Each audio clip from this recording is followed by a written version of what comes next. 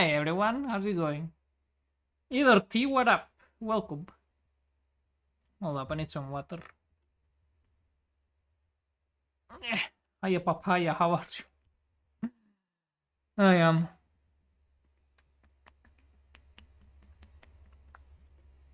It was an absolute shit day at work, but you know.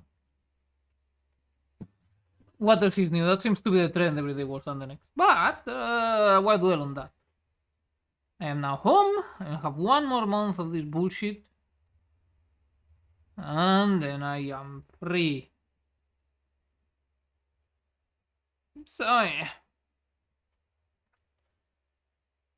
Gotta keep on tracking. Which, you know what, was having a great segue had I been playing Euro Truck Simulator today. I have to keep that in mind for next time. I need to. Anyway.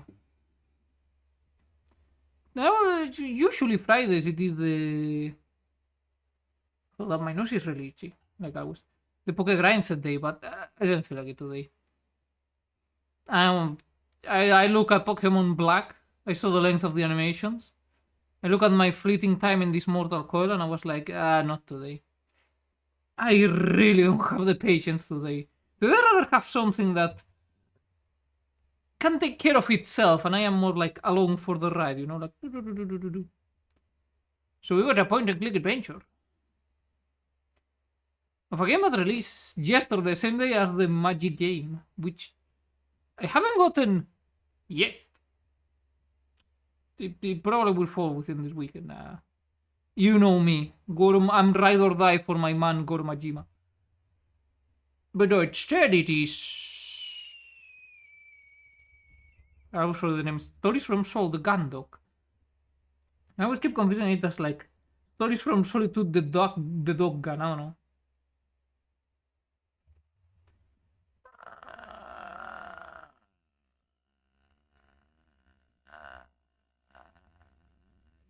Yeah, intro over. I am so fucking good at this. I am the introductioner.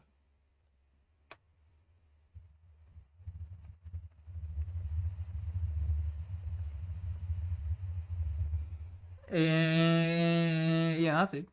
Slow animations make the brain go. No, he's drain my patience, which is already on its last legs. I tell you, you want a test of patience? Move to East Germany. This place tests it like it's free. At least mine. Maybe I'm just astronomically unlucky.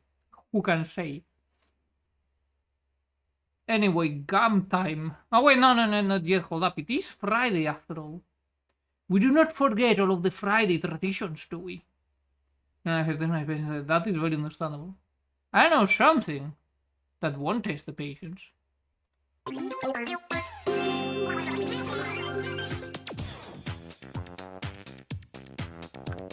Seriously, evolution peaked with them. Look at him. Look at him go. Look at him do. Oh, here comes the other one.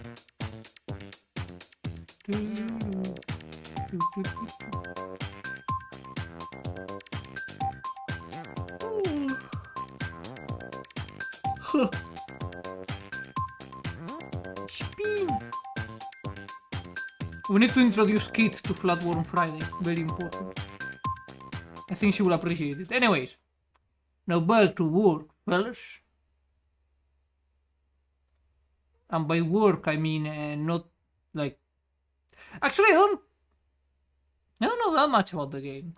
I kind of wanted to go in as blind as possible. I like the thrill of discovery.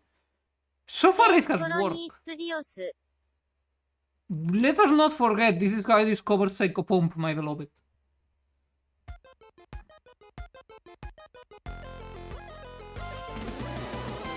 Stories from Soul, the gun. Oh yeah, right, I may need to lower the volume.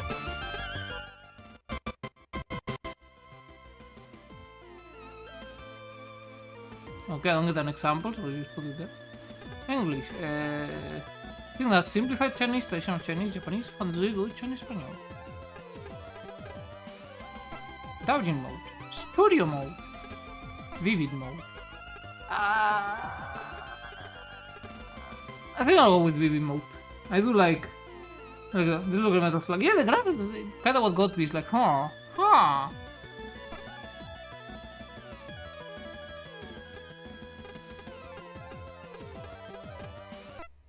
Oh,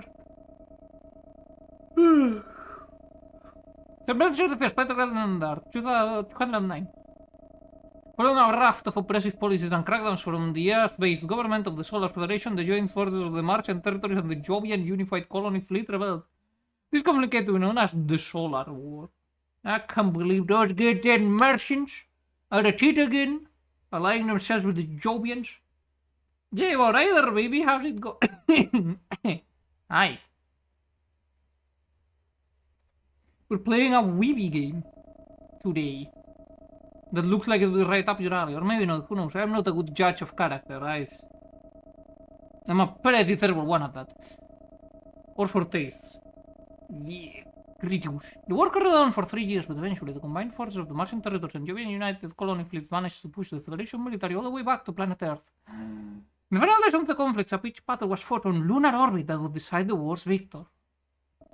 Lunar orbit. Aboard the Jovian carrier JFS Kalaik. I almost read that as JFS Kyle. The wall puncher. You reflexively tighten your grip on your armor frame's twin flight sticks as another wave of vibrations reverberates throughout the cockpit. Don't forget to read either, Duke. What Prita-core are we playing? I forgot the name again. Stories from Soul Gundog. Or was it Dog Gun? Or was it Stories from Soul, not Sun? Shit, I'm very the name. Anyways, it is a point and click adventure game, like very retro 90s anime. Looking with a gun, I said, yeah. Also, could you do the needful plugs and shout out the Mimi, whom everyone needs to check out? And I don't also look clone rip. No, the gameplay couldn't be more different.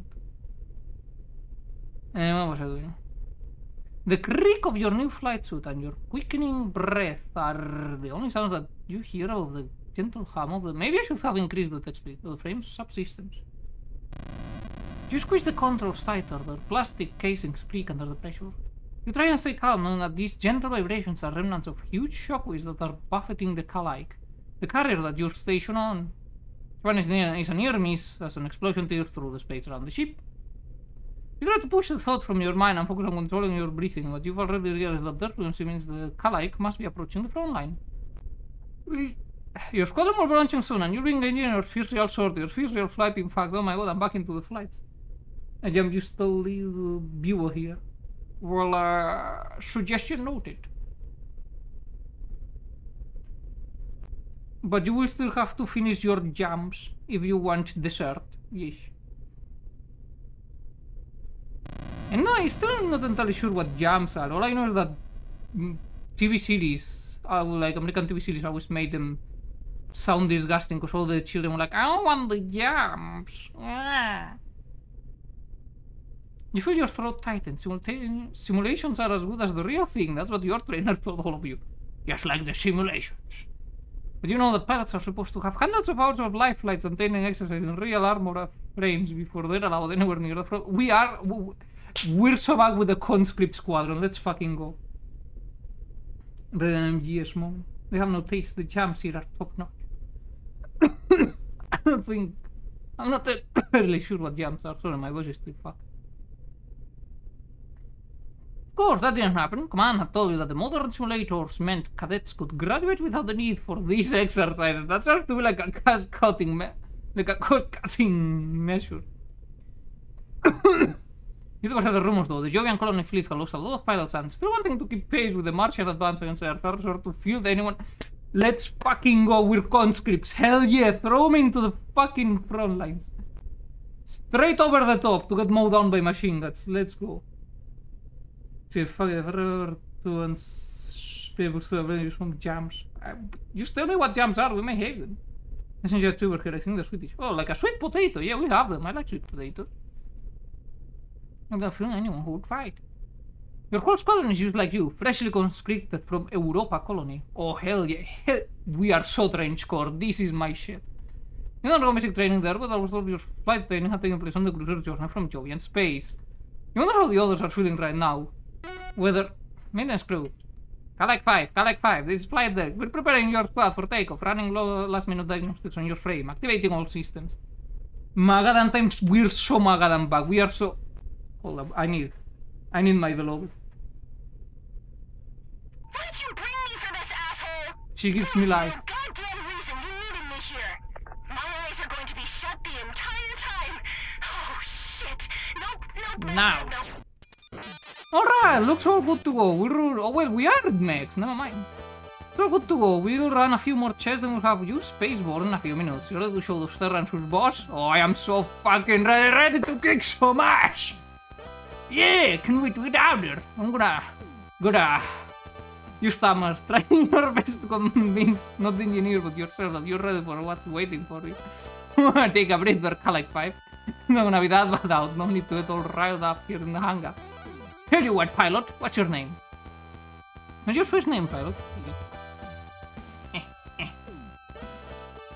I will give a random headache somewhere for a bit, so oh my condolences.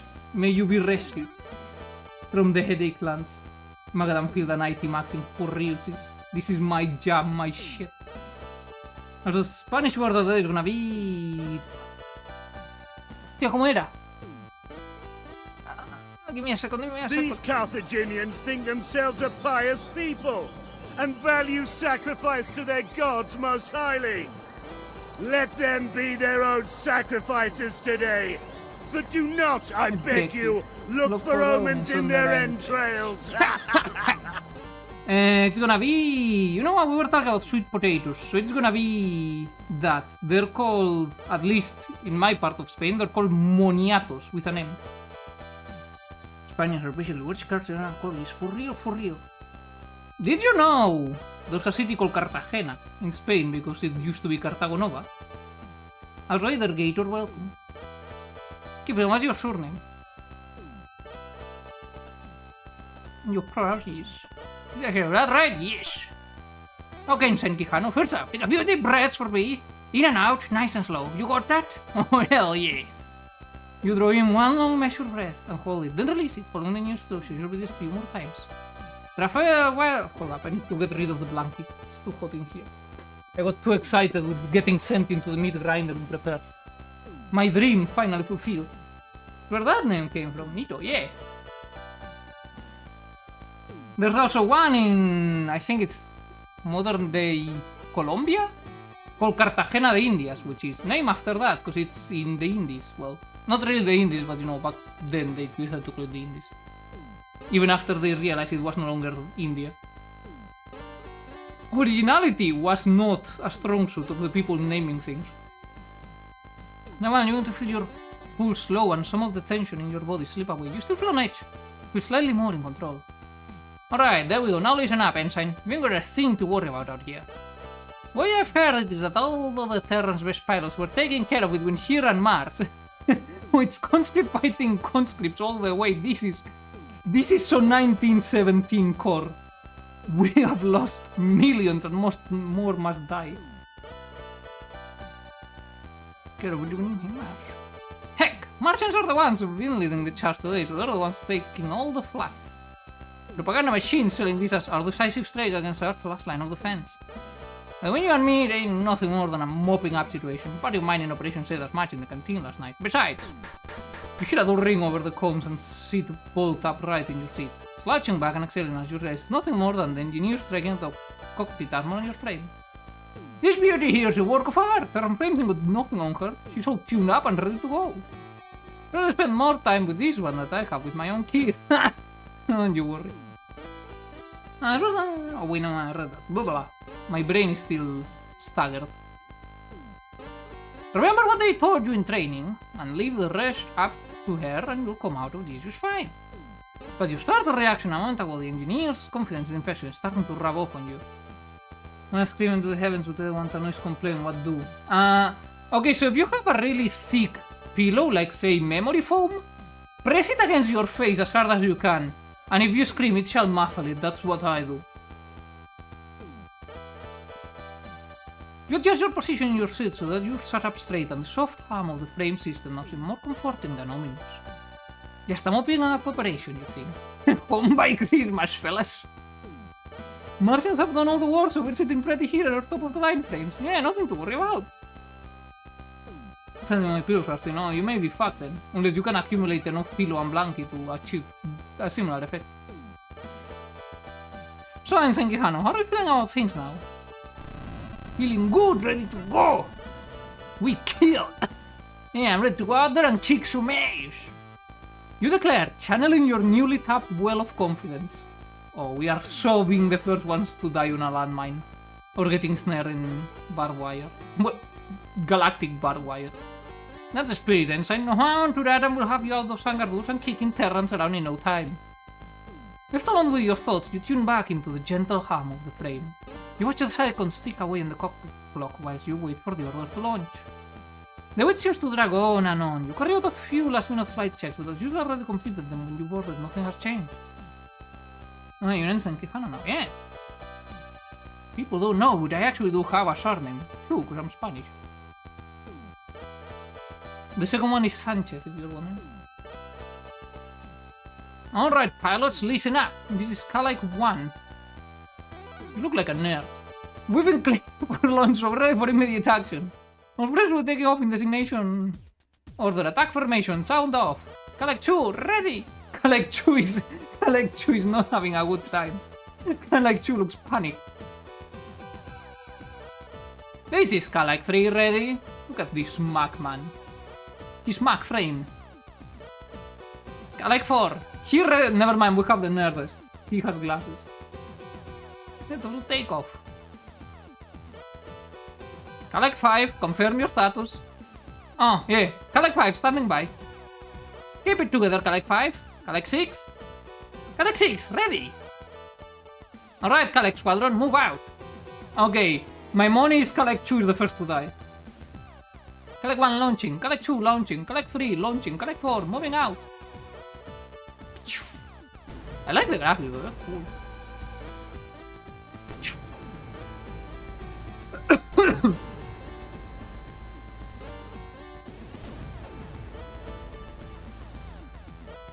The roll call of your squadron as they depart from the ship and accelerate rapidly towards the combat zone sounds like a countdown to you. Once Kalike 4 has declared the launch, you know your time has come. You engage with restraints and prepare yourself. Kalike 5, launching! Shout as you slam the flight sticks forwards for maximum thrash. Warning! Kalike 5, our launch! Cut thruster! Kalike 5, our launch! Cut thruster! Holy shit, this is off to a great start. I am loving this. The engineer's instructions barely register in the confusion as you jerk around the cockpit, your helmet slamming on the control panels. A brief moment of thrust throws you back into your seat before you're whipped forward again. Warnings flash all over your monitors and sirens and alerts sound from all over the cockpit. Warning, warning. Alert! Kalike 5, abort launch and cut thrusters! Takes a few seconds for you to comprehend and engineer, but once you do, you quickly put the flight sticks back to their neutral position. The rev of your frame's engines dies and your cockpit remains its previous stillness. You wince as the metallic taste of blood fills your mouth. Alright, Kalike 5, hang tight for a moment. Your frame's restraints didn't accept the disengage command, so you're still attached to the Kalike. No, you don't need to run a diagnostic, shouldn't take too long.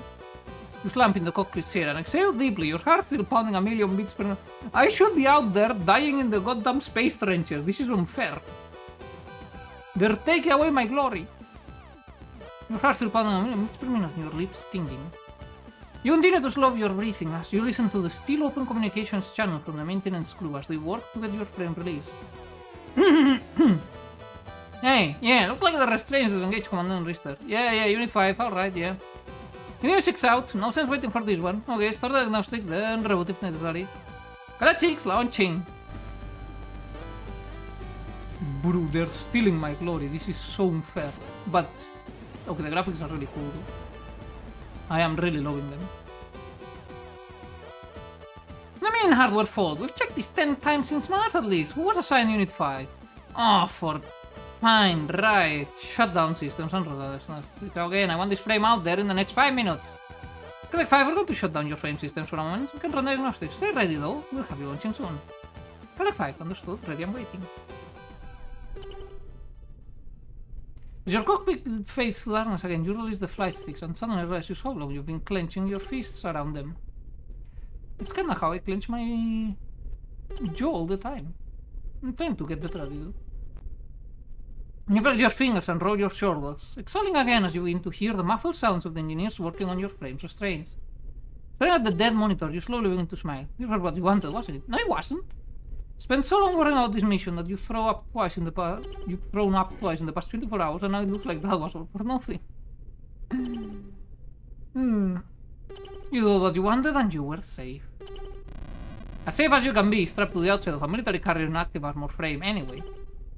Smile widens inadvertently at that thought. Getting shot down in an active frame still in restraints, you become a cautionary tale for engineers and pilots to an entire Yogian colony fleet.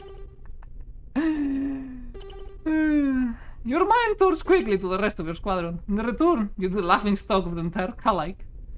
The pilot who spent their entire first mission stuck in a dark cockpit. You'd dodge a bullet, but you'd never... This is Kalike 6. They've cut off the flight path. There's more. There's a whole squadron of carriers coming in from E-field. I think Kalike 6 is no longer smart. Kalike 1, they want to cut you off from the fleet. Kalike 6 signal disappearing as you sit bolt upright as you begin pressing buttons to activate your cockpit's main monitor so you can see what's going on. However, with your frame system shut down remotely by the maintenance crew, you can do nothing but sit in the dark stillness and listen to events unfold. We're off to a grim fucking start.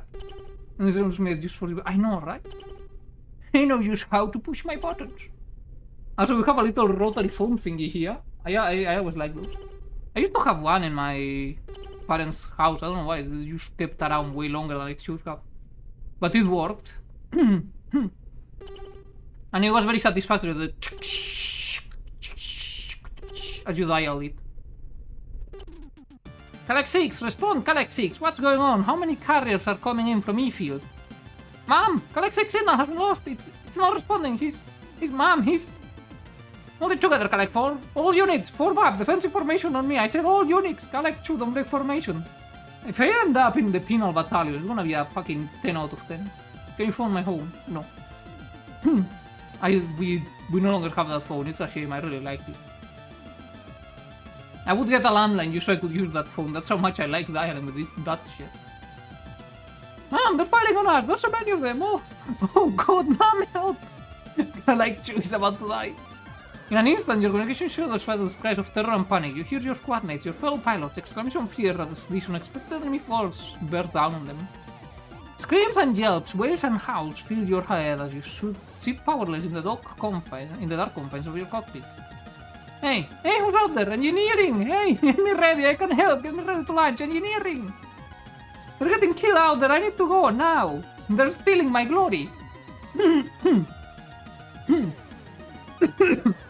You shut the master with your frame ready for launch over the channel, but with no response. In the dark of the cockpit, with your controls unresponsive, you can be sure whether the channel is closed, but if no one's listening with all attention, turn to receiving the battle damage units from your squad. Listen to me, anyone, get me out there! You probably begin attempting a manual override of your systems, but nothing responds to you. The only spark of life that's generating from your frame is the small diagnostics progress bar, which has been stuck there forever, and as someone who has had to do a bit too much troubleshooting, this is giving me PTSD. Need to be out there, anyone, hey! In one last desperate attempt, you begin hammering on your cockpit walls, hoping to get the attention of the engineers you could hear outside earlier. The entire time, the chaos of the combat out in space is narrated to you in broken fragments of radio chatter. There's 3, 4 on me, I've lost my shield, I can't shake them! They're everywhere, What? There goes Kalike 2. And over it's totally cut off, we can't get back to the ship, Mom, what do we do? What do we do? Oh no, the nerd is gonna die. Stop panicking and form up, 3 and 4, on me, we're going to punch a hole through their formation and... Yeah, there goes Kalike 1. Mom? I'm coming, Mom, oh no. Oh God, oh! One by one, your squad signals disappear and the cacophony of panic disappears, replaced by the gentle hiss of static. You stop hammering on the sides of your cockpit and the last voice is cut off. You're drenched in a cold sweat now, and your empty stomach feels like a rock has sunk to the bottom of it. You lean back and stare blankly ahead. This is Kalike 5. Ready for takeoff. Well, that was a great first impression of the space trenches. Too bad I couldn't see the carnage in person. Very sad.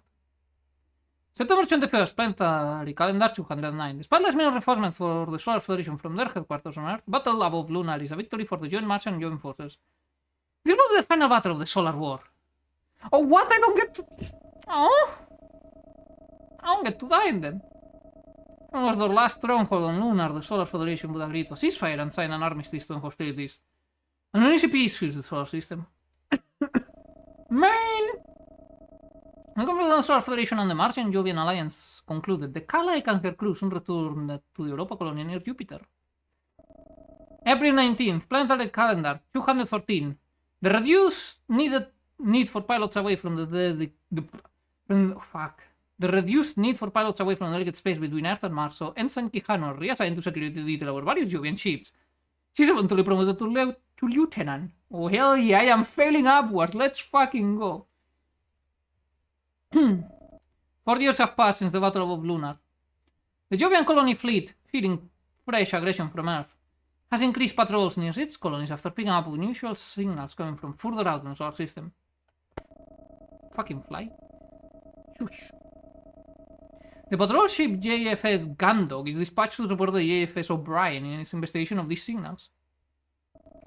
Jovian space. Aboard the Jovian patrol ship JFS Gundog. I need to change the text speed. Hey! The rumble of the Gundam's engines roaring to life reverberates through the ship. You clench your fists. It's been 4 years and, to this day, the sensations of tremors, whether they're ship engines, docking clamps, or weapon drills, still ties your stomach into knots. Oh, I still got the PTSD though, let's go. What trait of a ship security officer? Shake your head and exhale slowly. Take a moment before stowing the last of your possessions and pushing the drawer closed. You feel the click as it locks into place on the exterior plastic paneling sits completely flush with its surroundings. Stepping back, you look around the room. Take another deep breath and hold it for a moment. As it was far from your first posting as security officer, you always felt the same sense of trepidation, if not anxiety. As similar as all the ships were, they all came with their own unique crews and personalities, and with those came unique problems. Breathing out, you take a look around the room, taking stock of your surroundings. I am liking the sleepy thingy. Select the look button to examine your surroundings. Select your done. Hold up, can I open the menu? Thank you. Standard cruise bank. Once you slept in one, you've slept in them all. Although, they're one of the nicer ones I've been assigned to. The wall panel can be removed by jimmying it with a thin object, and crew members often stash contraband there. Looks like these ones not been touched though. So, contraband you say?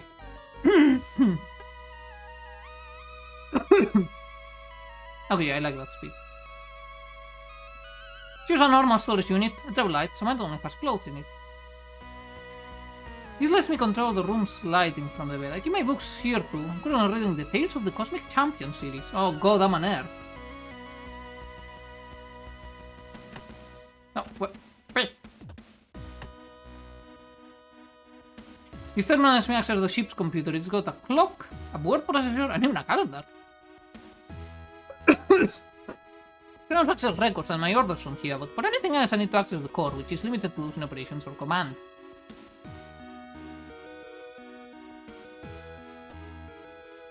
A standard door with an electronic lock and magnetic bolting system. The only way in or out, unless you plan on getting creative with maintenance tunnels. Well, let's sure hope there are no ALE mouse that we need to run from. Use the bed. I've only used board and it's still the middle of the day based on Jovian standard time. The light switch for the rest of the room is here. Should I use it? Cool. Now we got moody lighting. Now to sleep. Oh, okay, fine. There's nothing here right now that I need. Just my uniforms and some toiletries. And also I've been instructed to report to the bridge to meet the captain. I haven't met anyone yet since my transport to the spaceport ran late and I just about made it on board before launch. Select the move button to move to a different location from a list of options. If you change your mind, select the button again. Crew quarters, corridor 1, okay, before that, use. Move to crew quarters, corridor 1, yes. You step out into an empty corridor and the door to your quarters gently hisses shut behind you. Its keypad gives a short series of beeps and you hear the locking gate. Grants an earth fork found in kitchen. Fuck you. The dull thrum of the ship's system is barely audible, but otherwise you're stood in total silence. The air is cooler outside of your quarters and the corridor has a sterile lack of aroma. This has been the same on every ship you've been stationed, and at this point it doesn't surprise you.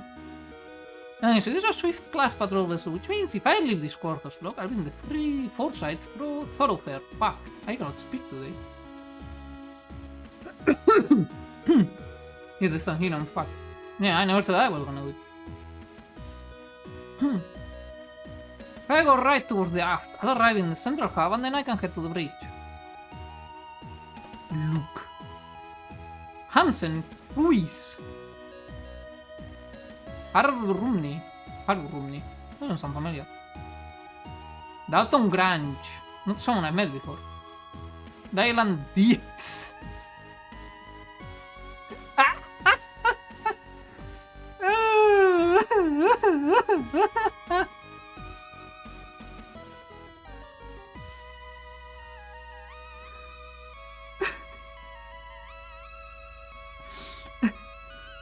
Can say I've run into them on any other ship.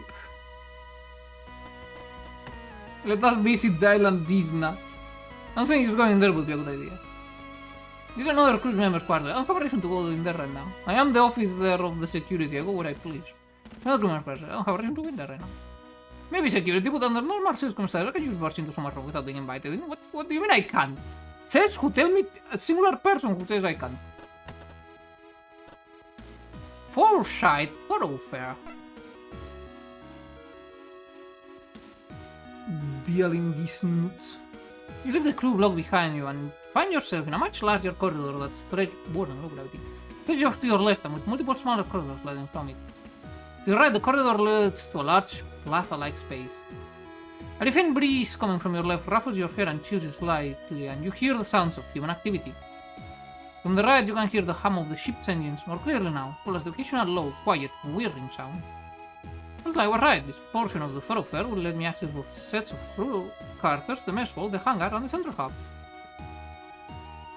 Then I can access the rest of the ship's areas. You'll hurry up to meet the captain before I'll go down anywhere else. Ship's hangar. Since I'm on security detail, the only time I should be spending there is when I'm carrying out my daily checks. On a larger ship, you'd see people coming and going constantly, so it's idyllic how quiet this one is. The mess hall. I don't mind a ship this size as a cook or even a kitchen, so it's probably just a van-made unit. Well, that could be done that way. Fire control, maybe? I've got to meet the captain. I'm sure I have plenty of opportunities to check it out later. I thought they sent me back on the colony before I came aboard. Since we don't know how long this dispatch will last, it could be a while before I have anything that isn't made from long life ingredients. I'll figure out what's down there later. I see my character, just like me, is also a pussy. Central hub. As you enter the central hub, you hear a low whirring noise and the engines grow louder. You can see the readouts above one of the elevators change. And then you know someone is using it to travel to another part of the ship. Huh. Bitch. Spy. Dial her Duke's nuts. Dial it. Oh.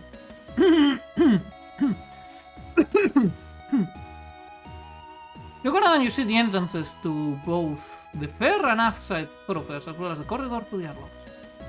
These elevators will take me to the bridge where the captain will be. I shouldn't waste any more time, but I saw the desire to do so. That was to the aft of the ship. I'm not totally familiar with Swift class ship, but at the least I know that the engine room is that way. That's the foresight thoroughfare where I've just come from. The crew quarter hangar and mess hall are all down that way, probably. Most of the ship can be accessed from the two thoroughfares, but some areas like the bridge are situated on different levels and need to be accessed by elevator. There should be access for maintenance always around here somewhere, but those are usually only for emergencies. You keep talking about that. I suspect we're gonna have emergencies. It's gonna be the fucking aliens again. Should report to the captain if I don't know. I'll have plenty of time to get acquainted with the ship before my first duty anyway. Oh, that thing. Let's go to the S bay. And then I need to report to the captain, who, at this point of the ship's journey, should be stationed on the bridge. You made your way towards the elevators and pressed the call button. Step back and watch the indicators above each elevator, waiting for one to arrive. As you wait, your mind begins to wander and you're caught unaware as you feel something suddenly jab into your back and a voice from behind you declares, "Ah shit, we're getting a stick-up." My brain not yet fully awake. Understandable. I say, nah, nothing ever happens. Yeah, I'm like getting stuck and not becoming a hero. This is so sad. Hands in the air, identify. Oh, it is a stick-up. Identify yourself. Reporter Stevens says you snap back to reality. Snap back to reality. Oops, goes gravity. But completely off guard by the voice behind you. Thoughts race through your mind as you try to figure out what's going on. Could there be another security detail on board? Should be impossible. As far as you know, you were the only one, unless... Set hands in the air, punk! You tentatively raise your hands, palms flat and facing forwards, as whatever has been thrust in the small of your back is removed slowly and you hear the person behind you take a step backwards. You exhale and begin to turn around. Then on your hand on security detail, ID SO254JFSG. I'm on my way to meet the captain too. Huh? Found the mech pilot's beauty return call. Fuck. Shit, I cannot speak. Routine cornerstone. 9 Shampoo, conditioner, body wash, soap, lotion, pre-workout, protein, creatine, and testosterone. 0 sugar. Important, they achieve all that without sugar. And so this lady with green hair and a nice car. That's not me, though. That's someone else. I'm gonna see. Were you then expecting a graph crew member says you're met with a bright and cheery officer, waving a pen around with a large smile on her face. You're taken aback for a moment, as this isn't just any officer, this is... Casey, what are you... Wait, I'm blonde? I guess I am. Anyway, now we have the mystery solved of who I am. I don't wanna be blonde. Rita, I miss you so much! You big doofus, you should have seen your face when you turned around. You were all... Rita. This is so sad. I love that face you make when you think you're in trouble. It's like you think playing the big soldier will get you out of trouble. It's so cute. Hey, fuck you, Cassandra. Lieutenant Commander Cassandra Quinn, you should have known, really. She's always been one for bad jokes and stupid pranks as long as you've known her. Her less than professional attitude and penchant for irresponsibility is the reason why, despite her talent, she's not commanding a ship of her own. So on a scale of 1 to 10, how good did I get you? You totally thought you were being busted, right? But if you're being honest, her playful nature is what attracted you to her in the first place. Oh hey, we're getting a waifu. You mean that? Oh wait, oh never mind, we are dating, what the hell? Okay. I see I am failing upwards yet again. Everything is coming up, Pirita. You've been dating for nearly 2 years now, but a lot of that has been over electronic mail or in letters. Oh god, a long distance relationship again? No. Your postings have never lined up. Until now. Casey, what are you doing here? I thought you were stationed on the Reliant. You said you were being transferred. What happened? Well, the thing about that is... You might say that a disagreement with the head of operations on the Reliant led to a lateral trajectory for my career. Ah, I understand. We had fun. Finally, this is how you know it's a fantasy game. 8-ball was right. 8-ball was onto something. Cassandra, please. Okay, so maybe when it came time to change the ship's cybersecurity passwords, I couldn't be bothered to spend all day sitting in the computer core, waiting for it to generate new code, so I just changed all the existing passwords by a single digit. You place your face in your hands as a dull groan rises from the back of your throat. This is the first time you heard a story like this. This game is hitting too close to home. And it turns out when they run the cybersecurity reviews, they assume that the enemy have your old passwords, so try forcing from those. And maybe that meant the ship was compromised in 0.5 seconds. But at least they found out I'd done that not in a real engagement, right? You puta Cassandra. How loud here. I basically saved the entire ship in advance. Remember, you still in a station on a ship. How are you not stuck back in a records room at the Europa colony right now? Well, I probably shouldn't tell you this, but... If I can't trust you, who can I trust? Exactly, I always trust Piri. Nah.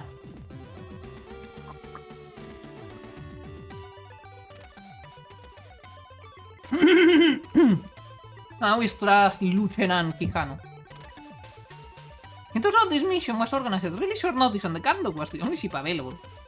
Probably that they've been having issues with the crew, so they had to transfer some in short notice. Look for me that it. The tight sword recently been made available. I don't know, sure Psychopom's thrown as Spirit Mode. Me for real again. I mean, it is kinda hard, because Psychopom gets me in my concrete leaking lizard brain. That's weird. Oh, he's been stationed on the Duke. I shouldn't have been free to be transferred. Oh no, did they finally find out of my disgraceful military service? Uh-huh. Okay, you figured it out. I may have used one of my contacts from the academy who works in the source to transfer you over here. I'm not surprised. Pretty sure you know every regulation you broke by doing that. And what was I supposed to do? Get stationed to some tiny ship heading out to the middle of nowhere with no one I know on the crew? We haven't seen each other in months. Aren't you glad to see me? Of course I'm glad to see you. I miss you too, you know. It's been a long time. You don't become part of the Radiance Operations Department without some serious talent. I'm not going everywhere. You are no longer part of the Reliant, I think. Really stop dog me for real game. That's a tough one, see? The 8-ball understands the concrete desire. Oh, you said you were on your way to see the captain, right? Have you had a chance to take a look around the ship yet? No, the game didn't let me. No, not yet. I was going to... Great, I'll show you around. I've been here a few days, so I basically know this ship like the back of my hand. Where do you want to go first? I was on my way to see the captain. I felt the engine start up, so I know we're launching soon, and I thought that I should probably report in as soon as possible. Oh, don't worry about that. I've already logged you on board. It's just a formality. Well, she's taking care of her, that's for sure. That wasn't me. It was Cassandra. Besides, Captain Bartermeus? What? Isn't exactly a stickler for procedure, so we can check out anywhere you want before we head up there. Bartermeus, what the fuck is that about? You think that's what Petey said too? Give me something more concrete. But is it leakable concrete?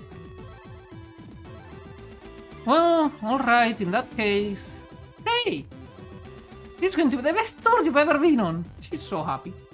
We have a new wife to replace IT already. Sure. What? Impossible. Can't such a thing be real?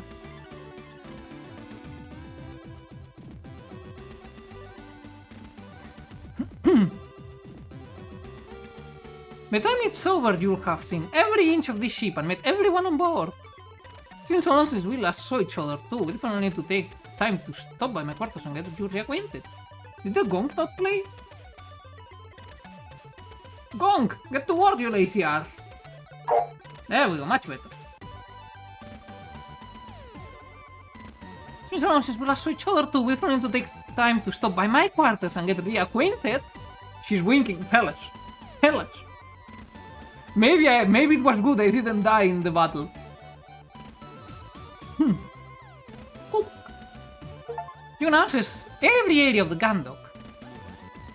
Select the talk button to view a list of who is available to talk to. If you change your mind, select the talk button again. Around the center house, Cassandra already begins to make her way to your first destination, waving at you to follow. Maybe a small ship, you think, but now would be the perfect opportunity to learn its layout and familiarize yourself with where you'll be spending your current duty. Plus, you admit, it wouldn't hurt to meet all the crew. Better to get to know them sooner rather than later. You know, it's kind of funny now that I think about it. What is? This area is called the Central Hub, but to be honest, the only places you can get to straight away from here are the airlocks, sick bay, or the bridge. It's right in the middle of the ship, so it connects everything together via the two thoroughfare side. Kind of, but if you want to get to engineering to do some mechanical work, you've got a long way to go that way. And if you want to do pretty much anything else, you've got to go the other way. The foresight thoroughfare is way more of a hub since you can get to all sorts of places really quickly. Get some snacks from the mess hall to take back to your quarters, easy. Want a quick soda while taking audit in the hangar, you're there and back in no time. They should move the bridge to the front of the ship. Just when I just want a vending machine on the bridge. Hey, that's not a bad idea! I'm gonna find a cure for her condition. Wait, what's her condition? What's going on? What did I miss?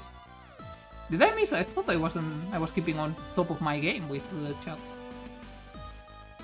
But still, it's a long way to get to the other end of the ship, no matter what you're going. Where are you going from? How do you solve that problem? Maybe change the change of the ship so the center's really the center. It's space, so you could make it a really efficient shape, like a cube or something. Cube, I guess it could be efficient, but I don't think anyone would take a cube-shaped ship seriously. I like Cassandra, I like the way she thinks. She is a forward thinker. And the game also preempted how I would react, because a cube-shaped ship is stupid. Give me a ship that looks like a trireme in space with a painted eye, like painted eyes on it as well, and then I am happy. Anyways, let us check whose seat. The elevator door is open and you will step out into a wide open room. You're immediately struck by the glare of the high-power lights that are set into the ceiling, and just as you regain your vision, the powerful aroma of clinical disinfectant bursts at your nostrils. You go now and you see the standard features of a sick bay. A set of beds that extrude from the wall on one side and a large gallery window set into the wall on the other, indicating the presence of a surgery wing. The walls are lined with cupboards and cabinets containing medical supplies and various devices sit on countertops. In the middle of the room is a large desk set to face the entrance. On the side closest to you are two chairs, and on the other sits a figure that you almost mistake for a piece of medical equipment until they look up. Okay, that's rude. There's not that much metal. Miss Queen! Excellent timing. I've just finished the analysis of your...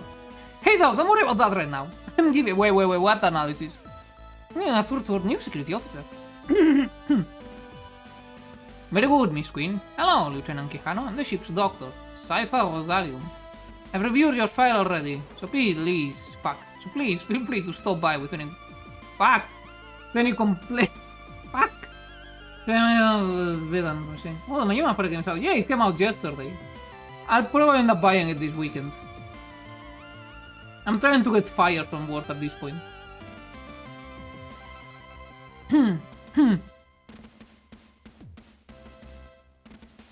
But since you're here, Miss Queen, I'd like to talk about your gastro.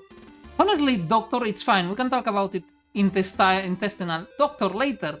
Distress. Oh, she's got diarrhea. Okay, Doctor. A moment, please. Honey, if you could just give me a few minutes with the Doctor. Yeah, no problem.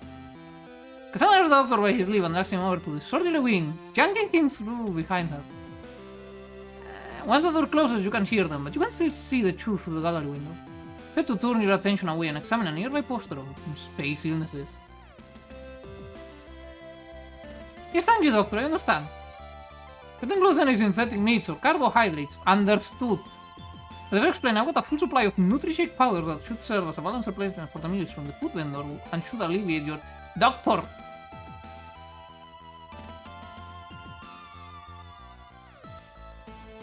Tummy trouble.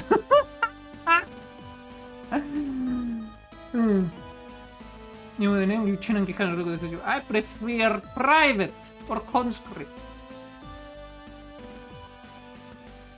Or penal battalion fresh meat. But alas, Lieutenant it is. This story is moving on. You know, I chose a good first target for the tour. Fuck, shit, mierda. Words. This was preparation on the same sick for whatever reason. All the monitors behind them are to display patients' vital statistics. Rare you see one use. Those cupboards and cabinets are jam-packed with different medical supplies, tools, nutritional supplements, and so on. It's good to have it all on fun. So either she's with diarrhea or she's constipated. The portion of the sick bay is separated for surgical procedures. It has its own separate environment and it's completely sealed from the rest of the ship when in use. The instrument has robotic assistance units, state of the art, but you'd still never want to end up in there. Use the sick bay. I think I'll leave that one up to the professional. There's no time for me to go through all the medical supplies, but they have funny pills in there. I think I'll have a better place to go relax than down here. So what's she got? Tell me. Ah, Lieutenant, are you feeling well? Yes. No, I'm feeling fine. You're going to pick up any medication? Yes. No, I'm totally right, thanks. Are we going for a precautionary checkup? No, nothing like that.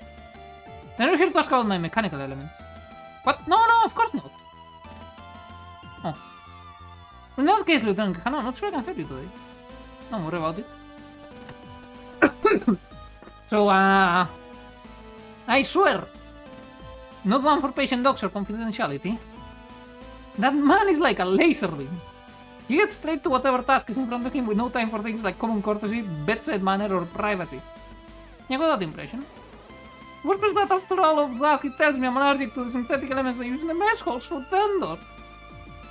Can you believe I'm on a Nutri-Shake diet now on return to port? But those ingredients were supposed to be hypoallergenic. Animal products suitable for everyone. I know, but the doctor's saying that it's a rare condition. That means I react to one of the compounds they use in production. No more hamburgers for you. But there's one silver lining. What's that? The vending machines use real ingredients. Chocolate and chips are still on the menu. An important part of any balanced diet. I am liking this game already. Airlock. And this is the main airlock. It's the main way to get on and off the ship when it's docked. Thanks, but I've already been here. Oh, really? When? Actually, I think I'm confusing it with somewhere else. What else can you tell me? I think we're like Dumb and Dumber put together. It's like one of the best views on the ship for one thing. You can see the windows. You wouldn't expect to on a military vessel where an inclusion like that could compromise the structure. Yeah, really? Yeah, really, check it out. As I strides over to the terminal set into the wall next to the airlock hatch and quickly begins typing commands into it, you hear a sequence of beeps and she stands back, gesturing proudly to the screen. Not too bad, huh? You look at the screen, but all you can see is a dark display with a few errant pixels suspended on it. Is that working? Of course it's working, look! Stare a little harder at the screen and it takes you a moment, you eventually realize. That's an external feed! Space! The only place that has not been... Oh fuck, how was it? The only place not corrupted by capitalism. Space! Here is other half of the brain cell, yes. We finally found her, fellas. I am finally complete. Between the two of us, we make for one brain cell. And it does not have good thoughts. That's right, normally you can only actually see out of the gun dock from either the bridge or the hangar. But the ship's covered in small cameras for combat situations. You can access the feeds from the terminals on the ship. It's actually pretty cool, but it's maybe from the bridge or the hangar better, you know, because you're actually looking out. Well, maybe there's always someone else around, you never get the view to yourself. Whenever it comes here and it's so quiet, it sounds like you're out there. Yes, I can see what you mean. Yeah, you know what, I get that. It's pretty quiet out this way, and with a fancy screen like that, it's basically the real view. Fancy screen, I could see the scan lines. I knew you understand. I'll command to your terminal access. That way you can come out here and see the stars whenever you want. Thanks. So do you go out to the airlock a lot? Define a lot. More than once for coming on board and once for departing. There's nothing wrong with hanging out in the airlock. Sometimes you need a bit of personal space. On a small ship like this is the only place you can really get some time to yourself. In a big ship like the Reliant, there's not many places to get away from everyone. It's really relaxing to know I'm this close to being out in space, away from everything. Everyone. Hey, everyone includes me. Sometimes it feels like I was made to be out there, not cooped up in here. I know you enjoy that part of space. For most people, looking out into the expanse for too long triggers a kind of existential dread. I am afraid of space and fascinated by it. Whenever I play Space Engine, I shit my pants when I accidentally back up into a red giant. It has happened multiple times. It's easier than it seems. You'll be like looking at a planet and then backing up and then you want to back up faster and then BAH! Your back hits a red giant and suddenly you have the fear of the cosmos in you. Or if you get too close to a gas giant. Or if you try to zoom into a neutron star, which is only 20 kilometers in diameter, and you go like really fast and it slams into your face. Don't bully me. Space is scary. I too dare to escape into deep space. See the Euro Tracker skills carry over to space, yes. Look, maybe one day I'll play Space Engine on stream and then you will understand what I mean with the fear of the cosmos. And then your stream when I'm not playing that game again, it fucking pissed me off so much. One game I did play a lot and like, but it runs like us in modern systems is X Beyond the Frontier. That's a good game. No space tracking for you. Well, there is a game literally called Space Tracking. I'm kinda interested in that. IX is mentioned. I didn't play it a lot. Well, a lot between quotation marks. I was at work, so I didn't get that many hours. But back when I first moved to Germany in 2018, the only laptop I had was like an old Windows 7 one. Like, it ran in 32 bits. It was Windows 7 32 bits. That should tell you how old it is. But it meant that old 32-bit games ran really good. ちゃん Oh と聞い shit. てるからスカート引っ張んないで Hey there, Marty. Welcome in. Welcome in, Raiders. If you need to raid and dash, I understand. If not, if you want to hang around, you're more than welcome. What were you doing anyway? Oh, Squirm.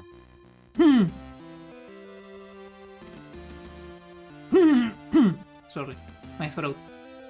But yeah, I do have X2 and X3, but I only really play the X. I played in the laptop and I remember like flying about with my ship trading and never getting too far into the game because I just kept trading all the time in the main hub. Because again, I could only play like 1 hour or so per day at most. Because I was working in the kitchens. It looks pretty good. I do have an eye for it, but... I'm just running on. Have a good stream. Alright, see ya, Marty. Thanks for coming. Bye-bye. May work and not shit. I don't enjoy that part of space. For most people, the expanse for an existential threat. I knew a guy on another ship that couldn't bear to look out into space. He started getting the jitters when out he did. Sometimes if he got drunk on duty, he'd start saying all kinds of weird stuff about how humanity's souls were never meant to be unbound from gravity. we have a doomsayer. I don't know, it's just like there's something out there that's calling me, you know? Oh no, no. Do not listen to the Eldritch horror. The old gods are not good for us. Well, that's until I'm late for my shift, and the captain sends out a ship-wide message telling me to haul ass up to the bridge. And I know there's something calling me. The space suits are for emergencies only. Every crew member has an assigned suit that's stored near the main station. These suits here are in case of evacuation when those stations are inaccessible. I leave those where they are. I'm not going anywhere and any usage of emergency supply has to be reported, but it will be so fun. There is not the manual control for the external airlock. Patch used in case of mechanical repair failure. I had to open one as part of a drill before and it's not easy.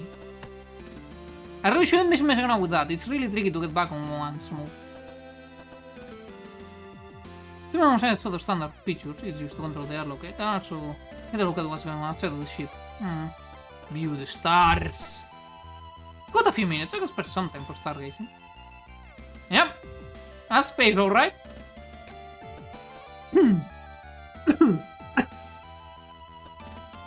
I feel like walking out into space anytime soon. Although if I actually wanted to use it, I need to go via the terminal. This is the main crew airlock for crew use. It's used to load and offload basic supplies and equipment. I keep seeing the hatches.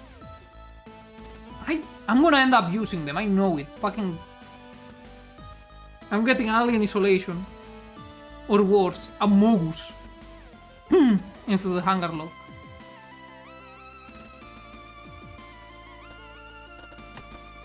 Central hub. Aft thoroughfare. And I need water. I'm gonna leave the bridge for last, because I'm just that cool.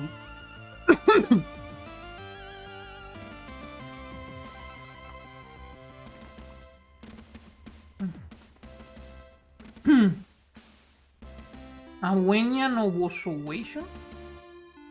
Oh, alien isolation. I'm getting better at deciphering stroke. As the two of you leave the central hub behind you and travel down the aft side thoroughfare, the hum of the engines continues to grow louder. You effectively filter the noise out in the rest of the ship, but as you get closer to the rear of the ship, its volume increases considerably. Are the engines supposed to be that loud? Are the what? I said, are the engines supposed to be that loud? The what? I said, are the engines? I heard you the first time, I'm just messing with you. You have fooled me, I've never been on a ship where the engines are so noticeable. Is it supposed to be like that? Supposed to? No, not really. We are off to a great start. But the Gundog is a Swift class, a type of patrol ship that's designed for rapid response. They're made to cover large areas of space quickly and offer basic assistance to ships in distress. They're to be the first on the scene to gather intel and issue warnings if anyone comes too close to you in space. Which means the Sandwise, they prioritize speed above everything else. Oh, we're on a fucking cruise missile. Let's fucking go. I guess the best way to sum it all up is that the Gandog is basically a huge set of engines with a tiny ship strapped to them. Well, that's reassuring. That's fine. It just means there's no space for systems like motion dampeners or soundproofing. You'll miss it when you leave. You haven't been here that long. There's an upset to these vibrations coming from the engine. Why do you put it like that? Oh yeah? Check this out. You watch as Cassandra crouches down, takes out a pen out from a pocket and lays it on the floor. As soon as she removes her hand, it begins to slowly edge away from her, moved by the vibrations carried through the ship. Ta-da! That's great. I know, right? Back on the Ryan, we used to go to the engine rooms and raise stationary on the gang was there. Fucking Kino. Fucking Kino. I am so down for that shit. I had a red pen that moved 3 times faster than anything else. That's because it was red. And red ones go faster. 3 times faster, huh? You know it. Can't believe I lost it though. Oh hey, what have you got in your pockets? My keycard and a pack of gum, why? The race is on! First from this panel to that panel, the loser buys us something from the vending machine. I'm so down. The gum shall bring me triumph! Okay, let's go with the gum. You place your packet, I am... This game, you know what, this game may actually outdo Psychopomp at this rate. Because my need to race stupid shit like that, I used to do pen racings at high school all the time. You place your packet of gum on the floor next to the pen and stand up. A tense 30 seconds follow, the 2 objects slowly jitter their way along the floor, almost neck and neck the entire way. Come on, Piro! She named the fucking pen! You've got this! You can do this, gum! Before the end of the century, look at a draw, but at the last moment, your pocket of gum slowly moves off in a different direction. No! No! You betrayed me! Traitor! This allocates pens to take the lead and pass over the seam between one floor panel and the other. I can't believe Gum betrayed me. This was rigged. I demand a rematch. Ah! Yes! The rings are on you. This is so unfair. I need to piss. I need to piss. This killed me. I need to go cry. I'm not actually pissing, I'm just... Oh, you're right, say. Anyways, as I was saying, I've been left so distressed that I need to go to the toilet and just cry for 3 hours. My gum betrayed me.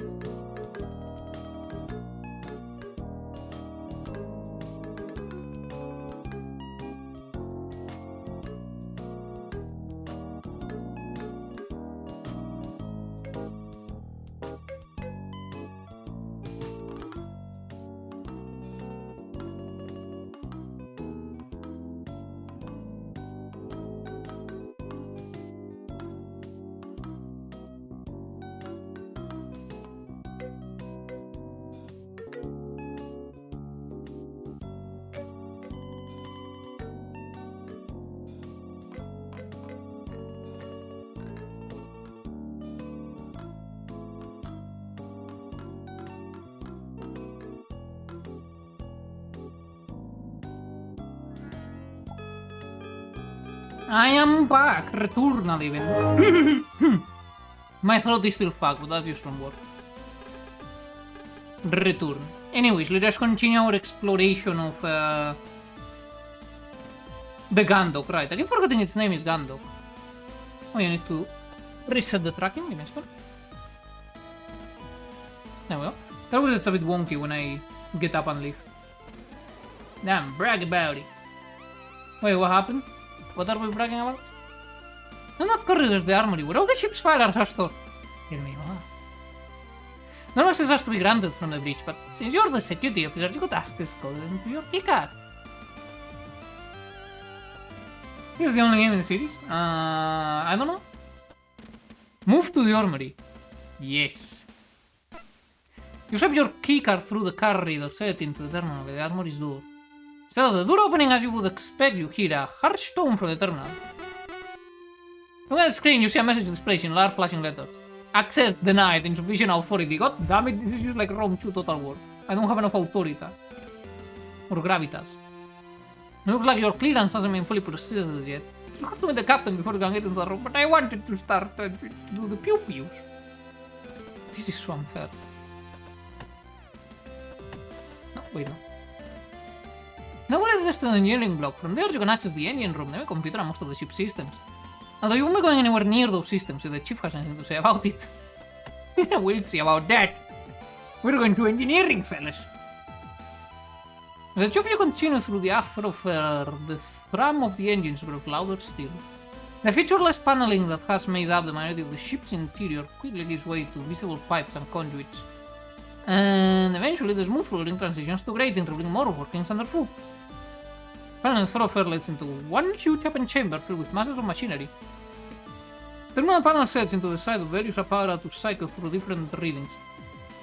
The light from the screens reflected of ducts and valves, and this equipment is separated by a grid of catwalks and access ladders.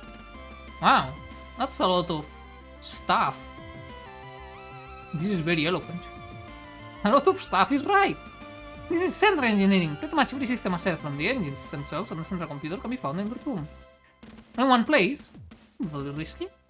Well, a Swift-class ship relies on an absolutely minimal crew. The Gandok only has 2 engineers. I think they figured it'd be easier on them if everything that was important was kept in one place. That way they don't have to run from one end of the ship to another to get all the repairs done if something goes wrong. And if they hit the engines, it's bye-bye for the entire fucking system. Certainly know a lot about ship engineering. What can I say? I'm a pretty talented individual. Oh yeah? Well, we're here. You can share some of that knowledge. What's that over there? That's the Polenic Conversion Unit. He's a grade A bullshitter. I like that. And what's that? No, that's the Omnifaceted Wing Shaft. What about that? That's the Turbo Encabulator. Every day is a school day. I'm head of operations, not chief engineer, okay? I don't need to know what... Hey! No one better be screaming right up there! You both jump as a stern voice barks at you from below. Looking down, you see through the grating that there's another catwalk situated below the one you stood on, with a crew member moving at speed towards the ladder that you instinctively walkways. I swear, if I find so much as a single terminal readout out of place, I'm stuffing the 2 of you into the organics processing system. We can be turned into people jerky. I'm to retrieve one more pen from behind the comp.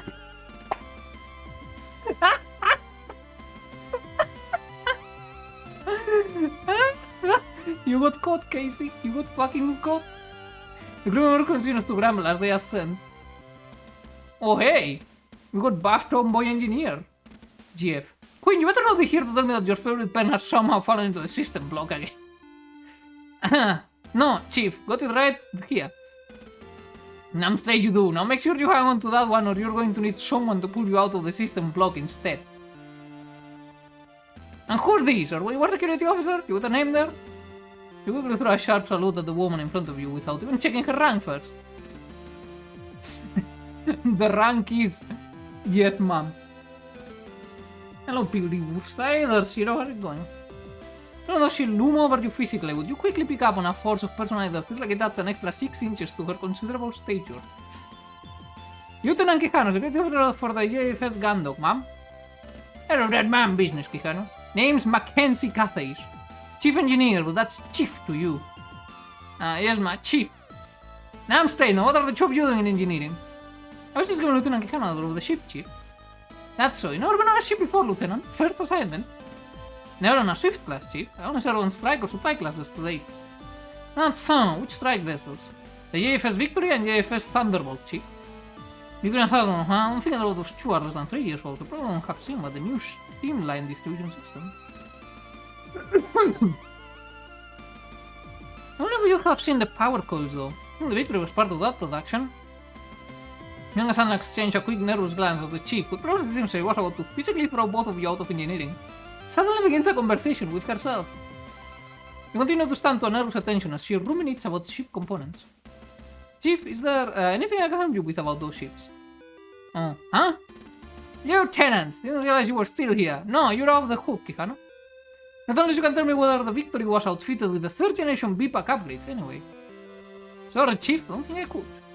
I wonder if that's because the retrofitting takes into account space available in the ship's interior for minimal traversal impact. The may could be that it takes... I think now would be a good time for us to move on. Good idea. Well, that's all, Chief. We'll just be going now. Oh, yeah, sure. Just don't let me catch you screwing around in here again. I would never. There's so much going on in the road, I have no idea what anything in this could be a waste of prison, Presumably, it could be... Life support! Oh, sorry, Chief. What was that? This unit is part of the life support system. To be exact, this part is an assignment center of sorts. It continuously samples the atmosphere on board the ship to ensure that it's at an optimum level to keep us all alive. Oh, So much machinery here. What cases it is true, and that all the ship systems packing here. Could be anything. It's not even off a lot of heat though. That's the power distribution module. Oh, Chief, it's you. What is power distribution module? We're situated over the Gundock's main reactor, and this is the system which ensures the power to all the ship's value systems. Wait, fuck, let me have a... No, you didn't. She's gonna be here for a while, I think. Oh, is that... Right. Now, I know how I'm the chief of security and she's way more imposing than me. I'm just like... I'm literally a failed conscript. That door leads to the central computer room. It contains the ship's mainframe that all the ship's terminals are connected to. It also runs the majority of the ship's hardware. There's a primary access terminal located in there too that gives access that no other terminal on the ship offers, but for sure only the captain has it. Hey, thanks for the heads up, chief. That door leads to one of the ship's engine room. There's another engine room on the other side of the ship. It's not exactly an efficient layout when you're running tests on the system, but it's what they thought would work best in terms of keeping a swift compact. Oh, thanks, Chief. I think Cassandra is starting to get madgy, as they say. Don't worry, Casey, I still prefer you. She could crush me. Let's not go down that route. Anyone thinks it's a good idea for me to touch a single thing in here? I'm less worried about damaging the ship and more about what the Chief will do if she catches me. Oh, I can just do. So your quick walk through the card reader set in the terminal with the door. Heading to the central computer door doesn't open, and instead you hear a hard tone from the terminal which is now displaying an error message.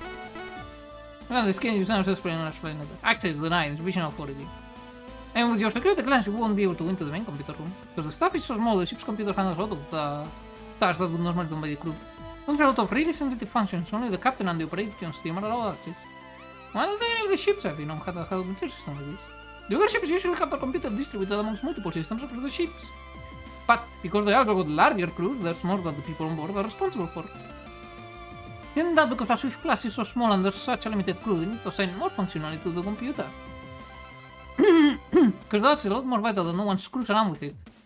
See, you should have operations have access. Can we take a look at using your authority? Well, since the whole reason I'm here is that I didn't exactly take my responsibilities with the Reliance computer systems seriously, the captains told me not to mess around with it. But it's not that interesting anyway. Hold up, I need to turn the light on.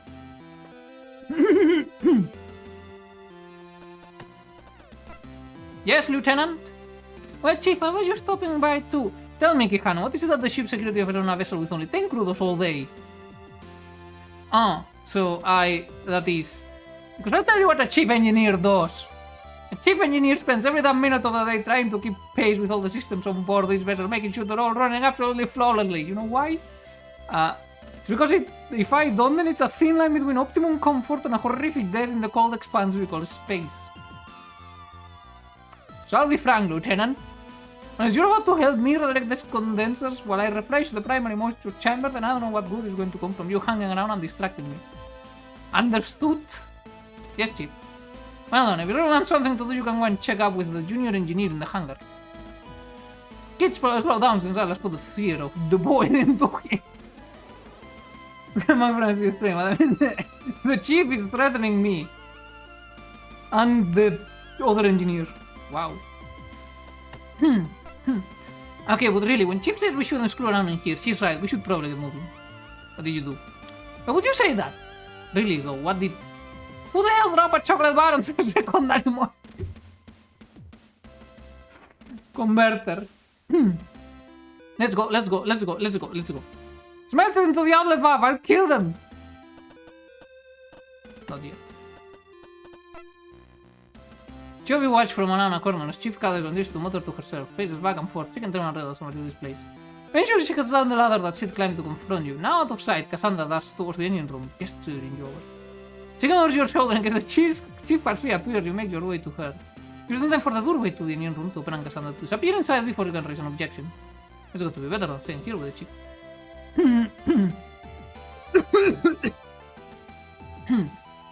The room you find yourself in is a similar size to the area you used left, but whilst that was crammed full of a huge range of machinery, this room is almost entirely filled with one colossal cylindrical device. The pulse of the engine is now a tangible sensation as the vibrations it emits shake your whole body. So this is the main engine, well, one of them anyway. Like Chief said, the ship's outfitted with two of these. No, actually, exactly. That's what you meant now when you said the gun docks a huge set of engines with a ship strapped to them. This thing's massive. I know, I look at it and I feel like you could probably fit the rest of the ship in this room if the engines weren't there. That's because it's impossible to get the Higgs file distortion drive any smaller. Ah, Chief! Oh, Chief! I know you said that these engines are actually combination nuclear pulse engines built around a Higgs field distortion drive. Holy shit, there's a hair stuck in between my fucking glasses and eye. Fuck off. Never. If the HFDD wasn't there, then this engine would be about 10 times smaller than it is. Although here they managed to improve the efficiency of newer NPEs, so it's possible that the space saving could be more like 11 times smaller. Can you already tell me how HFDD works? HFDD? Higgs Field Distortion Drive. What are they teaching you at the academy? Ma'am? I was a conscript. I failed upwards. There's not all ships to move far beyond speeds allowed by conventional engines, although it's nowhere near faster than light. Well, let's us get around the solar system without needing to worry whether we'll live long enough to see the end of the journey. Hold up, I need to drink more water.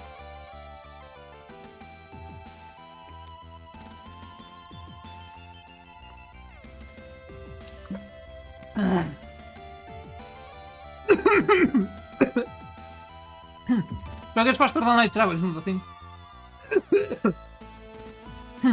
Seriously, man, this is killing me.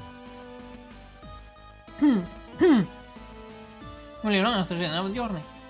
Anyway, no one knows about the existence of the Higgs field. It's with those interactions with the Higgs boson that leaves particles their mass. No, right. So what the drive does is warp the field relative to the ship and those on board. By doing this, it displays the mass to a different area of space, but within the same relative. As the Chief continues on with her explanation, you notice that Cassandra and see a thinly veiled look of terror on her face. You can blame her as you feel much the same way caught in this impromptu lecture. Then because the particles retain the relationship with each other, the general perception is that things are the same as normal. However, from an exterior perspective, the lecture that comes and you quickly lose track of the Chief's explanation. And though you recognize the words she is saying, you can no longer make sense of the context and they come to seem like a meaningless string of sounds. Not the first time I've been in such a situation, it happens very often.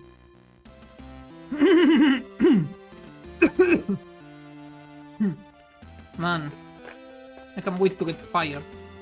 I don't want to have to work the entirety of March there anymore.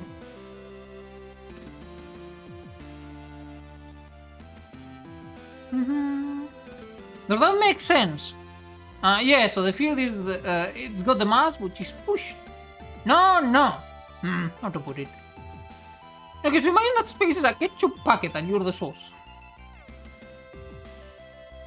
Fellas, I am the sauce.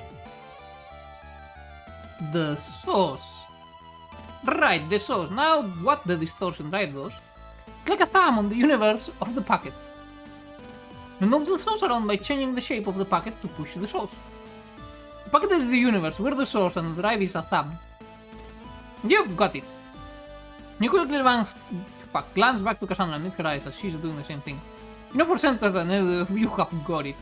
That's why these engines have to be so big to host that drive. It all makes sense now, I say yes, definitely. Great! Well, now that you appreciate the science behind it, I won't have to throw you out of here. Thanks, Chief. Anytime, you remember, Lieutenant. Yes, Chief? Screw with anything, I'll throw you out of the airlock instead. Yes, Chief. Sauce. Cassandra is shook. So, we're the sauce. Right. And the universe is the packet. I thought that the field was the packet. But then is the field in the universe or the universe in the field? We're going to have some very theoretically challenging weird.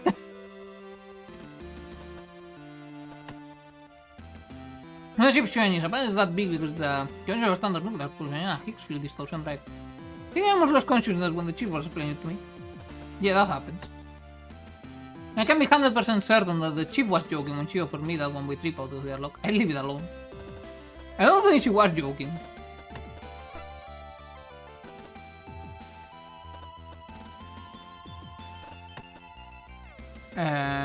After Now wait, right, I'm not allowed in the armory. Because they hate fun. Now we go to the foresight thoroughfare. As you get away from the central hub, the noise from the engine becomes quieter and the ambient temperature feels noticeably cooler. Wait, there's only 10 people in this ship. 2 engineers, 2 security team. Why do we have 2 security officers? That's 10. The captain, the doctor. That leaves 3 that we haven't met. Well, we also haven't met the captain or the other engineer. But 3 that we don't know what they are. Either Punk, how are we going? And now with doorways leading to other areas of the ship visible in the distance. And here we are in the 4 feet thoroughfare. I know I went to my quarters earlier when I came aboard. You misspelled it. Did we kill Cassandra? What did you just say? Foresight thoroughfare. No, I don't think you did. I 100% said foresight. Okay, you know what? This is too much like me. This game may actually outdo Psychopomp because, let's be honest, no one who has watched this channel for a long while knows pronunciation is not my strong suit. Fair. Aha! It's a tricky thing to say. You can say it quickly. Foresight thoroughfare. Foresight thoroughfare. Foresight thoroughfare. Aha, yourself. We truly are each half of the singular brain cell. We truly are. We'll call this one a draw, Lieutenant. Foresight thoroughfare. Foresight thoroughfare. Foresight thoroughfare. Foresight thoroughfare. Dang it! In the ship's hangar. I wonder if there's even anyone there right now with a crew this small. We'll find out. The hangar, that'll be the next stop to the tour, on the tour, I guess. Yes. As the two of you head down the foresight thoroughfare and away from the crew quarters, Casey stops by a double-sized doorway and runs her keycard through the reader next to it. Watch your step! Hinge tracks tapping her knuckles on an arch warning sign next to the door that reads Low Gravity Zone! Once the door opens, she heads through and you follow her into a wide stairwell. It only takes 2 sets of steps before you can feel yourself grow lighter. By the time you reach the doorway at the bottom, you're almost floating. Oh hey, it's the things I was not allowed to dine. When you hang around the catwalk, the first thing that strikes you are the profiles of the 2 armor frames stood as if on guard, facing into the main area of the hangar. Although you fully expected to see them here, every Jovian ship features at least a few. The sight of the armor frame sits and stirs uncomfortable memories in you, and you inadvertently grit your teeth and squeeze the handrail you grasp tightly. Oh, we're getting more PTSD flashbacks, hell yeah. Mom, they're fighting us! There's so many of them! Oh god, ma'am, help! None of retreats totally cut off. We can't get back to the ship. Mom, what do we do? What do we do? Stop panicking and form up. 3 and 4 of me. We're going to punch a hole through the formation and...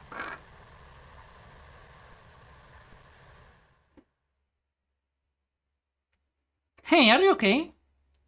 Yeah, I'm fine. I think it's just the change in gravity level left me a little bit queasy. I know how you feel. I was late for a hangar audit once and rushed down straight after a big lunch. I was going so fast that with the gravity shift my stomach contents couldn't keep up. Gross. Tell me about it. I did everything I could to keep my mouth shut. Look, we shouldn't be too harsh. I've puked on my mouth before. Never again, the schnapps. Never again. You're not a rule for low gravity zones, but your spew is left up to you. I wasn't going to late on cleanup duty. Speaking of duties, shouldn't be there someone around here? That one should be around here somewhere. If you're feeling funny, stay here for a moment and I will see if I can find him. Sure. You watch us, despite the 15-meter difference between the catwalk and the hangar floor, Casey nonchalantly places her two hands on the handle and deftly bowls over it into the emptiness. Thanks to low gravity, she doesn't fall, but instead kicks off the railing, propelling herself through the air. As Cassandra drifts off, eventually catching onto one of the armor frame's legs and using it to swing herself around to float in a different direction, you place your head on the railing and your hand in your hand. Your head in your hand. You turn your attention back to the stoic features on the armor frame's heads and sigh deeply. Your attention is caught by the cockpit hatch on one of the frames being half open. Looking around, you see everything as you'd expect. Armor frame weapon racks, storage containers, various equipments all fit restrained appropriately and fastidiously arranged. The cockpit hatch is the only thing that breaks that pattern. It's weird, I can't find him anywhere. I know it's definitely his ship right now, so he should be around somewhere. You pass Cassandra at the armor frame with the ajar cockpit hatch, a thought strikes you. Think I might have an idea, follow me. You carry out the same vaulting maneuver that Casey had performed and kick off towards the huge machine's cockpit. When it's close enough, you grab a hold of its arms and pull yourself up towards the open hatch. A few seconds later, Casey appears beside you and you both notice the sound of gentle snoring coming from within the cockpit. Ah! Someone is gonna have... We should tell the chief engineer. Well, Lieutenant Commander, I think this is an operations issue, so I'll let you handle it. Leaving the discipline up to me again, huh? Cassandra nimbly clambers up the armor frame, positioning herself right above the cockpit, piercing herself in the machine's chest. She brings her shield down sharply and repeatedly on the armor. Cadet Grange, attention! Hear a muffled scream from within the cockpit, followed by a dull thud, a string of motor coursing, and then finally, a figure emerges from the cockpit. Ah, Mom, I was just checking the calibrations on the... I got some feedback that... Oh, this is you, Commander Quinn. Excuse me, just? Is that how you address a superior officer, Cadet? No, Mom, no, Mom, I was not expecting to see you in the hangar, Mom. Okay, you can tone it down a bit, Dalton. Yes, Mom? Good enough, I suppose. Anyway, Cadet, this is Lieutenant Kihanon, Ship Securities Officer. Ma'am, Cadet Dalton Range, Junior Engineer. Good to meet you, Cadet. Looks like they've got you working hard. Looks like, oh, no, Ma'am, well, that is, yes, Ma'am, but not so hard I'm falling asleep. No, Ma'am, I'm recalibrating the sensor array on the... Take it easy, Cadet. We're taking it up in a cockpit in our lives. Well... Of course, we never took cockpit naps with the chief giving us our orders, so you probably need to get back on with whatever you were doing, huh? I thought I forgot she's going to kill me. Good kid, right? I feel sorry for him already. These armor frames are both Juno models, the workhorse of the Jovian colony fleet's military. They look at a newer type than the one I piloted on the Calais. Almost piloted. Yeah, this is the 6th time thing. The main handgun door is typically only used when the ship is docked to bring on board large containers of equipment. On a ship like this, they have launched from smaller hatches or underneath them. There's also a maintenance airlock somewhere so that the whole hangar doesn't need to be depressurized if there's work to be done outside. The hangars also used to store the various tools and equipment that the engineering team used throughout the ship. So that machinery is used for moving freight or AF equipment around. Most of these crates contain mechanical supplies, spare parts, tools, etc. There we go. There's a few that can contain all the long life ingredients for the bedmate in the mess hall, and then some that contain major essentials for the crew. Let's get look at this aloha. Literally looks as everything. On a ship like this, it's operations duty to act like a quartermaster, but I mean on some ships, or if you're friendly with a hangar crew, they can sneak you out the good stuff. Ah! Haha!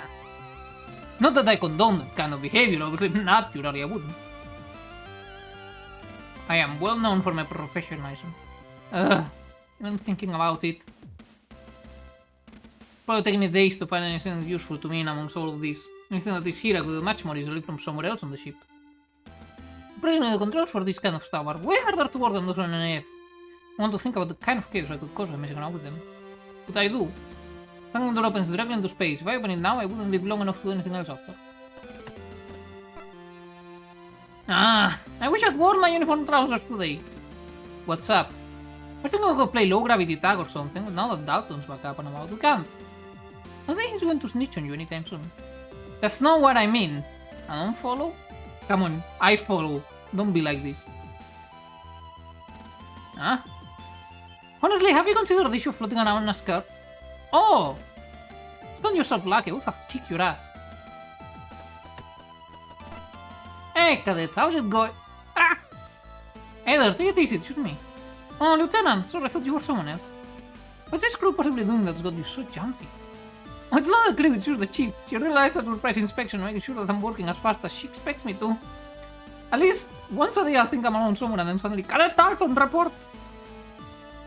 I know how she does it. I'll keep an eye on the entrance the entire time and she can still appear from nowhere. Think she's usually the maintenance staff. Okay, take it easy, I'm pretty sure it's just us in here. Okay, if you're sure. Anyway, how can I help, Lieutenant? I'm just getting to know the ship and its crew, finding out what they're all about. Oh, yeah, I guess that makes sense. What are you up to here, Cadet? I'm actually working on 2 projects at the moment as part of my engineering degree. First is my own project, a high-density, rapid expansion emergency sealant for hull breaches. I'm working on a compound that's designed to be released in case of a breach and seal up cracks to prevent atmosphere loss. That's pretty impressive, how's that going? Not too well, Lieutenant. I intended to be used within the ship as a safety measure for the crew. But the technical officer who oversees my progress back at the academy has struggled me to find a way to weaponize it. He thinks it will be good for removing enemy AFs. As soon as it's being put to good use, if it's cutting down on casualties, don't you think? I guess so. What's the second? Well, there's something I'm working on for the chief. It's a set of modifications for a unit to increase its mobility in space. Cadet Dalton, report! Holy shit, she does appear from nowhere. We have fucking Chief jump scare. Ma'am, Chief, yes, Chief, currently the process of... I think I usually him to get on with. Where did she come from anyway? Moving swiftly away. I don't care if you call me a coward, I am afraid of her. There's one machine they have on board. No one catches appetites for snack. This is probably the next place we go. Yes. Probably where we meet the rest of the crew. Man, this is tiny. And here we have the highlight of this entire tour, the mess hall. Sandra's face is radiating happiness as she gestures through the double doorway that you stood by into the mess hall. Look inside, you see a canteen like any other. Tables, chairs, vending machines, it's all here. Do I get coffee though? This is the highlight? It looks like a pretty standard mess hall to me. You bet! Do you know why? Tell me. Because they got both of the different kinds of vending machines. The red one that stokes the spicy potato chips and the white one that has all the different chocolate bars. Wow, that's our base covered, huh? They got all the fundamental food groups. I'm not sure. Hey, Queen! And of course, out from further in. Is it the chief again? I didn't notice them previously because of Cassandra's enthusiastic representation of the vending machines, but someone sat in the far corner stands up. They perhaps smokes cigarette into a coffee cup and strides over. Can you smoke in this room? I mean, I guess it is a canteen. They probably have like filtrations. What's going on, Queen? Who's this? Lieutenant Romney, what are you smoking in the mess hall? Take it easy, Queen. I was sat right next by the extractor man. For the mere vendor, no harm, no foul. I say we have a lot of respect for on-site health and safety.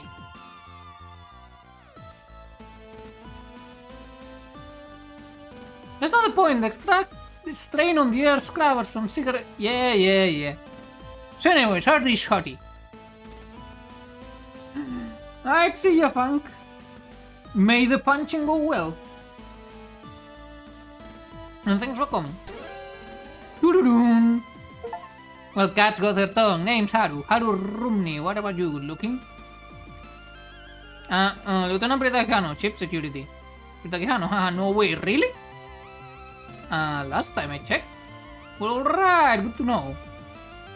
It's all for me, Kihano. I know where my quarters are, right? Yeah, I do. Nice, catch you later.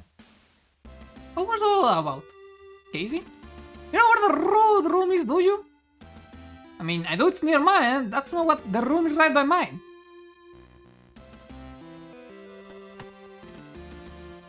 You don't half smoked cigarette in your half drank coffee. Pretty gross, I don't know why smoking on a ship hasn't been banned yet. I guess it truly is 90s. Come back for real this time, what's the half? There's a homebreaker in the ship. A standard food vendor is only in all GFC ships. It's half robotic chef, half vending machine. You show what you want and it prepares it for you.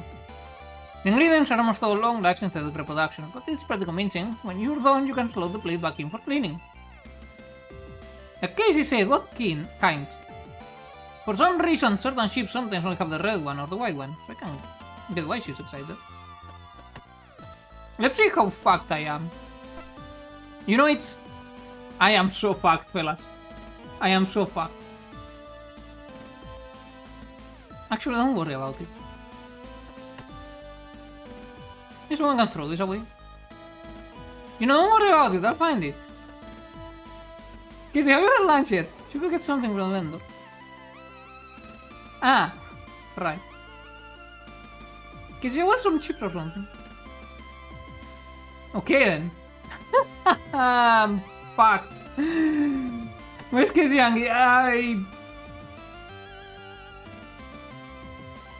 There was this fella here who called me hottie and everything and asked me like, you know where my room is, right? I'm like, yeah, I was checking all the rooms there and I remembered yours because the name was kinda like, I misread it the first time around. And then Casey's like, what do you mean you know her room? And the room, and I'm like, ah,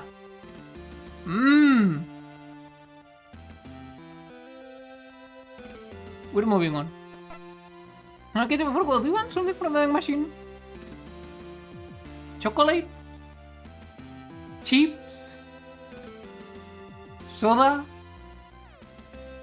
Don't think I don't know what you're trying to do, Lieutenant. I probably didn't get what I was saying about the room. Okay, what's you want to be a chocolate bar? Okay, sure. With 2 chocolate bars. Sure. Wait, 3. Yeah. Okay, she will show me what's under soon enough. Move to far control. Wait, first I wanna look at it. That's pretty good. I mean, we're going down there. Leaving the mess hall and the hangar access, the 2 of you continue to the furthest end of the four-side thoroughfare. The north end of the corridor shut, the words "Fire Control" painted on it in large, stencil letters. Excel strips are keycard through the reader bay door before turning to you. This is Fire Control. The gunnery is probably here, but you'll see. That's pretty cryptic. Cool. The gunnery is screen maxing. As you follow Cassandra through the doorway, your eyes take a moment to adjust, as the strip lighting that illuminates the rest of the ship is now conspicuously absent.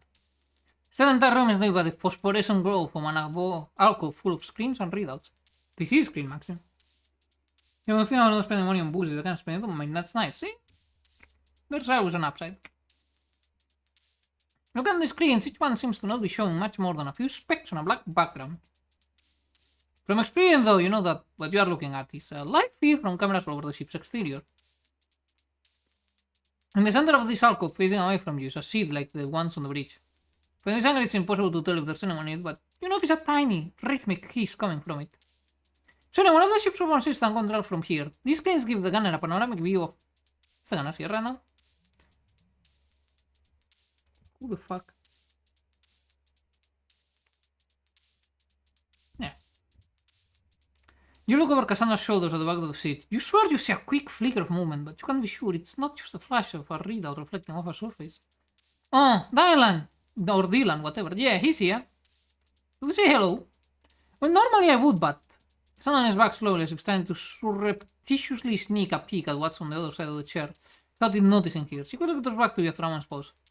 He just looks so in the zone, you know? It seems a shame to interrupt him. Interrupt what? Cassandra is back again and after a moment quietly gestures for you to come take a look. Sat in the chair is a man who looks a little bit older than you. His eyes are closed and his face a picture of absolute serenity. Over these years are possibly the single largest pair of headphones you've seen in your entire life.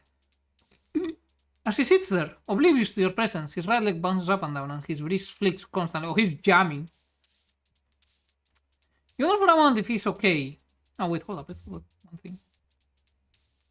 Do piece off. Thank you. You answer okay before spying a cassette player poking out of his jacket pocket. You realize that the hiss you hear is the slightest whisper of the music that he's listening to escaping from those substantial headphones. Is this okay? Shouldn't he be more attentive? But don't worry, it's fine. He's not even on duty. Yeah, but what if there's an alert? Let's find out! We're doing a drill. Cassandra over to a panel just before the monitor ladder in alcove. Takes a receiver off the wall and enters a few numbers into the keypad. Hi, Vanessa. Yeah, it's Casey. Can we test the other system in fire control? No, it's not scheduled. It's a spot check. Yeah, random testing, you know, chief's orders. Of course, yes. Why would I be asking for a spot test of the alert in the fire control if Chief didn't ask? You're a darling, thanks. Okay, 3, 2, 1. Loud! In an instant, you see the figure in the chair bolt upright, yank their headphones off and lay their hands on the fire control system, their heads snapping back and forth as they rapidly survey the wall of monitors. False alarm? Hey Dylan, don't mind us, you said to the spot check on the alarm system. Chief's orders. Oh hey Quinn, no problem. He's such a fucking liar. Who's this? Lieutenant Britacano, ship security. Oh hey, Warrant Officer Dylan, this. Oh god, I remember now his fucking name is this. Gunner, welcome aboard. Thanks. Let me know if you guys need anything. That alert totally got in the way of an awesome solo, so I'm going to rewind and pick up where I left off. What to me? Oh man, yeah, you had to rewind cassettes. I remember. I had a cassette player for the longest time. He looks like a nerd too. He's definitely a nerd. Good to meet you. Warrant Officer this. Warrant Officer this. Dylan. Oh yeah, Lieutenant, how's it going? Not bad, thanks. I was wondering if you could explain the control system here to me. It doesn't look anything I would have seen before. Oh yeah, if you've not been on a small ship like the Gundog, it probably does look weird. Your ships have more crew spares so they can have old-fashioned turret operators. Ship like this, where there's only one dude flying solo, the whole system's optimized to let them run entire weapon system alone. One of these trackables links up with a different weapon system which is represented by a reticle shown on the screen. By rolling the walls, I can move the targeting reticle from screen to screen and to fire an into this point and click. Of course it's rolling balls. That's pretty clever. Only works so well because we got the computer doing most of the heavy lifting. Bigger ships, the gunners have a lot more physical control. On a ship like this, it's more like playing a really intense video game. I never really like those spaceship video games. I'd rather play a racing game or something instead. I mean, I do like racing games, but I guess it depends on the spaceship games. Side-scrolling ones I don't really like. It's not too bad. Now that the war's over, we're not shooting anyone anytime soon. I got to spend all my time here listening to music and staring out into space. Pretty much perfect. Listen to anything good? Yeah, real classic album right now. We're here of Frisch and the Replicants. No, sorry. Come by later and I'll lend you a cassette. It's pretty good for such an old band. Thanks for the offer. He's so nice. Even though we completely destroyed his jamming session. Just once I was hoping he wouldn't be here. Oh? This place would be such a good room to relax in and take in the view of the stars. A day or night, he's always in here, spacing out himself or drumming away. I'm so jealous. Most heads of operations would kill for a crew member who was at their station day or night, you know? This is weird. The only time I've seen him leave is when the ship's dock. I've come by at all sorts of random times and he's always here. I don't like it. How much of that is jealousy? Starting to get a feel that she's a bit jelly. One of these screens is linked to a camera on the ship's hull, although it doesn't look like it. It actually represents a 360-degree view of around the gun dock. Yeah. I've never been in a ship as small as the gun dock, but the controls for this ship don't look anything like they do on a bigger ship. They look more like they belong in an office or something. No, it's the same. Nothing else to look at. You can leave that up to the professional. Because we'll come with one channel, it doesn't look like there's anything interesting on it right now. Yeah. Not much to do in here. Alright. Oh, crew quarters. Your quarters are down this way, huh? That's right, why? I was wondering where you'd be. On a Swift class, there's two different quarter sections.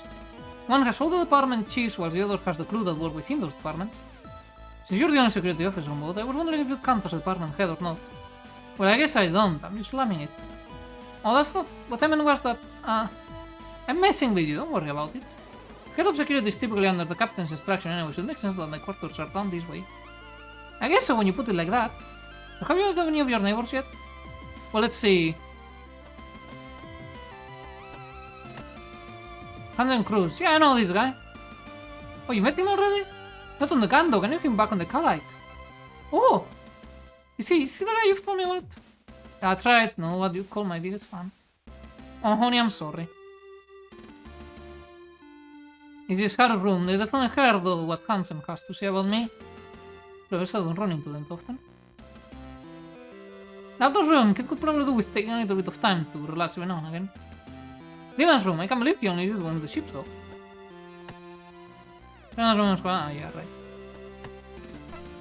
You know, it's good to keep a girl hanging around. What do you mean?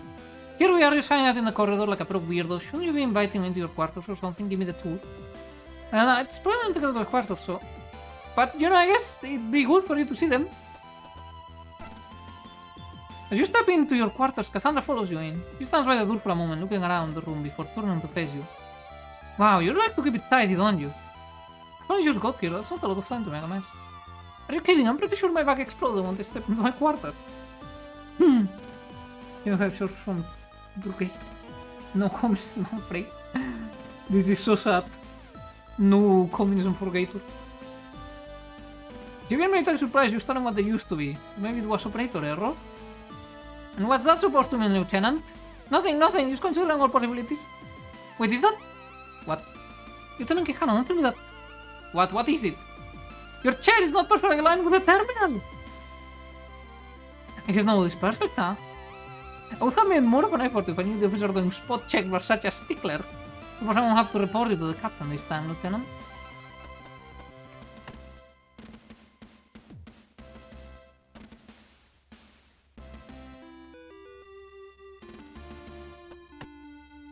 No, I don't think there's anything more. Hey, want to say something cool? This may be a bad idea, but go on. I fucking love that. Like, this is gonna end badly. Let's go. You can roulette negative peripesetas. This is so sad. Try to roulette 0 peripesetas. Alright, I always love your sense of adventure. Now check this out. If you hold your fingers under the bottom of one of the pans by your bank, you can take it off its mounting and there's a recess behind it. You can stash contrabanding. I already knew that. How about this floor panel? You know that if you use something strong enough, you can pry it open and release it into a crawl space below the decks that you can use to get to other areas of the ship? Yeah. Alright, but you know that if you logged into your terminal and enter a secret code that you can play Snake. That too, sorry. Well, fine, I guess you probably know every secret on the ship. Wait, I can play Snake. Well, not every secret, but I am security officer. You can code every trick there is when it comes to contraband, crew breaking, fraternization rules, or system... Wait. Fraternization rules? Or system exploits? It's have to be pretty technical to get past me. Wait, how do you know all this? Oh, well, that is... Back to the tour.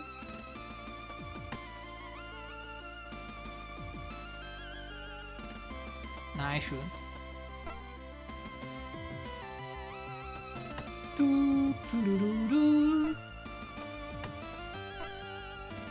And this is the second set of crew quarters where operation staff...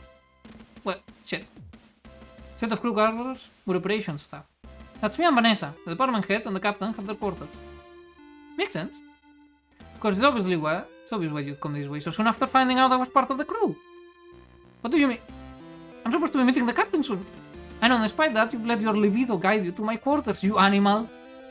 Let's maybe set that for later, okay? You tease.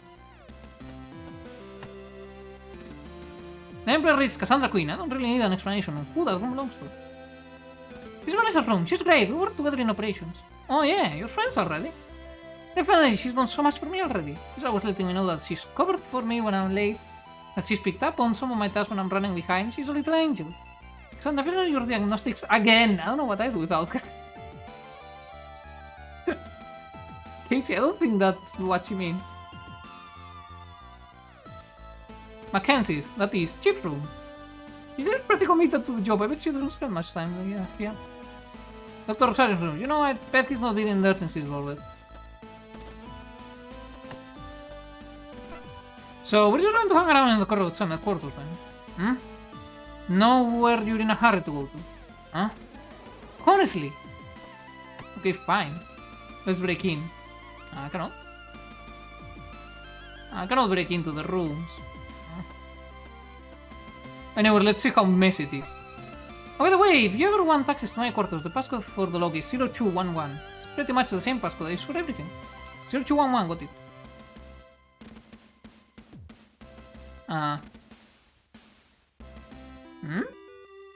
Oh, that's right, it's... No, we've been dating for 2 years. But it could be... it could be a month. But then what the fuck is the zero?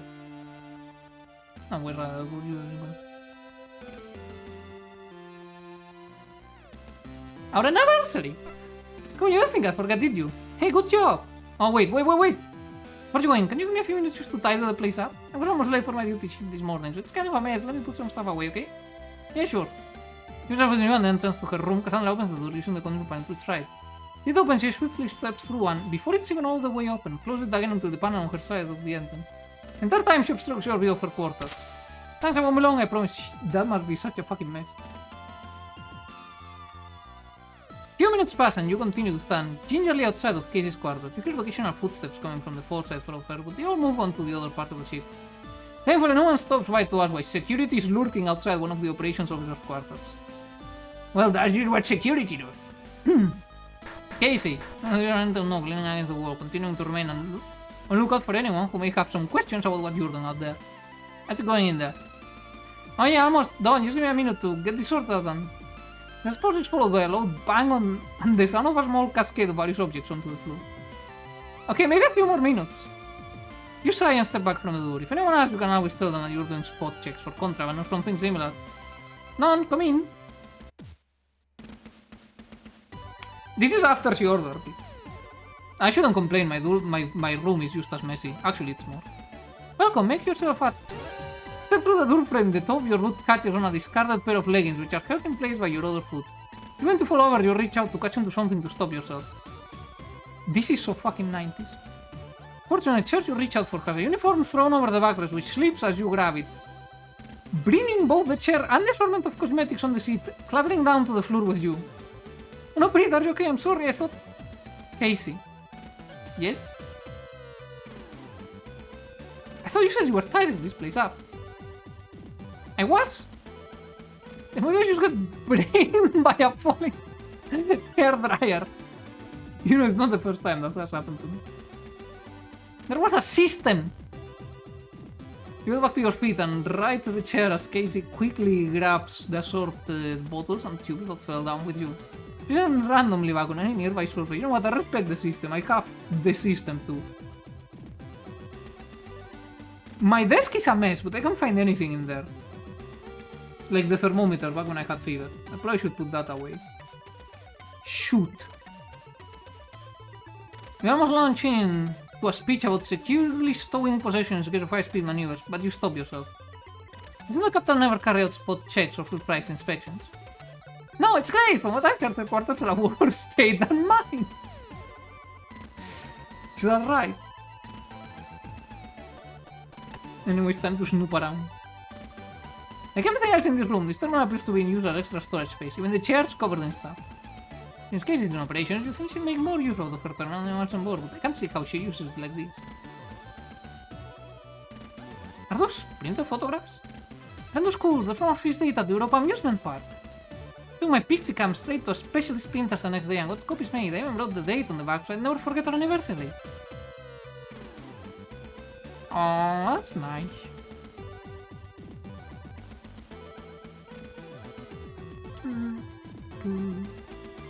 Wow, I never knew you were that sentimental. I knew I was onto a good thing when you held my hair back so I could barf me.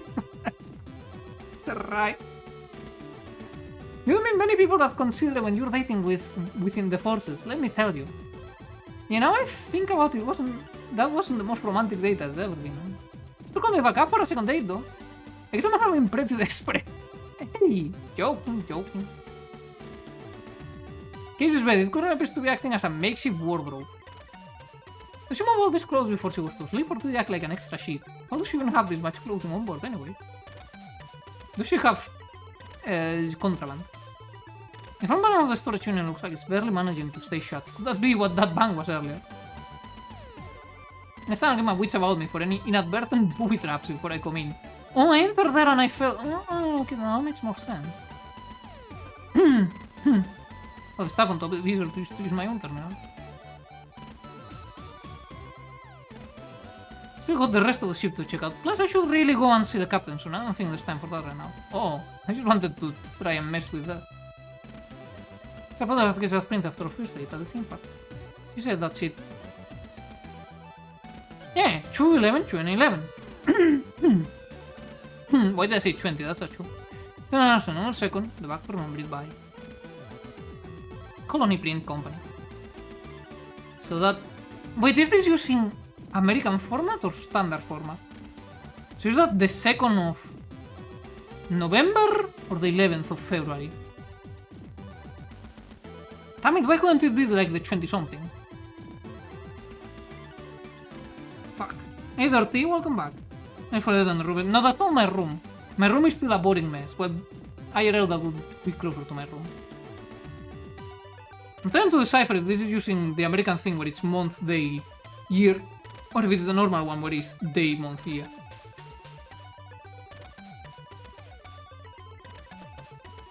You know what, I suspect that number may come in handy. This would be an adventure game. 02, 11, 211. It wouldn't do to forget my fucking anniversary. Or our anniversary. That is a gaff I've yet to make. It's not mine. Oh, you're right, I wanted to use that. I don't know how much stuff case is stuff in there, but I think if I open it, that may never close again. I kinda want to, though. So what are you finding the Gandok so far? Enjoying the tour? The ship's pretty much the same as every other one I've ever been stationed on. The tour's first class, though. Maybe working in naval operations doesn't work out. You could start your own business as a tour guide back on Europa Colony. You think so? Definitely, you seem to have all the insider knowledge already and you've only been stationed here a few days. Mine all the insider knowledge you could share about Europa Colony. Yes, you're right, and over here we have the statue of the workers who built this colony. If you sneak around the back, you can get inside the plinth and hide from colony security if they catch you and your friends hanging out in the park after it's shut. And then again, you think that's the kind of thing people want to know? Maybe a bit more about the workers first. Anyway. Oh, sure, sorry. I found a Gandok so far. You've been on the ship a few days now, how do you find it? It's not too bad, obviously it's not like being stationed on the Reliant. It's a whole small as well as people. Our anniversary... Well, my ex. But I also remember... Wait, do I remember when I started streaming? Because I mean, I did a stream like before that, but that was more like a one-off for shits and giggles. Though somehow it got clipped still. It should be the 16th of April 2022. When I started B2B. Oh, this is a sick leather jacket. See those? I'm jealous. I want a leather jacket too. You have it how expensive they are. And when I look in second-hand shops, they never have my size. It's either too big or too small. I want a leather jacket. Real leather. But then there's also a lot less to do, so you have much more free time. Captain Bartermuse is pretty lax compared to Captain Singh. But then I get the impression that this whole crew is a bunch of burnout. Except for us! Except for us! I obviously meant that about you. It's alright, I am a burnout. These are your birthday and your week, but I'm not there. Who cares about my birthday? Everyone been transferred from the Reliant. But you're transferred from the Reliant. I know, we don't need to have this conversation. I've already had it from Captain Singh and his mission from one of the senior resource officers. You're wasting your potential, you would make an excellent captain if you took your duties seriously, your academic scores were excellent. I was going to give you the speech I used. One of the only good things about not having parents is that I don't have to hear it from them too. Hey, Casey. It's the absolute worst hearing it from you, because I know that out of everyone, you're probably the only person that really cares. I was going to give you the big speech about it, I figured you'd already heard it from my answer, you wanted to make sure you were okay. You really were feeling worse than you let on. It's going to be okay, you know. Ship like this isn't the worst place to be here for a while.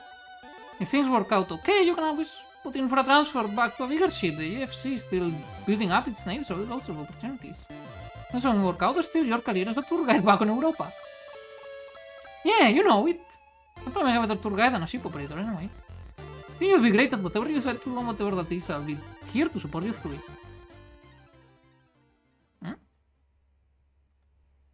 Casey? Ah, you're so cheesy sometimes. Hey! Come here. I think we got a hack, fellas. Care about your birthday. Usually I don't stream on my birthdays.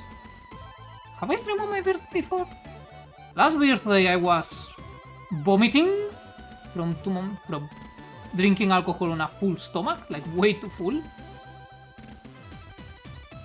It's the fucking lemon schnapps, it's evil. What the fuck was I doing last birthday?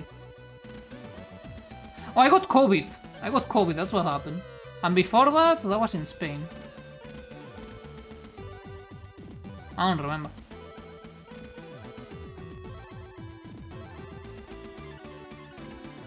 Yeah, but still. Anyways, I think last birthday was the only time I did something special for the first time since I was like 13 or 12. Moving on. What do we want to do when we got some shore leave? Whether we're on the same ship or shore leave we line up. Do you have anywhere you want to go? Anything you want to do? I don't thought about it. I guess this means that we'll be able to go on a lot more dates now. Oh, I know. Did you hear about the new colony they added to the Europa cluster? It's got an ultra-efficient water handling plant, and the planners have included a water park. We should go as soon as it opens. Water park? What's that? You've never heard of a water park? Never. One of the coolest new features on the new colonies they're building. They're like lots of big swimming pools with slides and rivers. And I actually went to a water park once or twice. They're cool. I am not I'm not big on parties. I prefer to just treat it as an order day. It was kind of an experiment doing something special for last time year. Yeah, last year. And as I said, we're moving on. All the e-magazines are saying that they're going to be the coolest things to do on the colonies once they're open. We can slide into pools, but like really exciting. Oh, okay, I guess when we're next dock, let's see if I can book us some tickets. Awesome!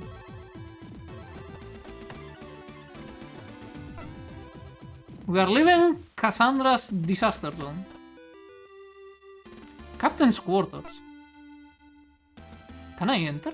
From the house in the corridor, the small insignia sits above the nameplate. Like the others in the corridor, this place documents now. In this case, Captain Mary's Bartholomews.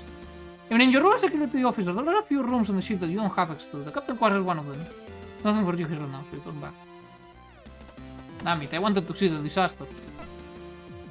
I read e-magazines and I sort of figures.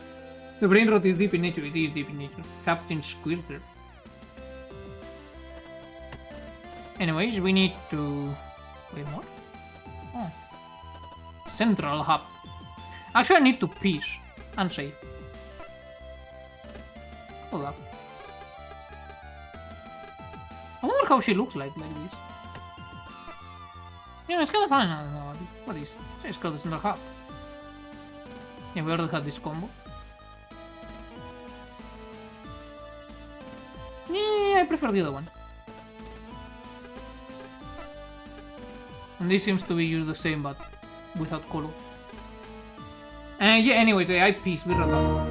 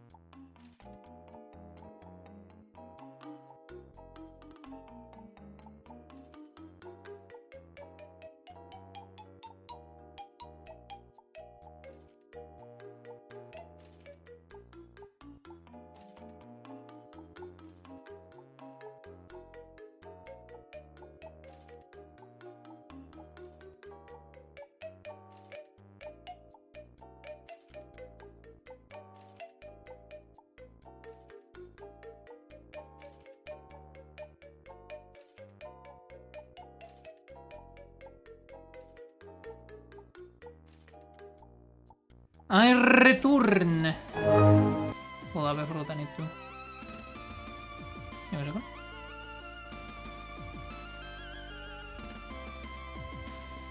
Give me another second. There we go. Anyways, let us go to the bridge, shall we? You step from the elevator onto the bridge, and what seems to have been a pretty quiet atmosphere turns totally silent as the two women present, who had previously been observing a screen, turn to face you. The captain is a big mommy. Manages you to the peace rail. Identify the captain almost immediately by her uniform, although you are even posed to wonder if you've misjudged as she listlessly straightens up and heads over to you with an air of disinterest. Holy moly. Oh my god, the captain. Oh my god, we have an air.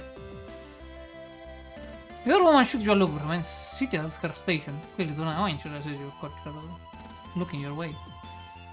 You resume from her position on the bridge. She must be a member of operations like Cassandra. This must be the Vanessa she mentioned. Lieutenant Perito Quijano, entering the bridge and reporting for formal assignment. Lieutenant Claire throwing a sharp salute with Cassandra, quickly following suit. Lieutenant Commander Cassandra Quinn, entering the bridge in accompaniment of Lieutenant Quijano. You're taken aback slightly as you realize that you've hardly ever seen Casey be serious about anything, even her position. Never mind, fuck, I'm only about unless they want me to. You know what, maybe that is true. Whenever she's had to talk about her assignment, it's always been a dismissive and joking way. You're caught so off guard that you almost miss the captain addressing you. At ease, Lieutenant Commander. You can see both lower your salutes and loosen your posture slightly. That's a slight pause which you can tell is the captain sizing you up. This informal assessment lasts a little bit longer than you're comfortable with until the captain releases a heavy sigh. Welcome aboard, Lieutenant. I was beginning to get worried that the notification we'd had that you come aboard had been a system issue. It's not that you haven't had too hard a time finding your way to the bridge to introduce yourself. No, ma'am, I was just... You went over to Cassandra, who's maintaining a completely straight face. We can check out any words you want before we get up there. Yeah, right. You fix your face straight ahead. This wouldn't be the first time that Cassandra's lackadaisical attitude has got you in trouble with higher-ups. I was just familiarizing myself with the ship in case I came up with any questions, queries that I could flip to you. Or is that so? Well, anything you'd like to ask? No, ma'am. Very good. Maybe I should give her a more mommy voice, like, nah, I can't. Like something like, well, I'm glad you couldn't make it, but nah, I cannot do that for long. Pushing and how can I work under her? Be a fuck up. That seems to be the case. See what her captain seems, yeah? I don't know, Casey's growing on me. I am a suckler for that kind of person. I'm glad you could make it. Eventually. This mission is an urgent one, which is why we departed as soon as you came aboard without a formal reception. No, it wasn't usual that there hadn't been a formal onboarding process, with the dock staff checking your ID and guiding you onto the gun dock. You not realized in your rush, but now it was obvious. But it makes sense that if it was an urgent dispatch, the ship would launch as soon as all of its crew were aboard. My apologies, ma'am, my transport was running late. Yes, we had been sent word that wouldn't have anything to do with you, would it? No, ma'am, there was a breakdown on the... Anyway, Lieutenant, I'd like to take the opportunity to formally welcome you to the JFS gun dock. I've been out tough for most of it, I'm for real. The captain is nice, but my utopia is that she and her nerd get into the craziest power play.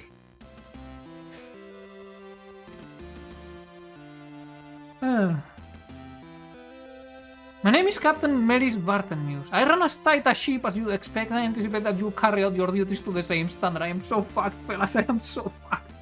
I am so beyond fucked. Look, I don't carry authority at all.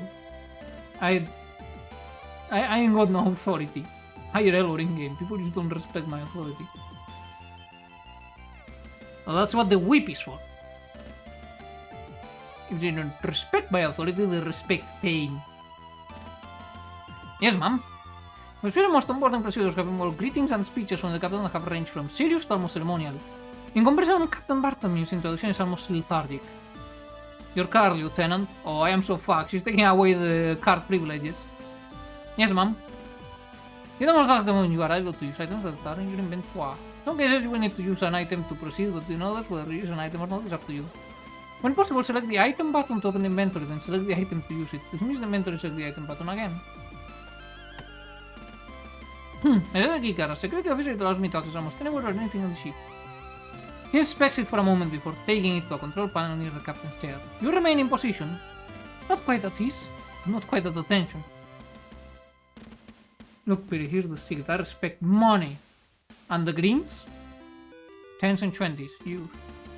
She inspects it for a moment before taking it to a control panel near the captain's chair. Remain in position. Oh, we already read that. You watch as she enters some commands into the console before inserting your card into a slot. There's the sound of whirring flow, a series of pips before your card is ejected and the captain takes it back. Things are deal, my friend. You just don't mind the DA. Select the faction button, you can now access a map of the ship allowing you to move from one location to another without visiting areas in between. Oh, that one. If an event happens somewhere in the way, you will move to that location instead. You also view your current objectives and other important information to return, select the function button again. Jovian Colony Fleet Datapad.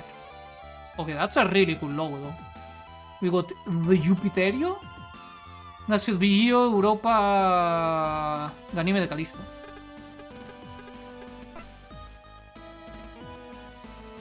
Man, these are a fucking mess. Hangar. I assume these are like maintenance hatches, probably. Engine, engineering, central, aft, armory, sickbay, center hub, airlock, le breach, captain's quarters, Cassandra's quarters. I like how Cassandra has her own fucking designated thing here. Crew quarters corridor 2, foresight for affair, crew quarters corridor 1, your quarters, hangar, fire control, mess hall, task. You just served all of the Gundam's crew. Haven't I? Oh no, I haven't talked to Glasses yet. That's so fun. Okay. There's like over 6. There's like a fuck ton of them, but like I don't know the 4 Galilean ones. They're really easy to remember. Look, I am a space nerd, even if it freaks me out. I also know Funk. No, I only know like a couple from Saturn. There's Titan and fuck was its name? Enceladus or something like that? Me being a space nerd, I blame Star Wars. When you could be a space chat. Do I look like a chat to you at anything in life? The armory, collect your duty. Oh hell, we got straps. We got straps. Then to the captain, to the rich officer. Info. Armor frames. Human machines used by different factions throughout the solar system. Short for electronic magazines, data bulletins, and electroshock weapons. Holy shit, this is the closer, yeah, it can be fucked to read. With this, Lieutenant Quijano, you now have access to all areas and authorities befitting the ship's security detail. Your responsibilities begin with immediate effect. Thank you, ma'am. You're also now authorized to take an appropriate electroshock weapon from the armory. If you have any further questions, then you know where to find me. Dismissed. I think the captain didn't like me. Any Pluto seems... No. I am an anti-Pluto. It's a fucking dwarf planet. It does not belong in the planet club. Fuck Pluto. With the exception of physical controls, a ship this size of the gun can be controlled entirely from the bridge. Navigation, automated, combat system, security measures, you name it, they can all be done by a few crew members in this room. The bridge is one of the few places on any ship where you can actually see out into space. When in combat, these windows are covered by blast shutters and the bridge can rely on sensors and small cameras mounted on the outside of the ship. With the exception of from... Oh yeah, it's the same. As the captain's shares, although the majority of the ship can be controlled by the operations staff, there's a few select systems that only the captain can authorize and they're all done from that chair. You know the captain's clear levers to access them though, so it's not like when you sit down and activate them. I need to sit in the captain's chair. I will get beheaded and court-martial, but I will sit in the captain's chair. This is not a court-martial, it's for thinking about sitting in it. It is. We're going back to the penal battalion, fellas. No, you're not very hot, you take it back. Pluto's my home, I'm cool with it. Good, finally I see reason. Then I'm going to appeal to your wife. Court-martial? Try to sit in the captain's chair. I don't know where to begin, I was out. Nice to look out into space sometimes, but it's hard to relax with the rich crew around. Staying off into space doesn't give the impression. They don't like it. Let's talk to Cassandra. Yes, Lieutenant, how can I be of assistance? Casey, you're being... Respectfully, Lieutenant Keno, I would appreciate if you address me as Lieutenant Commander King. I mean Queen. Ah, I see. I see, she has led me astray. I am. There's a planet when you're not even the size of our moon. It's even worse. There's a bigger fucking object in the, if memory serves me right, is the Kuiper Belt, than Pluto. Pluto isn't even the biggest of the dwarf planets anymore. Banana. Excuse me, Lieutenant, I'm currently on duty, so I would appreciate if you did not disturb me. Lieutenant Lord. What? Oh, maybe that's her fucking surname. Lieutenant Kehano is the ship's head of security, so here you can take the time to introduce yourself formally. The face of absolute fucking rage. Impotent rage. Ceres is smaller. I think. What? No. No, Ceres is smaller. It's another one, I think. No, it's been a while. I don't keep up in knowledge with the dwarf planets, because they are dwarf planets and thus to be disregarded. I want them big. The dwarf planet is trying its best. No, it isn't.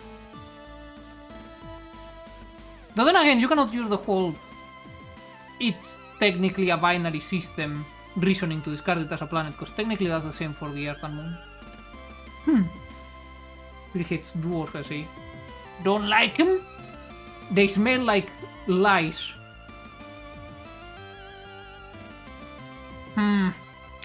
Great, I've got this. See you in 5.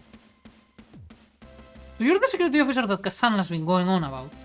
That's right, Lieutenant Brita Gigiano, pleased to meet you. Well, I'm Anessa Lord. Oh, this is Servant on the breach as part of operations. Cassandra's told me a lot about you. Is that right? What kind of... I'm disappointed that you're nowhere near as attractive as she made you out to be. You didn't have to go. You didn't. There was no.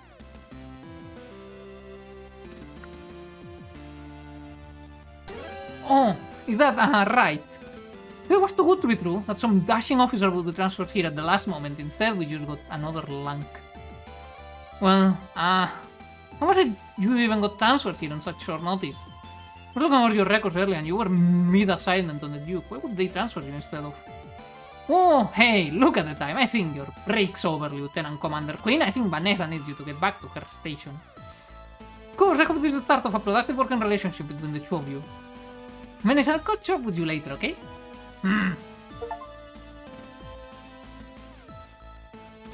Puta.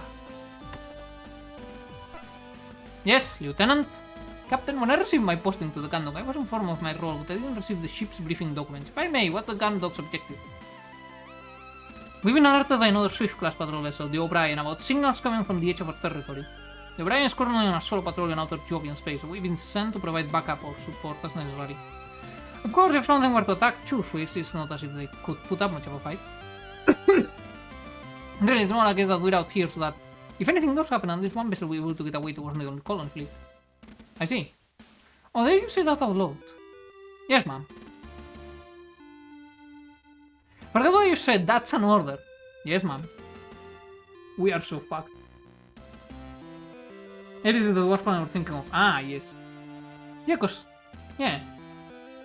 I'm trying to remember what's the size of Ceres, but it is... I think smaller than the most... I think it's smaller than Europa? Slightly smaller than Pluto with more mass. Well, Pluto's mainly ice, so that fucker is expandonger. Without much mass. Rip, you made too much fun of war. Now she will make you work. Oh no, not that. I hate war. Yes, Lieutenant, how can I have assistance? Oh, you're right. Well... Oh wait, this is the same.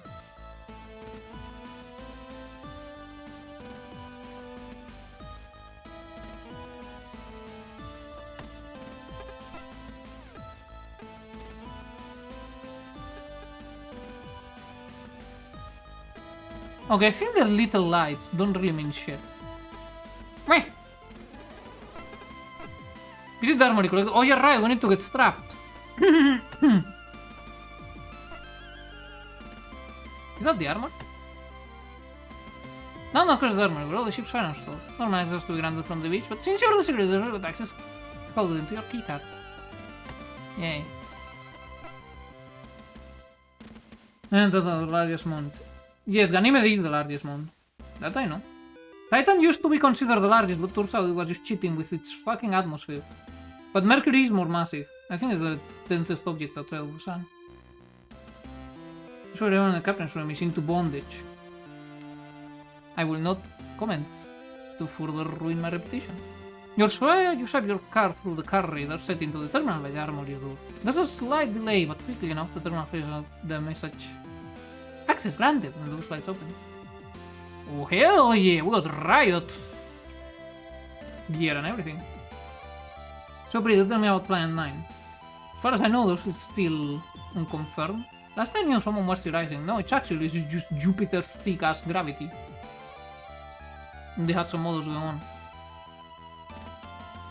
The other thing I noticed about the armor is that the benches and lockers remind you of the changing rooms from the training center by the military academy in Europa Colony.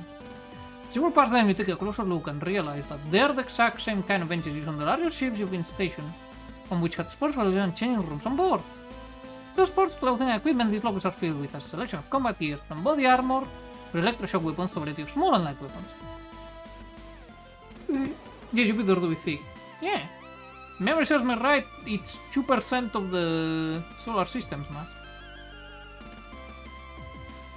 Or was it 1%? I don't remember. The sun is the absolute majority of it, to no one's surprise. And the sun is 2% non-hydrogen or helium.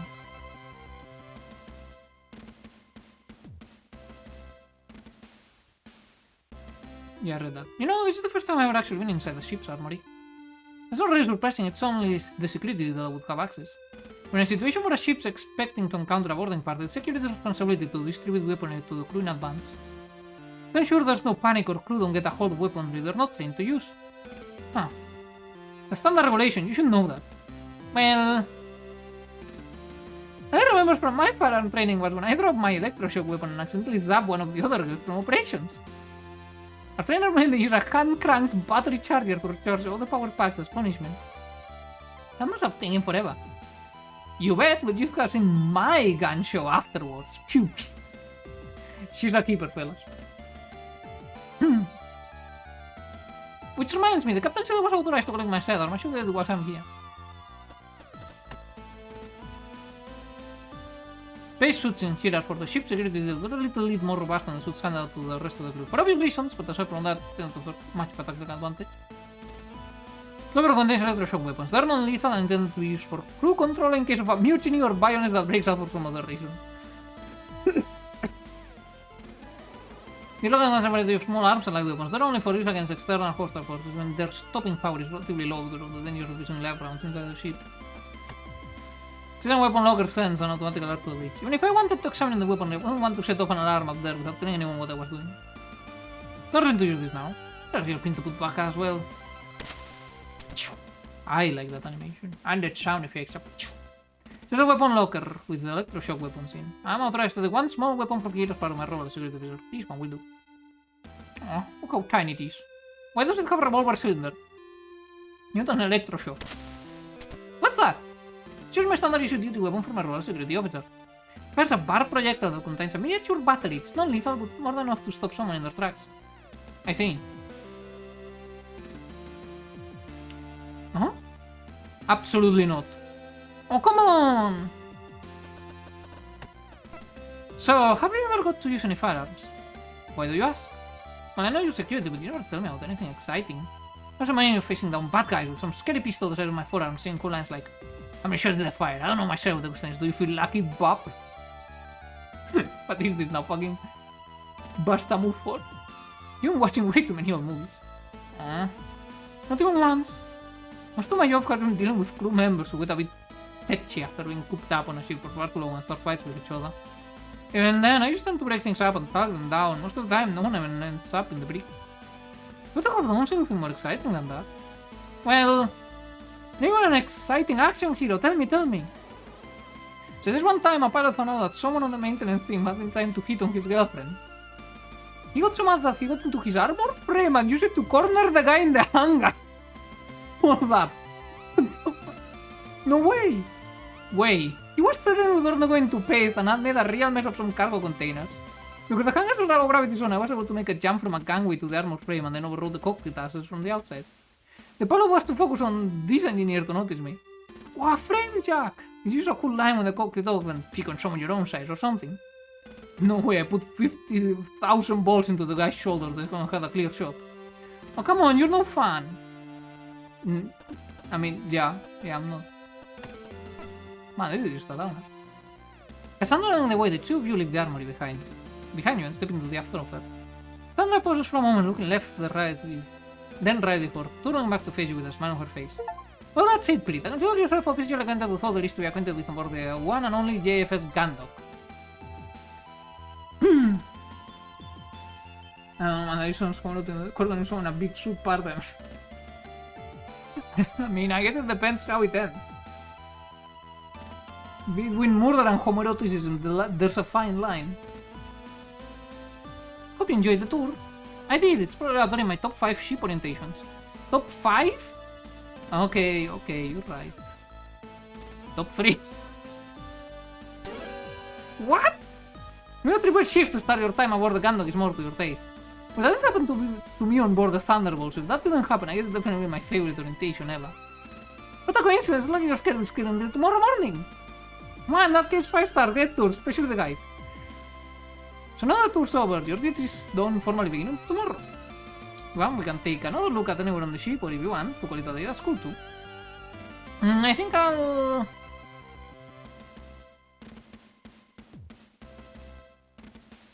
No, let's keep looking around.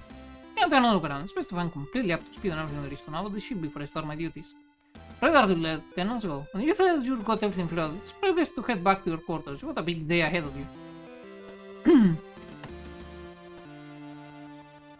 No, I'm gonna go back to engineering. She scares me.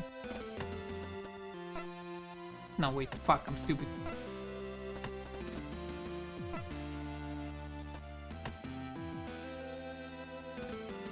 More than enough time to get time. Enjoy the rest of the ship first. But I already fucking saw the ship. I want to get snack. Yes, you want some chip or something? I want some chocolate too, and maybe soda. You're going a bit overboard, aren't you? Nope, snacks are on you, remember? You love the race, so cough up. No way, you're serious? Deadly, now get that car ready, Lieutenant. This one's too expensive. Yes, I will get lunch yet. Should we get something from the vendor? Ugh. Oh, sorry, I forgot what you discussed with the doctor.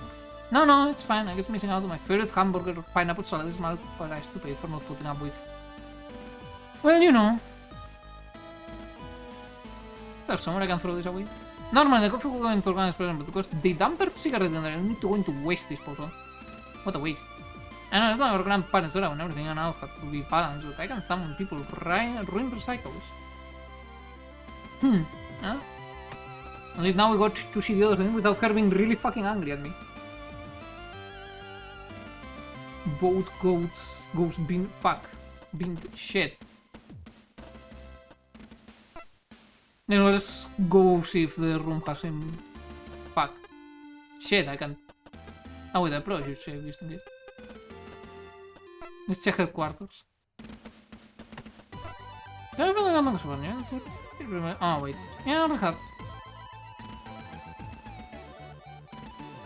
It's all the same.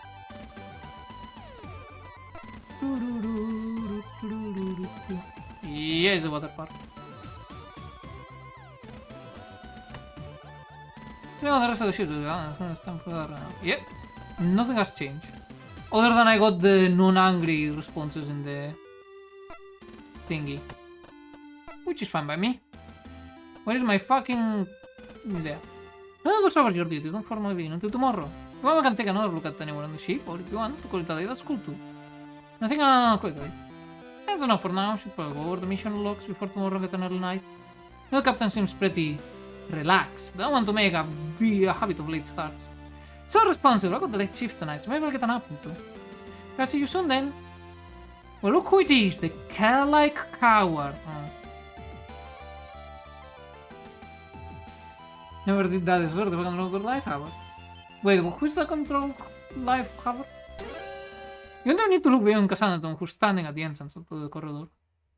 Now you recognize the mocking tone anywhere, the real guy is the nickname.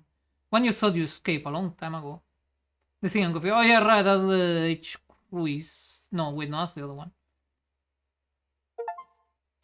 Hansen Cruise. Or as you know him, Kalike 3. What? You survived? And also the Kalike Squadron, who taken part in the battle he didn't even want to return. And then, not even after the ceasefire had been signed, full 14 hours after his launch. From what you heard from other crew members, he survived by playing a game of cat and mouse with the enemy forces on the debris field. Shutting down the majority of his system and hidden amongst the wreckage, he'd been able to launch surprise attacks, taking down his pursuers one by one.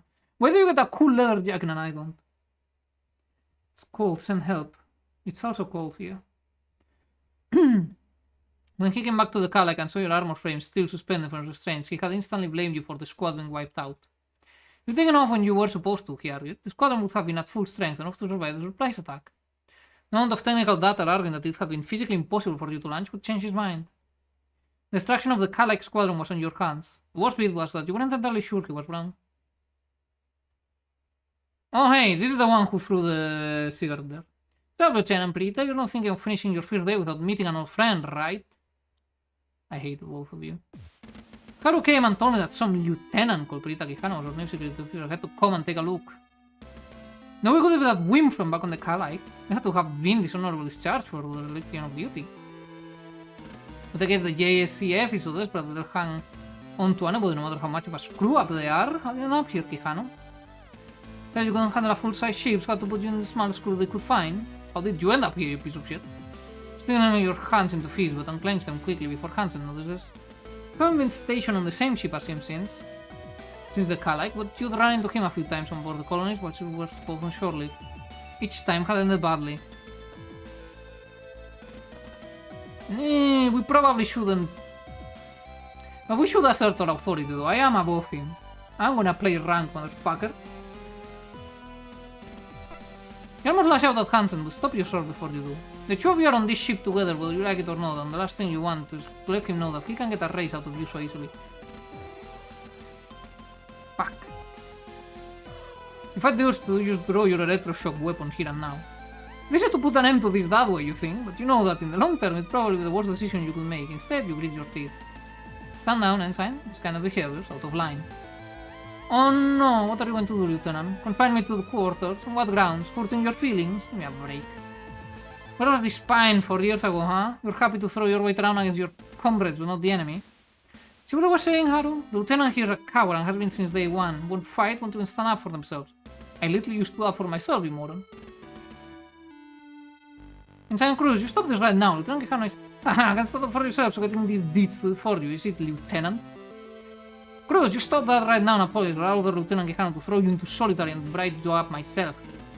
You're welcome to try, Lieutenant Commander, but I think your security officer got it in them to even try. You think you can take me on, Quijano?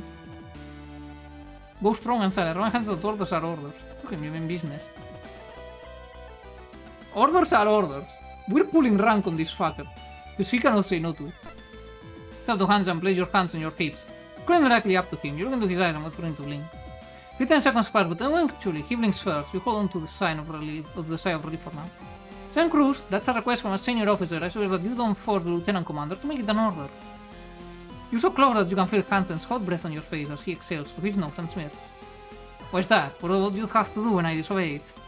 Well, no, Lieutenant, what's it going to be? You going to show me who's boss on board this ship? You going to make me obey that order? You wanna think long and hard about what you're going to do, Lieutenant? Never know when you're going to need a friend like me.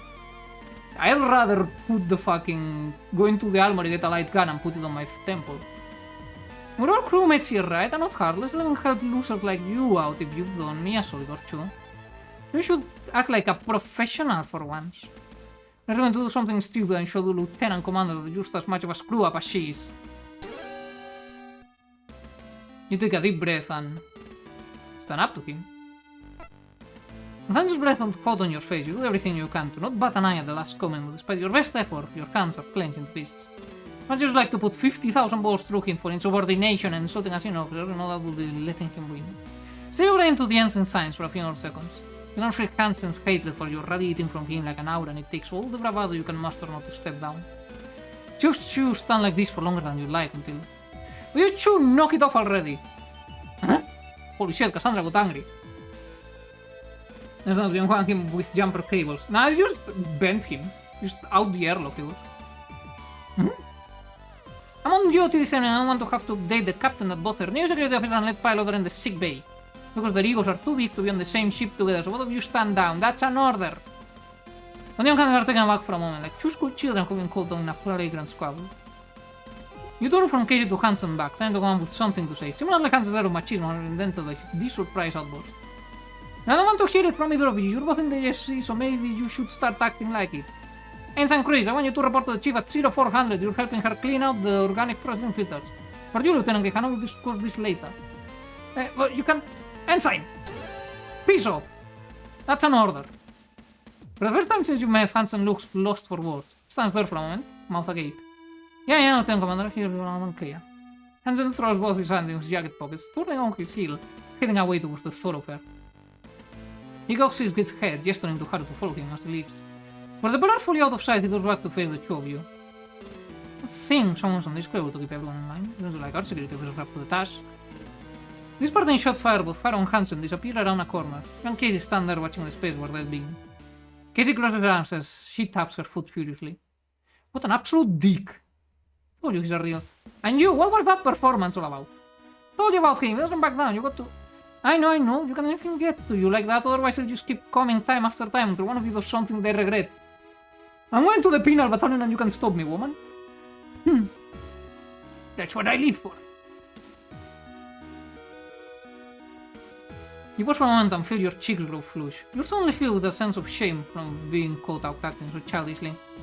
Don't worry about it, I know the two of you have been through one. To be honest, I figured he was a real asshole from the moment I met him. But I seem to be busy helping the chief clean out those filters for the next month, so don't worry too much about running into him much anytime soon. Still feeling a bit sheepish about your behavior in front of Casey, you managed to smear. And for stepping in there, I shouldn't have stooped to his level. Yes, I should have stooped lower, I should have put the 50,000 balls and get court-martialed. Don't worry about it, just take it easy and don't let what he said get to you. I'm going to go get ready for my ships, I'll see you soon. Sure, I guess I'll catch you in the morning. Sounds good though, one more thing. What's that? Casey steps forward, places her the... Fuck, I can't speak. Places her hands on your waist and stands on tiptoes, raising her face up to yours. Close your eyes until your head slightly and responds. The moment her lips meet yours, you forget everything that just happened. Now you can focus now on the softness and delicate warmth. Oh. We get a kiss, fellas. For a moment, Casey slowly moves back and you open your eyes to find her gazing at you contentedly. You both share the same gentle smile before she steps away. Sleep well, Plita. As Casey walks away, she spins on her heels, gives you a quick wave and then turns back, heading further down the corridor. You step into your quarters and head over to your bunk, the door is shut behind you. Stand there for a moment with a smile still on your face before you let out a sigh and sit down. Saying nothing in particular, you mull over the day's event and Casey's words from earlier. Take their head tomorrow, huh? You sigh. We'll see. Go to that, Speedy. Yeah! April 23rd, planetary calendar 214. 4 days has passed since the GFS Gandalf departed on this mission, to rendezvous with the GFS O'Brien. In that time, her crew, including Lieutenant Plitagiano, have fallen into this rhythm of life aboard the ship. Even as the Gandalf enters the outer limits of Jovian space and is due to meet the O'Brien, there is little for the crew to do. An ideal sense of routine permeates the atmosphere. Outer Jovian space, aboard the Jovian patrol ship GFS Gandalf. We're not gonna end well, are we? You're just finishing the last of your coffee as a shrill series of electronic beeps begin sounding from your wristwatch. As looking to check the time, you turn off the alarm and rise from your seat, knocking back the last of your link once you've stood up. Once you've stood up, then taking the empty cup back to the food vendor. Since you lose track of time over the military ship where the light is kept at a constant level, so you rely on search of alarms program. You know this one means your shift is due to start in a few minutes, giving you time to finish whatever you may be doing. You place the cup back into the vendor where the machine latches onto it and then retracts it into a space that is quickly sealed by a sliding panel. Sound of muffled whirring begins, you turn back to face the empty mess hall. Time to correct the day's security checks then. Let's say I need to stop by fire control, the hangar, and engineering to check that everything's going as it should.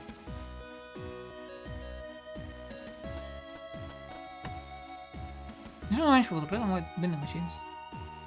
Something like someone was with them, some beer floats. So a beer, but you were kindly.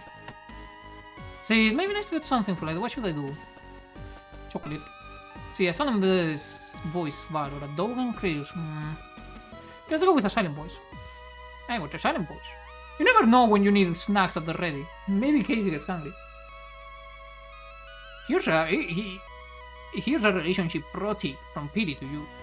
Always have snacks at the ready. You never know when they may need it. That's how you keep them.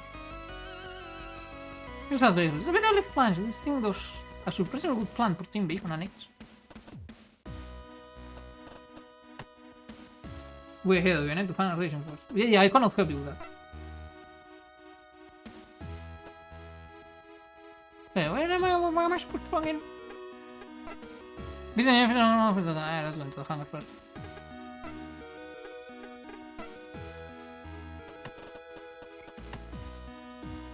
That's what I'm trying to check out the hangar. Alright, the hangar, let's see. You do the first few steps normal. By the time you reach the hangar entrance, you're skipping almost every step. Right through the door onto the catwalk, you grab the railing and give yourself up over it. You continue to float lazily through the wide open space of the hangar. You start your visual checks. Walkway is clear, access points marked, munitions stowed, all the equipment and supplies seem to be where they should be. Casually shift your weight to one side of your body, causing you to begin spinning slowly. You're dead, the glare from the hangar lights reflects off an armor frame's camera lens. I must have it was watching you. Quickly dismissing the thought, you turn your attention back to your duties. Sure, you arrive at the other end of the hangar, where you plant your feet on the thick steel of the main door.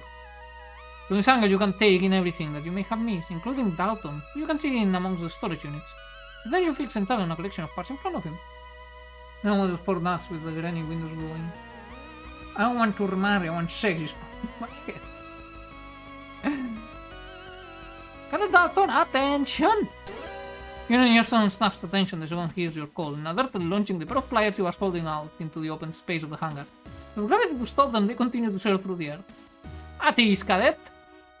You time your lunge from the door exactly to allow yourself to grab the pliers as you float over to the startled cadet.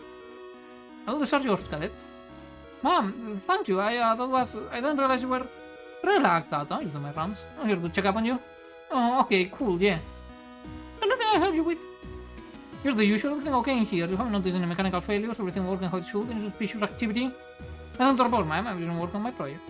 Here's Lieutenant Commander Quinn assigned crews to the filter cleaning. It's giving me a bit of extra time to finish things up.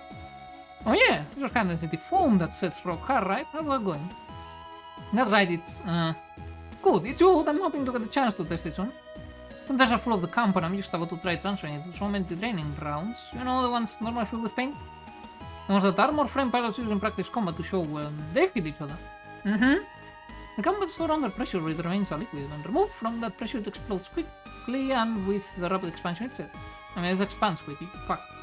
But that rapid fuck. Shit. Well, this cruise makes for a good laborer, which all he's good for. Well, his labor he has to pay what an asshole. Am I the asshole for enslaving my bully? Who blames me for the death of my entire squadron even though I literally bled to try and get there, and they took my glory. If I got this right, then we can test it by firing the practice rounds at dummy targets. When the casing is destroyed, the compound should activate. Good news, well, if there's nothing I need to know, I'll head out. Let me know if you see anything out of place. Yes, ma'am, I will. Although, I was wondering, what's up, Cadet? It's nothing, don't worry about it. If you're sure, Cadet. Mark of totally remarkable. These two have some slight difference to the ones that were around during the war, but they're basically the same machine. Everyone installed into the main computer. If I wanted, I could spend some time in there and... Oh, am I kidding? There was a problem with these. It showed up on the diagnostics that are fed through to the breach. I'm calling it. We're gonna have to end up fighting in these armor fights. It's gonna be me and that asshole Cruise or whatever. How you pronounce that. I'll make him wear a mild outfit too. The breach, and there's a quick visual check. Everything looks fine.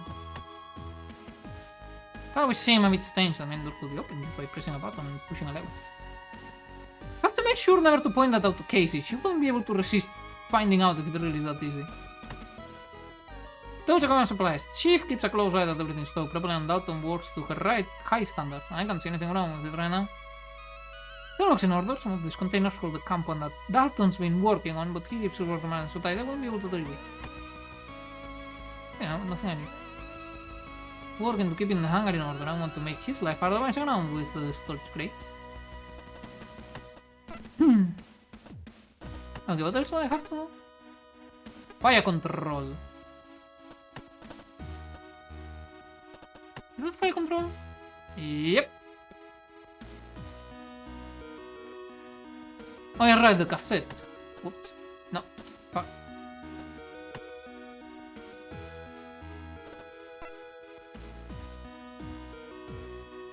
That's too far. That's a violation of my eyes.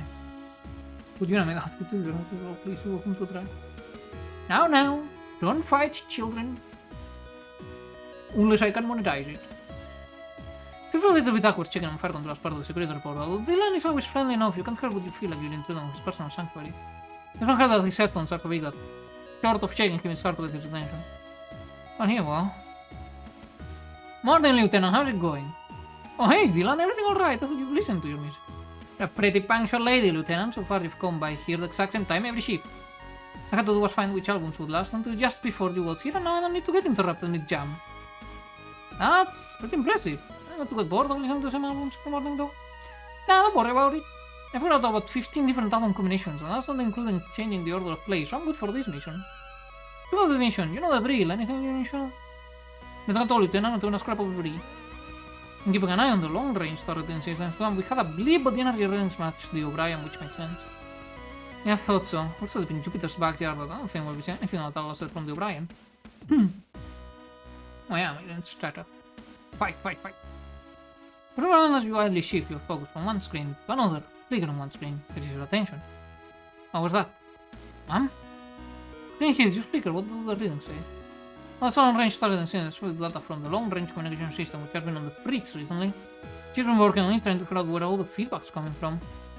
It's kind of thing you should be filling me in on, Gunner D's. Your target systems aren't operating properly, and I need to make sure the captain knows. My bad, ma'am. Since Chief said she was on the case, I figured it was all in hand. Well, let me know next time. That's it, though? Nothing else? Nothing at all. It's like I'm wearing nothing at all. Nothing at all. With your lame ass made suit doesn't even have a choke.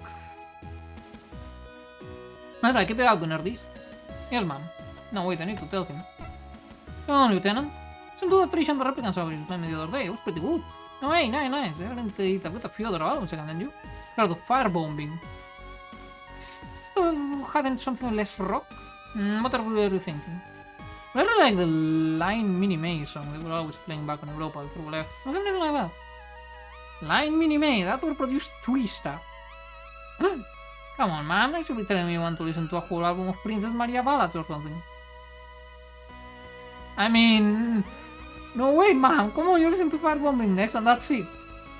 Alright, okay, leave the tag with me next time you pass by my quarters. Princess Maria, who don't listen to music like that?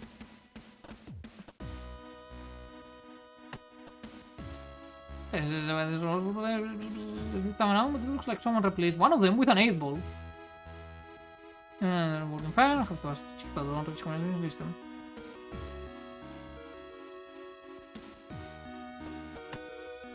Yes, a toy shouldn't leave it.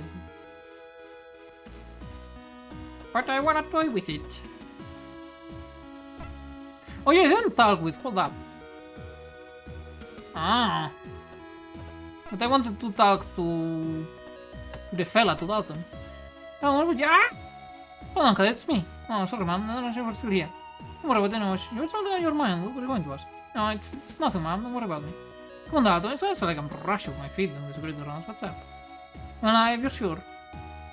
The chief sent a message that she wants me to head over to engineering to carry out the job. What is the clear part of the process to do? I can't account in the training rounds. First of now I have to stow all my equipment, so I'll be late anyway, and then I won't have any time, and then I'll be... Okay, slow down, what you need to do. Sorry, I should need a bit more time. Chief's got something they want me to do. What if I stop now? I don't know when I'll get another chance. See what you could cover for me. Okay, fine. Say no more, I'll take care of it. Will? I mean, aren't you sure, ma'am? Don't even worry about it. If it's something I can help with, then I'll lend a hand. If I can't, well, I'll cover for you, don't sweat it. Hey man, with the extra time I should be able to get these rounds ready for testing before the next AF3. Thank you. No problem, I'll get back to it. If the chief thinks you've slacked off for nothing, you know about it. Thank you, ma'am, I'll get right on it. Anyway, what are my tasks? Visit engineering, talk to the chief in engineering. Yep. Ah, it's time for engineering. He scares me. Wait, hold up, I don't need to do that. I can just go like... You don't bring the head on to main engineering.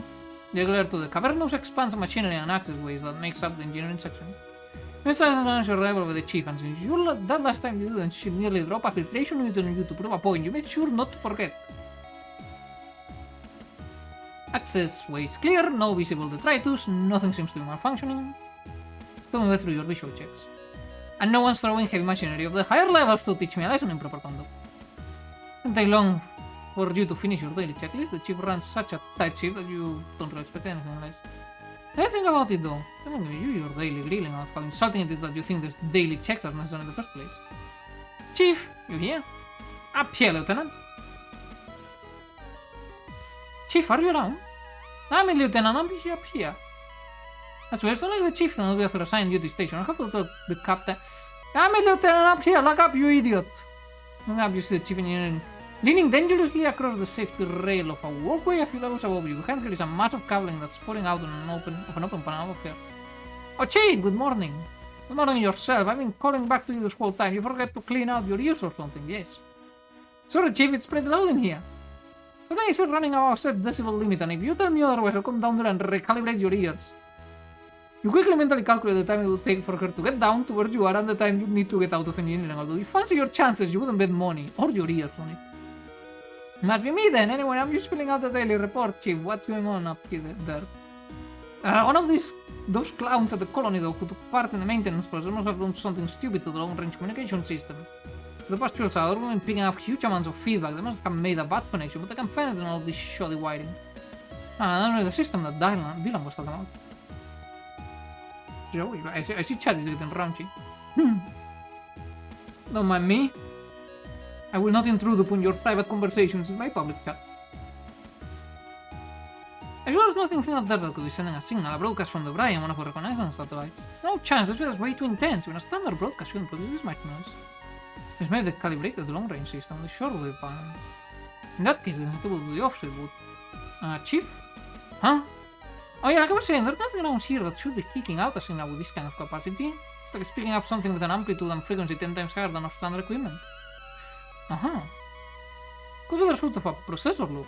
Maybe I should check out the initial conversation driver next. Okay, well in that case, Chief, I'm going to let the captain know, okay?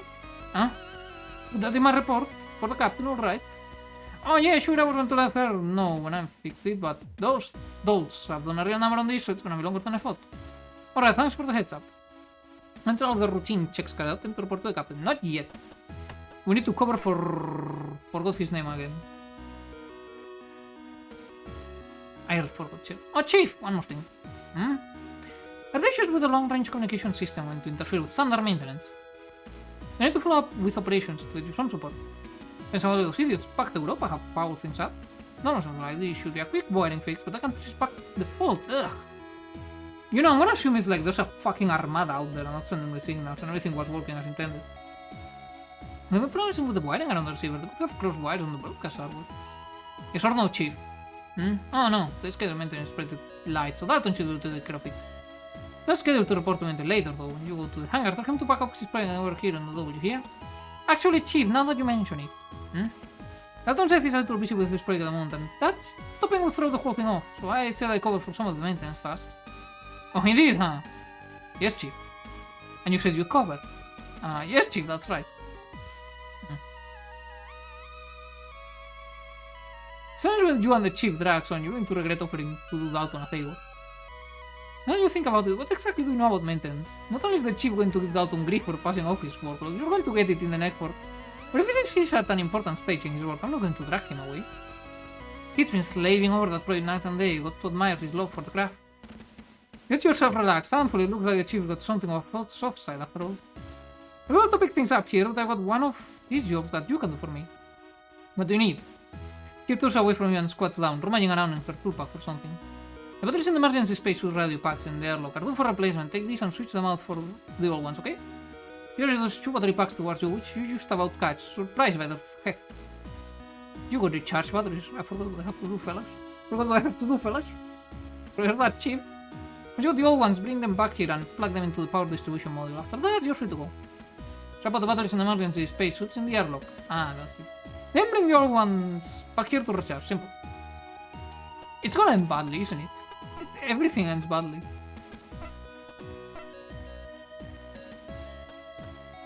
Item. Okay, fuck you. I see, the chip said it was the batteries in the suit radios that need changing. Feeling around the locking mechanism scanned on the suit's container twisted 90 degrees forward and pulled. The door offers more resistance than you expect. Once fully open, it remains in place. If inside the container, you hold your left hand against the suit's rigid breast panel and grab the large black block of plastic that protrudes from the panel's left side. The total fuck. With a tug, the block pulls away, trailing a current cable that keeps it connected to the suit. As you pull it away from the suit, you flip the radio over to examine it. The hardware device consists of a pistol grip with a secondary microphone and speaker which allow it to be used separately from the suit, and your thumb rests comfortably on the push-to-talk button. The hardware unit on the side has a backlit LCD screen showing the current frequency it's tuned to and battery level. Below the screen is each of few ambiguous buttons. The side is a dial for tuning and a power switch. While this unit holds the main working of the radio receiver and transceiver, the wire that still anchors it to the suit connects it to the small microphone and speaker inside the helmet. Flipping the whole unit around to look at its underside, you see a small latch set into a recess which you pull down on with your thumb, raising the cover and letting the battery slide out into your palm. All battery out. First as you take it in your spare hand before sliding into the opposite pocket from the fresh batteries. You got the depleted batteries. Now to put in the new batteries. New battery. With the battery replaced, you retouch the compartment cover, which snaps back into place. When you set the radio into its mount on the suit's breast panel, you step back. Close the suit container door and twist the locking mechanism 90 degrees counterclockwise. One down, you move to the other storage unit and repeat the process of unlocking the container, taking the suit's radio, swapping out the batteries, and then replacing everything as you found it. Okay, hold on, let's get this back and charging and engineering. I'm gonna get assaulted by that asshole ruin or whatever, aren't I? Like ambush. No, okay. Where the fuck is the recharger? Can I have you those batteries yet? No, not yet, I was... Then what are you hanging around for? Don't you help so you can waste my time? Get those batteries charged or I'll have you and out unscrewing the biofilters. Yes, Chief. Where? Is the board of the last board of the... Chief, a whole lecture with you yesterday. No, I... Where do I recharge it? You know, Porsche... Ah! Aha! Aha! Pull up. Yes, alright, here we go. Take each battery that you remove from the switch radio, place them in the charging port and set the power distribution module. Again, lock into place on a certain clunk. A red light right above the port lights up and a number glow. Great, a job well done. I did it, Chief. You don't have your other batteries yet? Yes, Chief, all sorted. Good, you're not as useless as you look, Lieutenant. Holy shit, man. My self-esteem is at an all-time low. You don't need to keep murdering it, driving it into the ground or since shooting arrived. Thanks, Chief. I guess.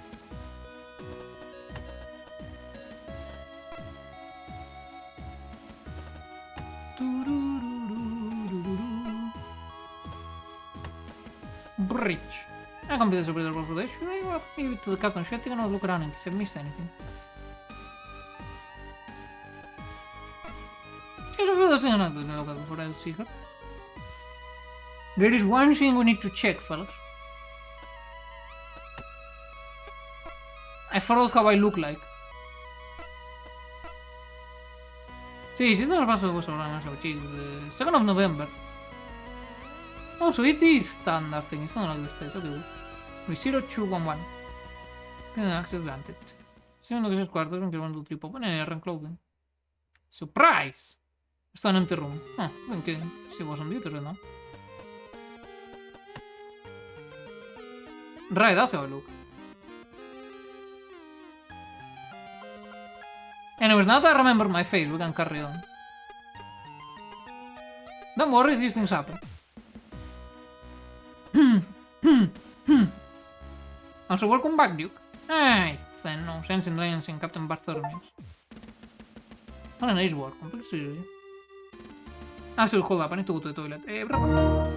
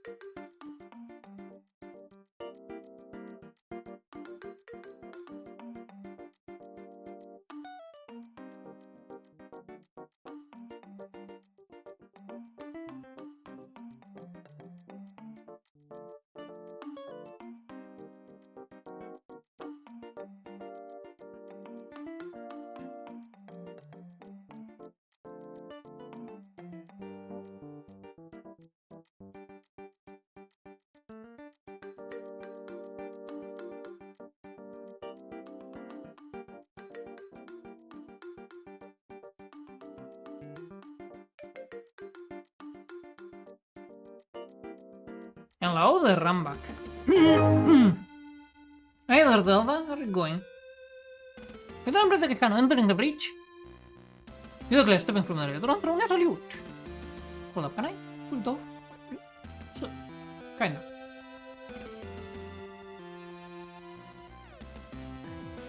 Look around the room.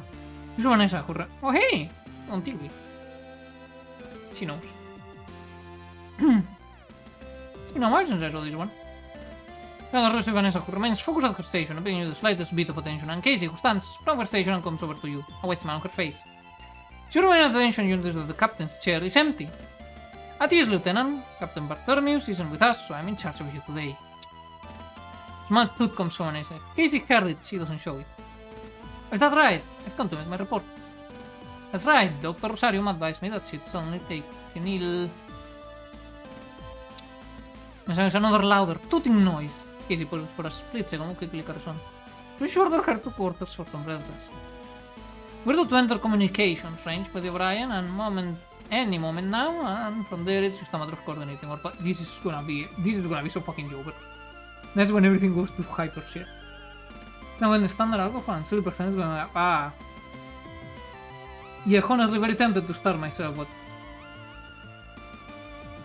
what is this game? It's a point and click adventure where they denied me my rightful fucking right to die as a conscript over the top in space trenches.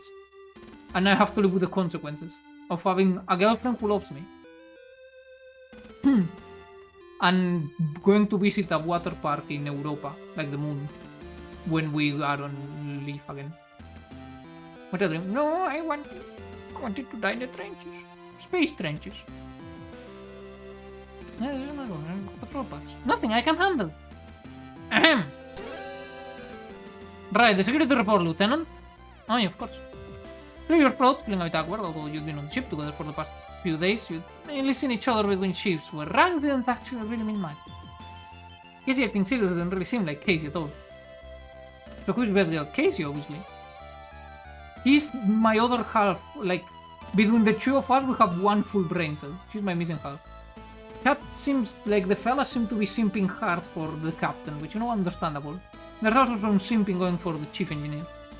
But she's a bit too high-strung for my taste. One full zero, I know, right? Security report for April 23rd, PC 214. No breaches or hazards to report, ma'am. No sign of immediate threats or security risks to the ship herself, and all shipboard operations proceeding as expected, with little likelihood of disruption. Nothing. But the chief had run into some feedback issues of the long-range communication system, which is impacting the visuals on the long-range targeting system. Doesn't seem to be enough to stop normal operations, though, and they're in the process of facilitating the problem area to start repairs. Cadet Grange has also completed the system. Also completed the system to load the high-density foams developed to training runs for the Junos weapons. Scheduled to have produced enough runs for test in time for the next training exercise. Oh, that's great. Good for him. That's about it. Business as usual. Here's my written report. Send your jacket pocket and take hold of the written copy of your morning report, as well as the completed checklist. At the same time, you sharply shift the chocolate bar underneath the pad of the... Ah, see, fellas? Played smart. Get out with that. That's how you... Well, I shouldn't say that's how you keep them. Potentially a way to keep them. As soon as you have the chocolate underneath the pad of paper and holding on to both, pull them out to present them to Casey, the silent voice obscured by the documents. Thank you, Lieutenant. I'll... Taking both of you, Casey quickly realizes there's something in addition to report and spread the chocolate balloon underneath that. Yes. Well, Lieutenant Kihanan, looks like you're continuing to perform above and beyond. Tell me, do you have any experience with the standard communications array? Pause for a moment to ensure of what Casey is getting. I'm on the JFC at least. Rudimentary knowledge about the workshop's communication array. Yes, ma'am, I've had the necessary training to operate the comm system over the AJCF vessel. Yes, in schedule of Artemis Seal, Vanessa and I are both pulling double shifts to make sure there's cover on the bridge. It'll just be me on the night shift tonight. You won't mind helping me out by getting some food from the canteen so we can eat out? Okay. Ahem! Scary tours away with the glowing enhanced, unless across to a display screen showing the time. Eat out. Yes. Vanessa, have we heard anything from the O'Brien? We're beyond the scheduled meetup window. Are we picking them up on sensors? There's nothing on sensors, Lieutenant Commander. Not that this interference is making things easy. They're scanning out on different frequency bands in case the O'Brien is having the same issue. He happens to flip switches and twist dials, filling the quietness of the bridge with a series of noises that range from annoying buzzes to painfully shrill screeches. For a few moments, a communication window on the main screen remains and a slightly distorted voice speaks. O'Brien, do you read? We are at the rendezvous area and have a mission update. Please acknowledge. I repeat, this is Lieutenant Bashir of the JFS O'Brien. JFS Gandok, do you read? OMG, brass straps. Huh? Oh. Yeah. Well, actually I guess sports brass are brass. We're at the rendezvous area and have a mission update. Please acknowledge. Have I lost my sports brass? I think I have. Please acknowledge. I had exactly 2 brass. And I've lost both of them actually, I don't know where they are. I may end up with 0. Lieutenant Bashir from O'Brien, relatively clear. Communication with Cassandra hastily grabs a microphone. Correct that, JFS O'Brien, this is Lieutenant Commander Quinn from the JFS Gandok. We're picking up your signal and have arrived at the rendezvous area. Please transmit your precise coordinates, over. We read you, that's a sweet voice you've got there, Gandok.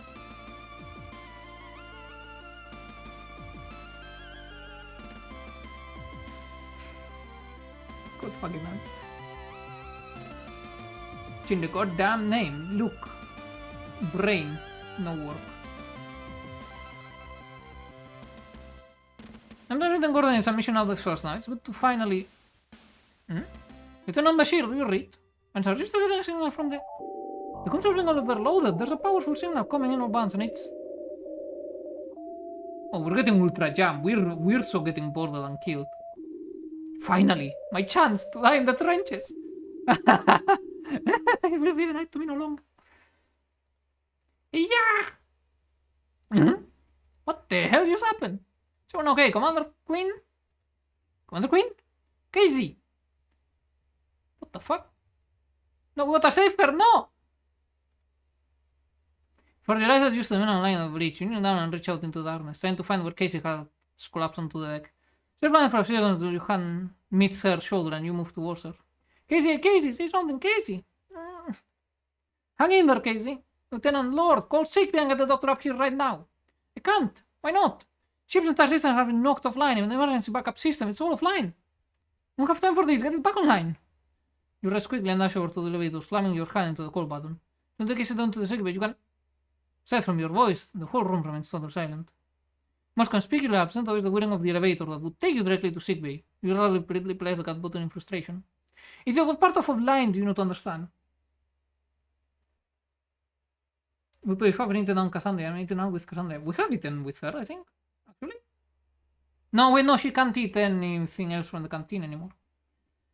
Mind the mine attack. Yes. Queen's not going anywhere until at least the backup systems are online, but that can't be done from the breach. What do you mean? How do we get them back online? It's an emergency failsafe. There's a critical failure where the central computer that can function, and our ship will be shut down. It enters a lockdown mode until it can be rebooted. All areas are sealed in case the shutdown is the result of enemy action. I think it is the result of enemy action. The computer engineering is physically rebooted to restore any sort of access. Of course, it's a security system. You should know all this. You used your teeth to stop yourself snapping back at Vanessa, and the heat of the mental thought of process and procedure had left you completely. The only thing I was getting Casey to sickbay. Placing your head in your hand, you pinch the bridge of your nose and try to focus. That's right, we'll send the order to reboot the central computer given from the breach in that situation. What did you say we can't? Your reasons, first of all, the lockdown shouldn't affect backup systems. But for some reason, everything seems like it's offline, which means there's no internal communication systems right now. Secondly, we have the internal communication systems access to the central computer requires input codes which are known only by the captain. Or in the event of the captain is incapacitated, the second in command. Myself does to look at Cassandra, who shifts slightly. She continues to talk you head back to Casey, kneeling beside her and placing her in the recovery position. Feeling the cold steel on the floor as you turn Casey over, you take off your uniform jacket and lay it over her. Which currently would be Lieutenant Commander Queen. Meaning that right now, both the people who know the necessary information to get the ship back up and running are out of action. There's got to be some way around all this. When you're saying this is not supposed to happen, we should at least have the backup systems in place. You want it to happen, you fucking moron. I don't care what is supposed or not, I care what happens. So then there's nothing we can do except sit around and wait for the Earth to run out. What about the O'Brien? Can you contact them for support? Everything is offline. What part of this are you not getting? In other case, your mind raced through what Vanessa has just told you. You know that she's right and that all the ship's emergency action plans revolve around the backup systems being operational, and without them online, there's next to nothing that can be done within the ship.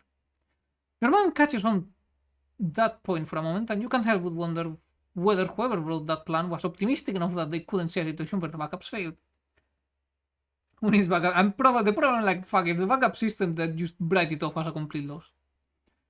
Or whether they were so pessimistic they felt if those systems were out of commission, there was no real hope for the crew either. Oh, you know what? I think it's the second. Vanessa right now is pretty when she needs to do it. Nah.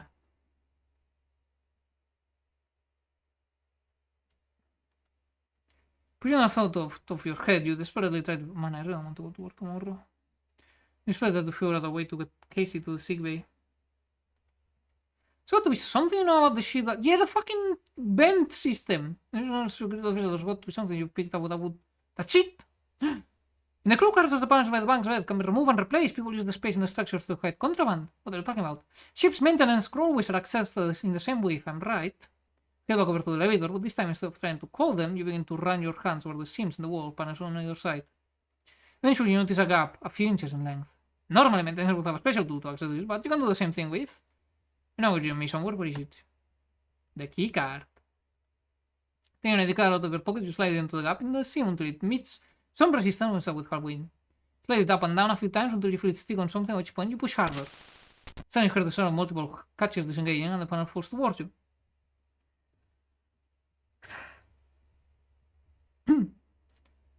Taking over panel in both hands, you place it to the side where it used to be attached.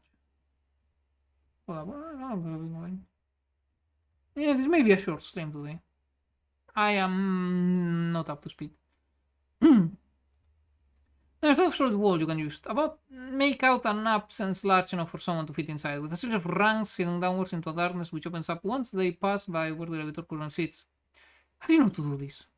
This is one of the first tricks you learn as a security officer. Ship crews get very creative with where they stash things. This probably makes sense that the maintenance crawlways are accessed in a similar way. Okay, now you can crawl around the walls in the dark, very helpful. You do your teeth and breathe. You hadn't talked to Vanessa much since you first met. You were now beginning to understand why she always ate alone in the mess hall. If I can get up in there, it means that I can get out, down in the central hub. From there I can see if I can get emergency input codes from the captain and make contact with the chief in engineering. Do you think you can solve this by clambering around inside the walls? You know if you can make it to the central hub. The rest of the ship will... Hold up. Lieutenant Lord, would you... Please keep your opinion to you. Shut up. Shut up already. Sudden outage of the ship system as well as the failure of all the backups was stressful and it felt on some level that you'd be able to handle it. Just a mechanical failure, something the chief was probably working on at this very moment. What you couldn't deal with was Vanessa's attitude. I get it, alright, I get it, everything's offline. Message received, loud and clear, but I'm not going to sit around and do nothing but listen to you whine when everyone else on the ship is counting on me to do something, not this time. Vanessa's mouth hangs open in shock as she tries to stammer out a response, but you quickly cut her off. Now when to leave you here and get this fixed, you can either sit there and wait for the air to run out, or get your head out of your ass and start helping. First you're gonna say this, that everyone stupid and nothing more. Before she into a maybe, honestly. Mental on this to get but you in disbelief, completely taken aback by your outburst. Alright, you do that, I'll try to get internal communication system working. If the backup should work in a situation like this, maybe there's a way to get them back online. Get moving, or are you going to stand around and gawk while I get everything done myself? You will sigh loudly as you turn around and reach out into the crawl space, grabbing a rung and then placing your foot on one lower rung. She looks angry. It's alright, I am even more angry. Hopefully everything's back online with the chief and the captain's help. Just look after Lieutenant Commander Quinn until then, alright? As long as away from you, continuing to adjust the inputs on the communication systems. Yeah, sure. With that, you lower yourself into the darkness, taking it one rung at a time. Once you're past the stationary elevator, you can feel the space you're in open up around you. Carrying on downwards, you reach behind you every so often to see if you can feel the catch system will keep an access panel attached. After a few attempts to find it, your fingers eventually brush over a catch, and with some caution you manage to get it to release, causing the whole panel to fall off the wall behind you and clatter onto the floor of the central hub. They should be completely dark. But shouldn't they have like something that works even with no power? Like radiation paint or something? Step out of the crawlway, loud banging starts from nearby. Immediately arrange yourself to face the room, placing your hand on your electroshock weapon just in case. As you scan the room, does no one have flashlights? In the dim lighting, the banging continues and you realize it's not coming from anywhere in the central hub, but one of the elevators. Starting covering your weapon, you slowly move toward the noise, trying to make as little sound as possible, hoping that whoever whatever is making it doesn't know you're there. Despite the darkness, you can see that the elevator doors are open slightly with an inch or so gap between the two doors. As you angle yourself to try and see what's inside, your questions answer. Hey, who's out there? Whoever you are, help me get these stupid doors open. Whole thing's jammed. Postman, you're seeing sense in the door outside your quarters. Now you're out there, I heard you. Get over here and help me get these doors open. Hey, what are you waiting around for? You look aloud, you size up the situation. With the darkness of the room, you could easily come and go without him being able to tell that it's you. So that's only if he'll be able to force open the elevator doors on his own. Hey, come on, this isn't funny. Who's out there? Stop jerking me around. It's petty, but part of you almost relishes the idea of Hansen seeing how it feels to be trapped and unable to do anything. Out of you're messing with me, I'll kick your ass. Still, as a member of the crew and as a security officer, it's your role to keep them all safe, regardless of how much of a dick they may be. Take a deep breath and... let's help him. Quick for a second before releasing one long, constant sigh. Hey, here, I know you're there, get me out. Alright, Einstein, I'll take the door on the right, you take the door on the left, on the count of 3 we pull. Great, everyone monitors the car-like cowards. Figure you stop by here, find a nice little space to crawl up and hide in. You know, so we can trade plays and you can ride it out until the action's over. You will need to regret your decision. Chris, do you want to get out of there or not? Whatever. Alright, hero, 1, 2, 3. Two of you heave against the elevator's door, which shifts slightly, but not enough for Hansen to get out. Yeah, again, 1, 2, 3. Kind of lures yourself to more to your efforts. After you open a few more inches, you step back to catch your breath and watch as Hansen sticks his arm through the gap, but struggles to get any further than that. Once more, we should have you out of there. Chamber Granov isn't here, at least she's got a pack punch she could be putting into this. Freeze for a moment as all of your muscles stiffen reflexively and a wave of anger flows through you. Excuse me, Ensign? Kearney, she's the one of you two with any stones. If she hadn't been there to save you or death, you'd have what? I'd have. Think hard about your answer, Ensign. Give me the wrong answer and you can try and squeeze that thick skull of yours through that gap without any more of my help. Forget it. That's what I thought. Now get ready. Alright, here we go. 1, 2, 3. There's the two of you a few times, but finally managed to push the doors open to the point where Hansen can make his way through, the gap between the two of them. Through the elevator, Hansen does himself down and looks around whilst adjusting his jacket. What the hell's going on? What's happened to the ship? What's everything stopped working? There's really backups or something, right? How ungrateful. Yeah, he's a prick. The flashlight I placed in the storage room. Yes. The flashlight had DRM. They don't work if the servers are down. For some moments, by having been on the bridge when everything went wrong, you probably have as much of an idea as Hansen would. Well, I have no idea. I was on the bridge when it all happened. Made contact with O'Brien, there was this flash, and as Commander Quinn had been knocked out, all the systems were offline, even the backups. So to get off the bridge using the maintenance scroll away. Now we're trying to figure out a way to reboot the computer to get everything back online. Which is great. I know the ship was a piece of junk the moment I step on board. You said you guys had a plan to get things up and running, yeah? Yeah, kinda. Great, you can handle that. I'm gonna go check on the crew. Have you seen Haru? No, I haven't run into them. Okay, they're not at their quarters. With that, Hansen heads into the darkness towards the port side 404. He stopped really to run to face you. Lieutenant? Thanks. Or what a fucking tsundere piece of shit. We need to fucking throw him out the airlock. I hate this, me too. Unless I'm gonna ask him so many questions, all the answers to them will have been fixed. I mean, it's normal to ask questions in a panic, I think. Palo con the torso of his seal and disappears into the darkness. Don't mention it. Okay, Tascherino, what am I doing? I'm going to reactivate the gun dock. I probably need to go to engineering. Or sick bay. No, wait, no, I need to go to the quarters of the Capitani.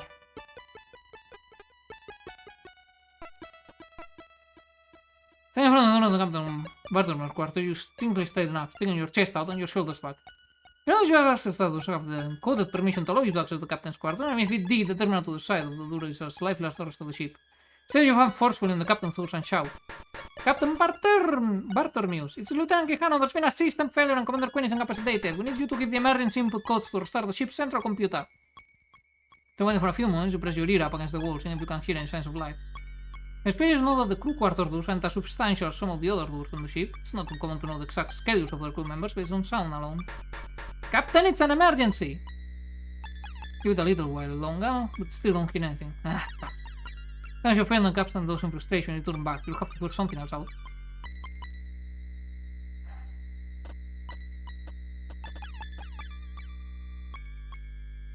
Maintenance hatches should be working.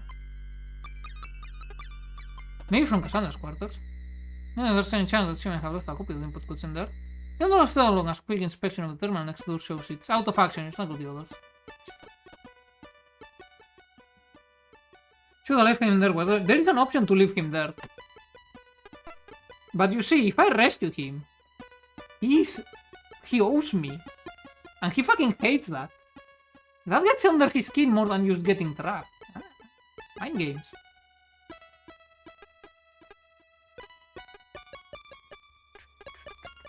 Try to go to engineering.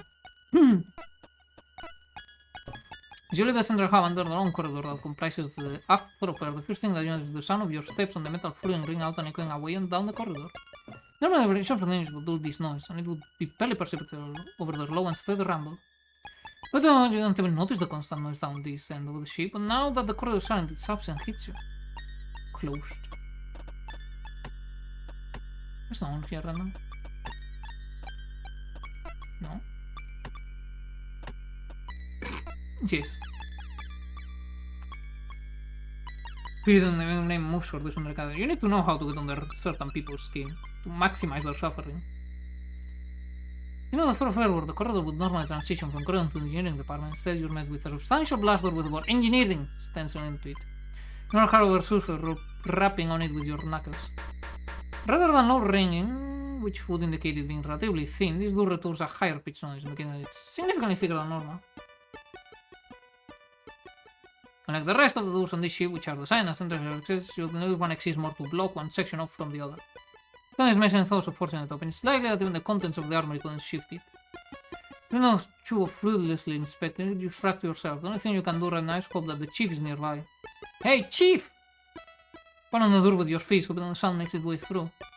Chief, can you hear me? Continue upon the door and yell, stopping every so often to hear if there's any kind of response. Chief, I'm out here, chief, hey! Worth of attending to contact, you stop and flex the fingers on your right hand, cracking your knuckles to try and dismiss discomfort. Instead of the engineering department, you begin to think about how close the chief would need to be to hear you and the odds of that happening. As you turns through, you hear a dull, repeated sound coming from the other side. That's fucking Morse code. Chief, can you hear me? I'm out here. You call, pressing your ear up to the glass door to see if you can hear an answer. Instead, you hear the same dull, repeated sound. At first, it seems random and erratic, but the longer you listen, you begin to realize there's a pattern. When it comes to spy precautions, I do. Oh, there's a silver refinery. Understandable. Ah, that's great, but what does it mean? Please just slam feet against the door one more time. Chief, I don't know if you can hear me, but I'll try and find a way to get in there with you. I know someone's in there, there's got to be some way I can get in touch with them, send them a signal. There's something I haven't thought of yet, an emergency communication system, something. The radio batteries! From the airlock. The ship, I think.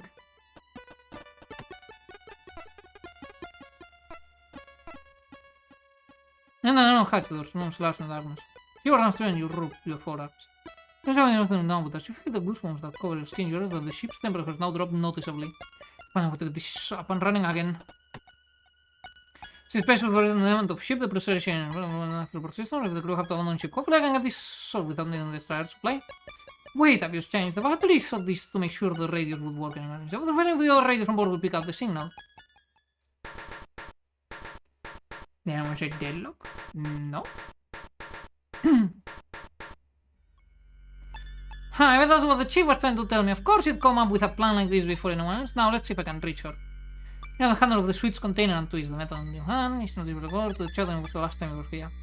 Once the lock is undone, you open the door and pressing the switch with your left hand, grab the radio with your right. Disconnect the radio from the breast panel, the spiraling plastic cord that connects it to the suit comes with it. Turn the radio in your hand, you find where the cord connects and screw the attachment point along the cable to spring back towards the suit. You quickly extend the telescoping antenna and flick the power switch, which causes the sound of whining static through the previously silent room. There's the tuning dial, working your way through the frequencies until a familiar voice comes out from the tiny speaker. An emergency broadcast from Chief Engineer Mackenzie, Cathays on the Jeffers Gundam to any Jeffers Gundam crew members or any AFC ships nearby. The Gundam has suffered a complete system failure and assistance is needed to get them back online. I repeat, this is an emergency broadcast from Chief Engineer Mackenzie Cathays on the Jeffers Gundam to any Jeffers Gundam crew members or any AFC ships nearby. Gundam has suffered complete system. Chief, this is Lieutenant Quijano, reading you loud and clear. I managed to get an emergency radio from one of the suits in the airlock. I wanted to get around the thoroughfares and to the breach, but I can't get anywhere else. Too long enough, what the hell's everyone been doing this whole time? About to push the button to send your spam, the chief cuts it. You know, you're in touch now, that's what counts. You said you could get to the breach, is that right? That's right. Then get back there and get the captain to give me the input codes to access the main computer so that I can get the ship running again. Like complication, Chief, the captain's taken sick, she's not on the breach. Classic barter moves. Then get back up there and get Lieutenant Commander Quinn to give me the input codes. She's out of commission too, she collapsed at the same time the ship's power went out. You raise your thumb allowing the chief to broadcast, but where do you expect a swiftly delivered alternative installed you get this radio static? Chief? Nothing's ever easy, huh, Lieutenant? It's currently in the breach then. The Lieutenant Lord. But she's the commanding officer on board right now, I guess. You're going to want to get up there, I've got an idea, but it's not something I can authorize. Your grip on the radio tightens, so apprehension grows within you. You know what the chief has in mind, but if it requires the authority of the ship's senior officer, you know it's got to be something dangerous. I think Bartholomew sold us out. I can't believe Bartholomew is big smoke. It was in the name all along. And it starts with a B, ends with an S.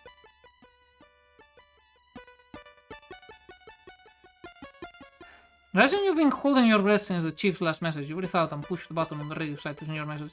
Copy that, Chief, getting up there now. Ready on hand, you quickly make your way back from the airlock into the central hub and then head straight for the maintenance crawlway. It will take you a moment of groping around in the darkness to find a ladder rung before you're on your way back to the breach. No more time to waste, you quickly head back to the crawlway. It only takes you a moment of groping around in the darkness to find a ladder rung before you're on your way back up to the bridge. As you climb, each rung that you grip is cold to the touch, and the air that you breathe has a brisk chill to it. You know what this means, but for the time being, decide to push that thought out of your head. You've got the other things to focus on. Climb up seems a lot shorter than your initial climb down, and you soon emerge back on the bridge. Vanessa swivels in her chair and paces over to you. So did you get in touch with anyone? Kind of. Oh, there's chance for BS! So the microphone. You bring the radio up to your face so the microphone is level with your mouth and press the push to dark button with your thumb. Chief, I'm back on the bridge with Lieutenant Lord. Pressing the button, you walk past Vanessa, handing the radio over to her before heading towards Casey. She looks from you to the radio with many bewilderment before the Chief's voice sounds out from the speaker. Lieutenant Lord, this is Chief Engineer Cathais. Do you read? You kneel down by Casey to check her pulse and the temperature, as well as doing your best to tuck your jacket around her. The way the Chief addresses Vanessa catches your attention. I never heard the Chief being that deferential towards anyone, even the Captain. Here's you, Chief Cathais. Captain Bartholomew and Commander Quinn are both incapacitated from in command of the Gando until such a time as they can return to duty. Understood? Friends slyly hearing Vanessa assert her position over the Chief like that. Although she is the ranking officer in this situation, you have not heard anyone on board pull ranking in that way, especially on the Chief, who you were under the impression enjoyed the respect of everyone on board, including Hansen and Haru. Yes, ma'am. Good, now have you got a plan, Chief Cathais? Perhaps Lieutenant Quijano brought me this radio so we can have a chat about how nothing's working on your end, either. You stand and turn to face Vanessa, you catch the last few moments of a distasteful look she'd been making at you whilst your back was turned, and do your best to bite your tongue. Man, she's such a petty bitch. Yes, ma'am. Lieutenant Quijano has explained to me that both the Captain and Commander Quinn are out of action. So I'm aware neither of them will be able to give me the input codes required to reactivate the central computer. The ship's got a lot of politics. Yeah, that happens. Even in the stupidest of places, they're everywhere. We know that, Cathais. What's the solution? The only hope we got right now is that the Captain has copies of the documents that can find the access codes in her quarters. If someone can get in there, they can get the codes and tell them to me, letting me reactivate the ship systems. If we've been able to get in the Captain's quarters, we have done that already. The whole ship's in lockdown and there's no way to get in there. There's the slightest pause before the Chief responds. You could be projecting, but you get the impression that she's just as fed up as you are. Not quite, ma'am. With all the terminals and most of the hardware on the ship is dependent on the central computer, we got a tool that we use when something needs to be disconnected from the system. We use it for maintenance of the building, the PST or portable subterminal. It's effectively a standalone power pack with a microcomputer built in that provides enough power to activate the hardware attached to a terminal. Let us get into the Captain's quarters, and from there we can get the codes to start the computer back up. So where's this PST? It's in the hangar. You can't get in the hangar either. I know you're stuck in engineering, Cathais, but the story's the same for the entire ship. No source follows. Longer this time. Let's save your time to get to the hangar from inside the ship, ma'am. Oh no. Oh no. But the Gundam has two entrances that can be activated entirely manually, the mine on board airlock and the hangar crew airlock. If someone left the ship via their the onboarding airlock, they could make their way to the crew airlock for the hangar and re-enter there. It's gonna be me, isn't it? They go to the PST and make their way through the ship as normal. I see. Correct me if I'm wrong, Chief Engineer Cathais, but train yourself and get the garage, the only crew on board qualified for extravehicular activity in space. Not quite! You're going stuck in engineering so we can get in contact with the garage to just bring us the PST. Yes, ma'am. You feel a knot in your gut, an internal curse at Dalton for not having picked up enough of the Chief's know-how to have found an emergency radio of his own. And policy dictates that all EVA needs to be commanded by an operations officer. Nothing in your stomach tightens as you take a deep breath in. Vanessa's eyes no locked on you. Yes, ma'am. Then another smile forms on Vanessa's face. Well, Lieutenant, it looks like you're going for a walk. You seen this coming as soon as the Chief had been unlining the plan, but you've been hoping that there'd be some extra part that hadn't been revealed yet, something that would allow you to stay on board. Faced with Vanessa's directness, the knot in your stomach tightens further, and a sense of nausea rises from your gut. Some people took well to spacewalks, some even enjoy them so much that they take on careers in colonial construction and repair, where they spend more time in the vacuum of space than inside the colony or on ships. You are not one of those people. You only ever left the confines of a ship or colony a few times in your life, and almost all of those have been evacuation drills that you've been through in school or during citizens' recorders. In every occasion that you could remember, you'd reacted badly, but managed to keep it to yourself. Something with being out in the void, an attachment clip, handrail were from drifting off into the endless nothingness of space. Had always filled you with dread. You would hope to take a space walk. I wouldn't. The knowledge that you were a slip away from dropping forever irretrievable and helpless. But despite all that, you knew full well from another discussion with the chief that there was not going to be any way around doing this, and right now you were the ship's, Casey's, only hope. As much as you hated the thought of it, you pushed back against the fear that had been rising up inside you. Taking a deep breath, you resigned yourself what you had to do. Fine, I'll do it. The chief can walk me through everything that I need to know my way over to the airlock. Dashing security officer diving headfirst into danger. Isn't she great, Lieutenant Commander Queen? So selfless. I'm gonna kill this woman. I'm gonna make it a very slow and painful death. Now rolls her eyes, covering her mouth with the back of her hand and putting a mocking tone. Oh, my hero, so brave, going into space to save us. Only you can. Snatched the radio of Vanessa and turned your back on her, heading towards the maintenance crawlway. At this point, you have just about all you can take of her, so the sooner the situation is resolved, you decide, the sooner you can go back to avoiding her. I'll quit making out videos of this with all your huffing and puffing, Lieutenant Quijano. What I've heard, hanging out in space is something of a pastime of yours.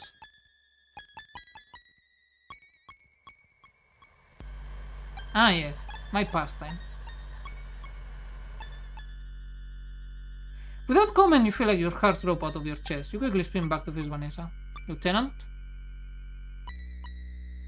Reining in the flash of anger you just felt, you suddenly shake your head as you turn back around and grab a hold of the first rung of the crawlway's ladder. Chief, I'm on my way to the airlock now. Walk me through what I need to know.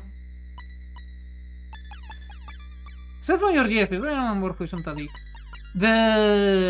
The cadet engineer is cool. Oh, the gun officer, the fire officer, whatever the fuck is his name. He's also cool. No clue about the captain, she's kinda there. The chief is a bit of a stack-up, but she's a fair stack-up, so you know that evens out.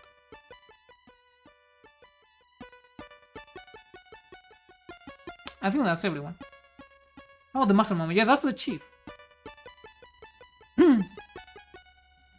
Wait! One hand still on the other rung, you pause and turn around. Yes, Lieutenant Lord? You still managed to ask through gritted teeth. Don't you think you're forgetting something? Doing your best to suppress the urge to scream that you can feel building inside your chest, you pause for a moment and stare at Lieutenant Lord, trying to puzzle out what kind of mind game she's playing. To none of theirs, before you finish, Vanessa rolls her eyes and turns on her heels, walking back over to Cassandra and squatting down. Notice how when Vanessa lays her hand on Casey's hip, but you stop when you see her withdraw keycaps from Casey's skirt pocket. Holding within her thumb and forefinger with a flourishing, she waves at you as she stands up and walks back over to you. Central computer can be accessed by the captain or members of operations. Good luck getting in there without this. Vanessa pursues tosses you the card, which you grab out of the air. Look, Cassandra's keycard. You turn the card over in your hand a few times before pocketing it. But the chief said that the PST uses battery power to open. Can't see what you and her see in each other. As if hooking a battery up to a door would get you around the ship's security systems, you're still going to need to have the right authority levels to get through. Honestly. At this point, your jaws clench so hard it feels like your teeth may crack. Yeah, I do that very often. It's why I need to go to the dentist. And get a fucking cone of shame for my teeth so I would stop grating them. Nicky, a second, with the cold chill of the ladder rung, reminding you just how dire the situation is getting, you turn back around. Thank you, Lieutenant. Just I would manage. See you there, Chief. I'm heading to the airlock now. Yeah, cone of shame again. Probably. Have we got the radio coming through the helmet speakers, Lieutenant? Chief voice fills your helmet. The sound quality is somehow worse than the speaker on the main radio unit itself. Loud and clear, Chief. Transferring the radio into the suit's breast panel. You pretty well confirm. What? No, it's just like a little protector thing that goes on top of the teeth on the lower jaw. So it reminds me when I'm clenching or grinding my teeth. But I like to call it the cone of shame because I feel like a dog with a cone of shame. You got the emergency suit on unsealed. Yeah, confirm everything in the suit's oxygen supply. What now? See the access panel next to the internal airlock hatch. Spacesuit helmets attached to the rest of the suit and fixed positions, although you turn your head to check, all you can see is the helmet's interior. Put your whole body in an accelerated motion to look for the emergency access panel and spot it on the other side of the hatch. See, Chief, I'm heading over now. Alright, you're going to remove the panel in the same way that you did the one on the bridge. Once you got it off, you'll see a large handle. Cranking that lever operates the manual override that will open the hatch to the airlock. Understood. Got to learn to operate the airlock manual in basic training. You don't feel that now was the time to dismiss the Chief and act like I know it all. Feels likely getting her feel of that from Lieutenant Lord. No, it's really highbrow for a new silly model. Look, models don't come that often or that easily. In an with the panel attempt to find the gap between its edge and the surrounding wall. This is method harder by the thick material of your suit. A few attempts to find the tips of your gloves catch in the recess. You work your digits in more until you find a catch that you can squeeze. The panel falls away from the wall and you take hold of it, placing it on the side and release it on handle mark. Emergency use only! Alright, that's the access panel to the exit handle. Good, now you're going to want to turn it anti-clockwise and keep going until the hatch is open. Understood. You have at the bottom of the handle and your right hand at the top. You apply as much force as you can to push it clockwise. But no, I'm counterclockwise. What's the spy effort? Come on. You put the handle and place the ball and turbo. Then when you look at the airlock hatch, it doesn't appear to move at all. The other time you push the lever the full 90 degrees, allowing it to return to its neutral position. It still receives you. You're able to feel the ratchet mechanism begin to move. Nothing. Push the handle 90 degrees again before letting it rise. Ever. Use your hand and push the handle again. Easy! Complain through gritted teeth as you feel the mechanism slowly but surely moving a little bit each time. As you carry on this process of straining against the mechanism, you complete crank after crank. You can hear the mechanism of the airlock groan and strain with each turn. Eventually something gives and the mechanism in the airlock uncouple, releasing their locks, and the whole thing slides open. Psh. Psh. We are so fucked, fellas. You can feel the sweat on your brow and curse that you put the suit on beforehand, preventing you from wiping it off. Okay, Chief, I'm heading into the airlock chamber. What's next? You'll see a similar panel opposite of the hatch inside the chamber. Same deal but in reverse. Makes sense, okay. So the airlock chamber is put into the access panel and quickly get to work. Unfortunately, it's just as hard to close the hatch as it was to open it. Interior hatch is closed, now what? Try to keep your breathing under control as the inside of your helmet begins to heat up, reminding you of another reason you've never been fond of them. What you're going to need to do next will be to vent the air in the chamber and then open the exterior hatch. Start with. Chief walks you step by step through the process required. Although you remember most of this from training, you're thankful for the help of a few parts that slips your mind. High risk crimes, you speak exactly. Get in front of the Chief's orders until with one final monumental heave, you get the external hatch open. You step away from the lever and head over to the opening.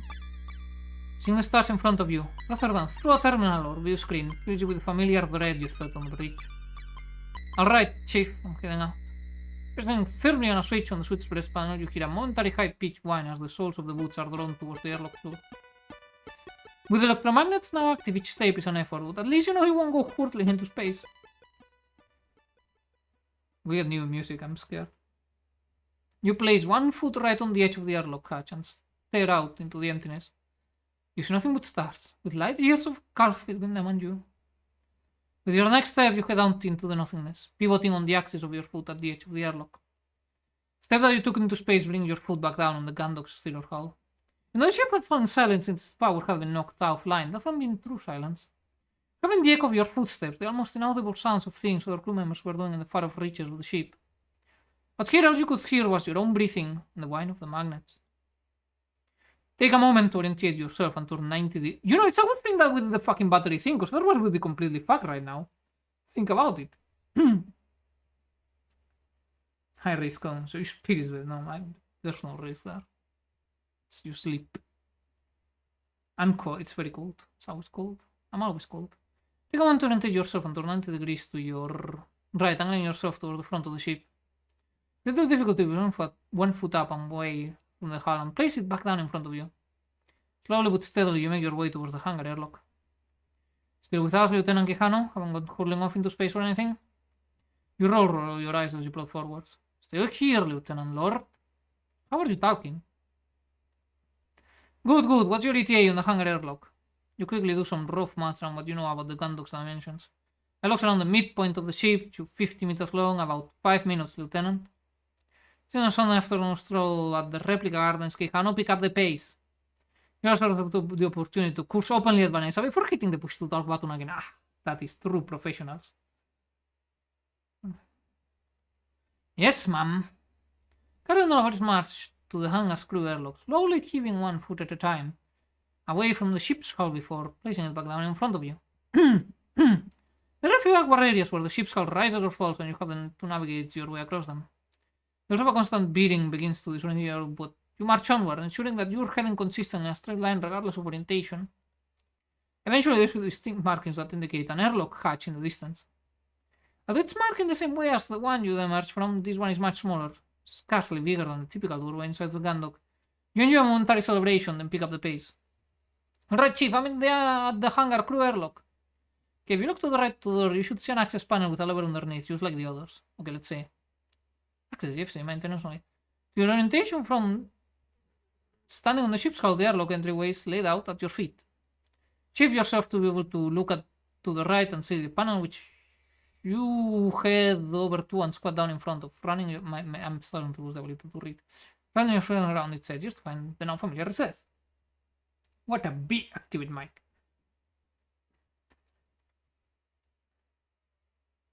Man, that kind of reminds me of TeamSpeak. Microphone muted. Microphone muted. The practice movement you do the clip, unlike the panels inside the ship that freely come always away, this one swings on a hinge, revealing the lever underneath. Hopefully this should be easier on a smaller hatch. What the fuck, this is... You mutter to yourself, reaching for the lever. Why is there a thing? Chief? What is it? It's the lever, it's a... You will have a few more times over the lever, which is visible but inlaid into the hull, perfectly level with its surrounding, whereas you've been able to remove the panel cover by finding the research, there was nothing like that here, making grasping the level impossible. Can't get any purchase on it, it's completely flush with the hull. There's no way to grip it. Chief, Lieutenant Lord, do you know what the current security code is?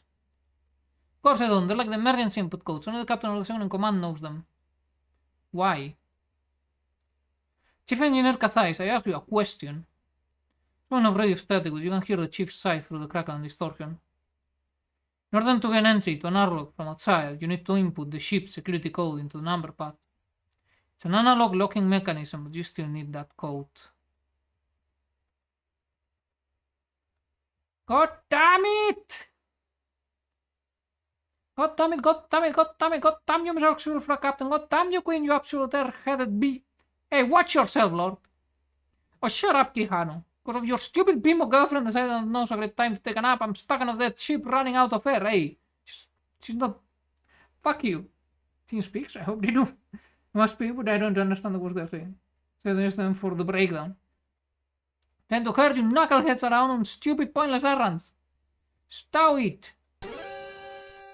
Not a big fan of this either, but right now we're the best out these ships got. So if you could put a lid on the gigantic beach hack for 5 minutes and help us figure out how to solve this, we can... How dare you? I said stow it. 5 minutes, Lieutenant Lord, and once I'm on board I can handle the rest of it myself. You can go back to pretending you're the most important crew member. This is insubordination, Alright, you two, that's enough! Both of them manage to snap into silence with the chief's interjection before either of you can start up again. She carries on in a commanding tone. Lieutenant Lord, do you know how long the security code is? Do you know the punishment for addressing a senior officer like that? No, ma'am, I don't know. If you get Lieutenant Quijano on board any sooner, I'll say it's worth it. Do you know how long it is? It's 4 digits. Hold up, fellas, I got this. 0211, I am a genius. Names of hybrid and experience reading or actually cursing them. What? Oh. Yeah, no, I am insulting them. Thank you. Now, do you have any idea? Of course I don't have any idea. It's Quinn's responsibility to generate... Oh, I know. By the way, if you ever want access to my quarters... Yeah, I know it. I have it memorized. It's in my fucking school. I think I may know it. What? See, I think I may know it. It's... Well, you're right, to remember the Edward Johan Casey first Europa amusement park. I brought it down! 0, 2, 1, 1. Hey! Big brain time. So I think you're the one cursing at them. Oh, I also curse at them. Don't worry. Quickly punch in the 4-digit security code and hit the enter key. As soon as you do, the lever rises out of its recess. Haha, yes! You've got it, Lieutenant! Yeah, it was 0211 in case that helps. How did you know what the security code was? That is sensitive information. I want to tell Vanessa the reason you were able to guess the code, that it was yours on Casey's anniversary, so instead you scrambled for a lie. It's the passcode for Lieutenant Commander Quinn's quarters. I can't believe it, this code was supposed to be secure, how could she? For the time being, Lieutenant North, how would you focus on the fact that I'm able to get into the hangar? Shifting your position away from the number pad, you squat down by the raise lever. Taking both hands, you find it much easier to crank than the ones on the main airlock, and in no time at all, the exterior hatch of the airlock is open. You step inside the ship, you find yourself in a chamber almost identical to the airlock you left earlier, with the exception it was much smaller. I know, right? Sometimes I tell you, we combine both half of the brain cells and we get a singular brain cell. And since that code can be used to get action, the brain remembers. I'll remember this for the rest of my life. Don't worry, I was able to decipher. Moving quickly now, you close the exterior hatch behind you and follow the inverse process you carried out to leave the ship. Pressurize the chamber with oxygen and open an internal hatch. Few short minutes, you're back inside the familiar space of the ship's hangar and you remove your helmet, happy to be breathing something other than the suit's oxygen supply. You disengage the electromagnets before removing the suit completely, making sure to take the radio with you. Now unencumbered by its bulk and the low gravity of the hangar, you gently drift towards the equipment storage. You need silence surrounding you. See that anymore? I wonder where he would be. Now wait. 2 seconds pass, the portable subterminal of the achievement should be in there somewhere. I guess I should get looking. See, if that PST is going to be in amongst all the stuff equipment gear, so... In the darkness, the collection of stacked or suspended crates, containers, and various pieces of heavy machinery looms intimidatingly. Thanks for a great decipher, I am saying. Don't worry, I've been in that situation many times before. You know me. PST. Why are you so panicked at PST? None of them are marked in a way that makes any sense to the uninitiated. Should you refer to those the chief where you'll be able to find it? You can the rest of a jumpsuit's fabric behind your movement for a quivering voice demands. Stop right there, intruder! Identify yourself! Raise your hands slowly, being careful not to make any sudden movements. Dalton had that surprising way to get the drop on you, and if he was under the impression you were the enemy, he should be armed to confront you like this. At least, Cadet, it's me, Lieutenant Quijano. Oh, Lieutenant, I'm sorry, I thought that... Lieutenant slowly, hands still raised, smile. Don't worry about it, you did good to sneak up on me like that. I was the enemy. It wasn't as shy as you realize that Dalton isn't actually holding a firearm. Cadet, where's your weapon? Ma'am? If I had been the enemy, what were you planning on making me do without a weapon for encouragement? Someone was briefly, and you see realization says. Sorry, I think that... Well, I thought that... Which is... Ease up, Dalton. This is all our to we'll get over anti-warning procedures, okay? Yes, thank you, ma'am. Although, what exactly is going on, Lieutenant? I was just finishing up something when all the power went out. I haven't been able to get in touch with anyone. Just a few minutes, would you quickly fill Dalton in on the events taking place on board the ship, including your current topic of turning the portable subterminal? In Norway, PST is Police Security Service, so that's why... Ah, very understandable. I've learned something. You always learn something new in the pretty chat, whether you want to or not. Emergency suit radius, why didn't I think of that? Ah, the chief's going to be so mad. She was teaching me suit maintenance just last week. Ah. Hey, take it easy, Cadet. No one's on the ship figured it out on their own either. So don't beat yourself up over it. I guess. So don't worry about that. What we need to do now is find the PST. Do you know where it's kept? I think so, let me look. Kicking against the container next to him, Dalton propels himself towards a set of smaller crates. Once they arrive, you watch as he opens. Wait, why is the gravity working in the ship if nothing else is working? I thought it was working next day. Ah, the high school style. Let's sequence on. Rummage through various bits of electronic addition looking hardware, which fastidiously replaces before closing the lid and moving on to the one next to it. Takes the cadet checking a few different storage crates before eventually he would roast a device the size of a briefcase. With it firmly in hand, he slowly leads back towards you, presenting it once back. Here we go, Lieutenant, this is what you're after. You got a portable subterminal. So this is a portable subterminal, huh? Take the hefty device from Dalton and turn it over a few times to investigate it from different angles. The exterior is lastly one of white plastic shell with a handle attached. I want you to carry it like a briefcase. One visible seam that runs around the entire casing has two conspicuous clasps that you release, causing part of the device to fall out, revealing a keyboard alongside various screens, buttons, disk drives, and withdrawable cables. Alright, Kyle, can you give me a quick rundown on how to use this?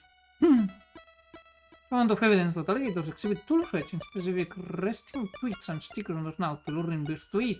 It's my noche, eh? Cool. Ah yes, ma'am, I guess the entry to the thoroughfare would be a good place to try it out. It's better than for another walk outside the ship, let's go. Two of you make your way through the hangar and up the flights of stairs that lead to the port-side thoroughfare. Once at the top, you're faced with an unyielding set of double doors. Okay, ma'am, first you need to take the cable from the PST and connect it to the underside of the terminal next to whichever door you want to open. For that, you turn the device on. If you got now, it should do the rest once it's active. Following Dalton's instructions, you nearby the terminal and withdraw the cable from the device. Stuck within the darkness, but eventually connect the cable to a port on the bottom of the terminal. Hold up, I need to lower the volume a bit.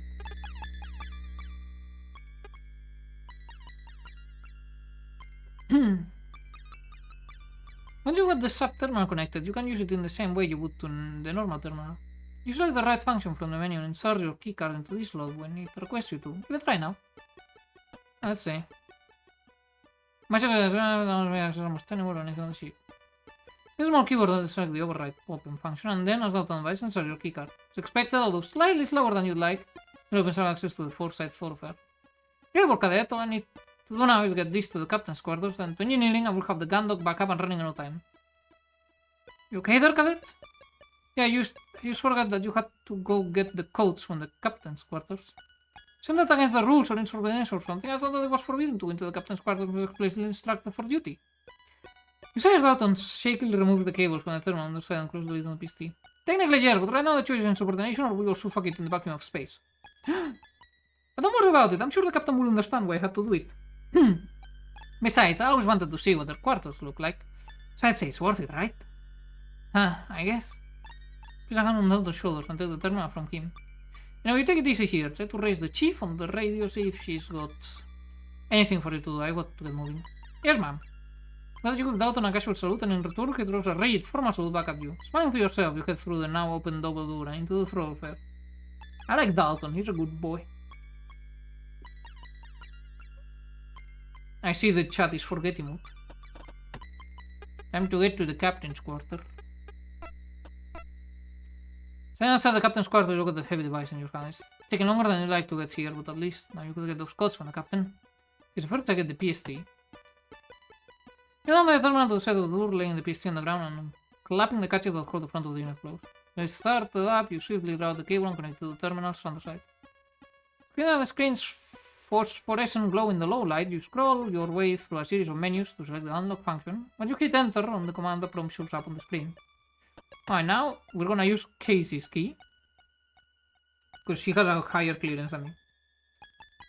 But we're forgetting everything. As I reach your keycard, you hear the soft whir of the door unlocking and a hiss as it slowly opens. Okay, I can leave this here for the time being. Stand up and step in front of the door, which continues painfully slow opening. Come on, come on, come on! Captain, are you? That's... Ugh. As you step across the threshold into the dark of the captain's quarters, you're instantly overwhelmed by a powerful fetor. You gag and stumble your way back to the door. Taking a deep breath of the corridors, they're a liar. He managed to develop a memory card, so exactly. There, oh no. You try to compose yourself, but the odor drifts out around you, and a particularly acrid waft stings the back of your throat as you take another breath, causing you to gag again. It takes roughly 4 minutes for the nose to get used to stench, unless it's a particularly shit one. I think the worst I ever smelled was waiting for a train in Marturei, the Renfe station one. It was like a chemical stench, it got under your nose, it burned. Then the second worst was in the kitchens, in the trash room obviously. And the third worst was in the hotel. When someone had you stash a bunch of baby diapers in the regular trash for like a couple of days. Oh no, Captain Stage. She shouldn't have decomposed so quickly. Most on ships and even the colonies are carefully weighted and their supply constantly scrubbed and recycled because of these strong smells are something that are almost never encountered and quickly resolved. You realize that with the ship's life support out of action, this hasn't been happening. Whatever is causing the stench in the captain's quarters has been left to putrefy the air into this awful miasma. After a few more retches, you stole yourself to re-enter the room. Heading in, you bring your arm up in front of your mouth and nose to do your best to bear the stink. You're doing your best to be as little as possible. The odor still assaults you, almost too much of there. Captain, are you in here, Captain? The answer, you carry on deeper into the quarters. You grow accustomed to the smell. You want to pick up the unique odors that it's comprised of. First scent that you identify brings back memories of your early flight training. The acidic tang of vomit. Second takes you a little while longer. Sour and chemical. You wonder for a moment if it's one of the substances they use to strip paintwork from ships or armored frames, but then you spy an empty bottle on the desk and realize what it is. Stale whiskey. Sick, huh? With the cause of the captain's absence now obvious, holy shit, she's even worse than me.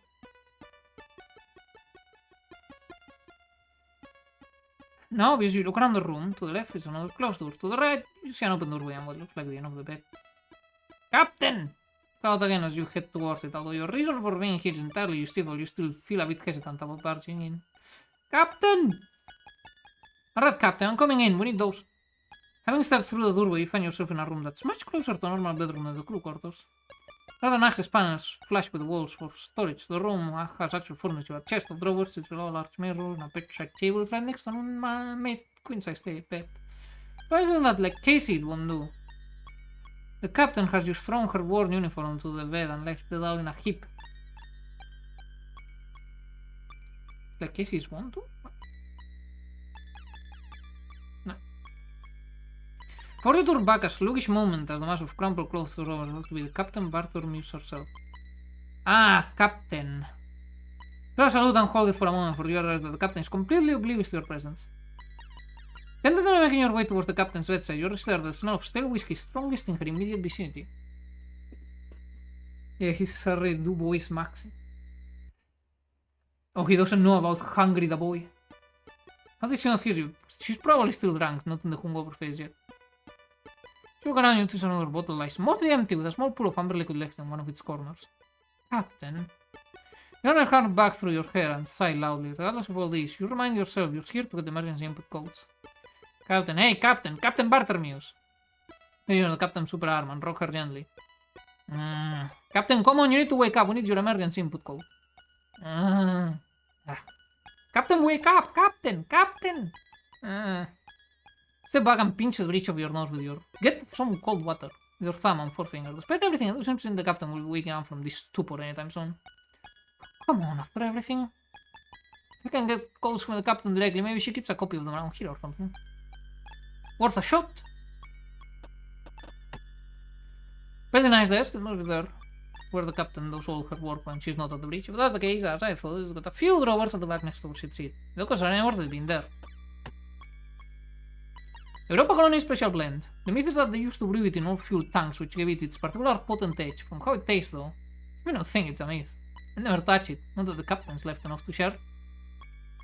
I've seen Casey hand the captain print the report on status of this. Maybe she still got a copy of the Scots in here. Get open the top drawer, but a small amount of initial gives stop some of the mail as you hear a clank. Check a few more times and then spot a keyhole to the left of the drawer. Checking the second and third drawers gives you the same result. Locked, of course, I'll have to find the key. Well, time to use the captain. You're uncomfortable not making your way in the first place, no? You're about to rummage your way through the captain's personal effects. You're feeling worse. Let's get this over with.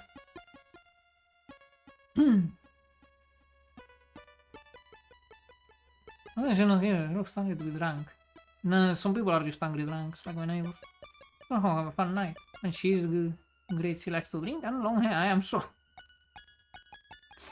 You are very easily pleased. She will probably step on you without being asked. Take what I get at this point. Some people have been stepped on. Come on, room and house the captain may have left the key on top of the chest of drawers, curved side before proof fluidless, so you tentatively step back inside. Then we're looking back to the captain's comatose form every few moments. Sorry about this, Captain.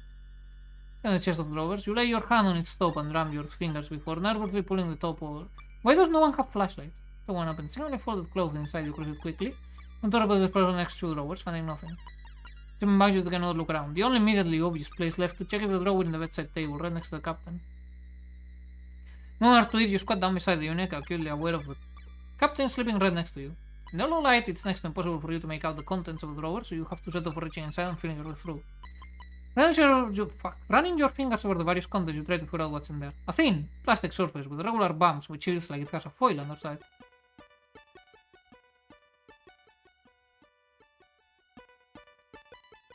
Huh? Oh, pills! Small glass bottle with a series of raised dots just under the label. Raised dots just under the label, so that's probably pills too, because that should be braille, whatever you call it in English. Various individuals' papers. Aha!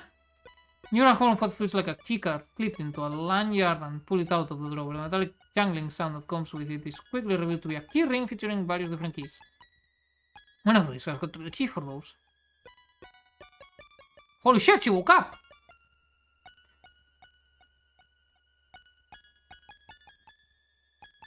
Lieutenant? Please in place with your hand half of the drawer holding onto the captain's identical iron keys. You hadn't seen her steal, but in the blink of an eye, Captain Bartermius had managed to reach out and grab a hold of your wrist. Explains her. Captain's grip on your wrist isn't particularly strong, but the shock has rendered you perfectly still. You turn your head to face her and see her lazily gazing at you through the darkness. Lieutenant? Hold your weapon and exhale slowly, calming yourself. What are you? Compose yourself, explain calmly and quietly. I'm sorry, Captain, it's an emergency and I've come to get your input codes. Emergency? All the ship systems have gone offline. Commander Quinn has collapsed. We've been working with Chief Cathais and Lieutenant Lord to get your codes so that we can get the ship back online. Captain blinks groggily a few times and raises your breath, drawing her hand back to wrap her eyes. As she does, you slowly take the keys from the bedside drawer. This truly is a ship for failures. I wonder what that asshole Queen or whatever did to end up here. Because I know what fuck up I did. That's the drawer. And she does use Come here, I thought the codes might be in your desk drawer, but I needed the key. Although you're doing your best to maintain your tone and demeanor, on the inside your heart is racing as you consider the possibility of being given a court-martial cannot. Penal battalion, penal battalion, penal battalion. Let's fucking go. It's used like Ace Combat all over again.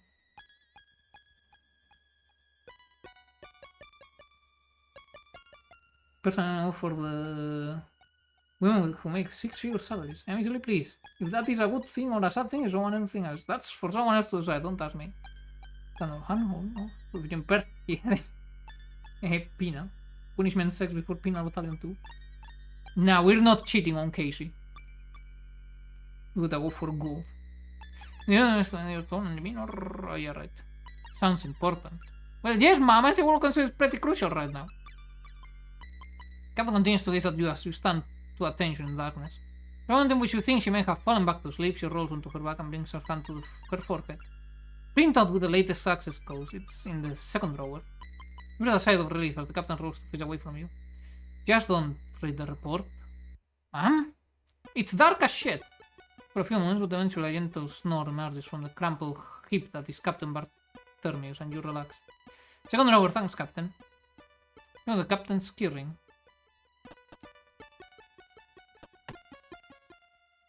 Spend a few moments working your way through the selection of the keys that come from the ring on the end of the captain's lanyard.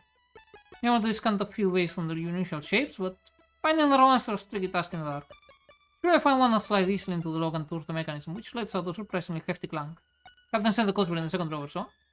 Open that drawer first and purposely leaf through the collections paper report and further that it contains. Blue manifests agree with that. Aha! See the delta tract or feed edges of the printer paper that you've seen Casey produce updates and reports for the captain on sticking out from underneath a manila folder. Shit, I can't speak. What, the captain's rings? Yes. You have the paper out of the drawer, the folder on top begins to spill its contents. You quickly grab it to stop everything from falling out, and as you do, you can help but read its title.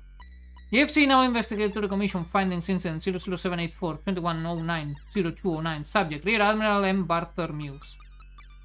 With what you believe to be the print. Oh, she's been demoted to captain from Rear Admiral? Holy shit, she fucked up.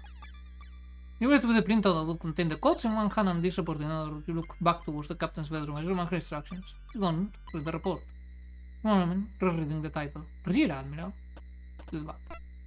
Stare at the cover of the report for a few moments before placing it. It's obviously that she fucked up, that's why she's an alcoholic. You don't need to read the report to know that. If you go from Rear Admiral to captain, and you end up getting drunk on the job, to the point you're second in command, you fucked up big time. There is no need for details. Yeah, cover the report a few moments before placing it back in the drawer. Everything in that report is not your place to know it. Besides, you've got much more important things to worry about right now. Taking the printout in both hands, you lift it up to the lights, starting at the top and letting the rest of the continuous ream of paper unfold. You right scan the document for any key phrases that look appropriate until you see what you're looking for. Classified code, core system, access codes. Generation date 2004-0214. For captain and second only. Finally! Then a rubbish brains from the rest of the document is perfect as you fold it up and stuff it into your pocket. Yo, the access codes. Then don't pause for a second before taking a moment to quickly stuff the rest of the documents back into the relevant drawers and then looking them back up. The codes finally in your possession, you briskly make your way back towards the corridor outside the captain's quarters, but you leave the PST. Press the door where you take hold of the radio and push down the transmission button to report good news. Okay, Chief Lieutenant Lord, I've got the codes. You have the push the dark button, wait. Come on, but instead of more instruction from the chief or some kind of backhanded congratulation from the Lord, all you hear is a... All you hear is with a powerful hiss of static. Chief? You try again. Lieutenant Lord? Still nothing. Anyone, come on! You with the radio shake and spend a few moments adjusting the frequency dials, but you still don't hear anything from anyone, just the hiss of static. But then you feel like throwing the radio down the corridor, but instead you slam against the nearest wall and hold your head in one hand. Touching against the wall in the low light for a moment longer, you sigh loudly before turning and kneeling down by the PST, which you begin to pack back up. You got the codes, you just can't get them to the chief or the radio. The next best thing you decide is to get them to her in person.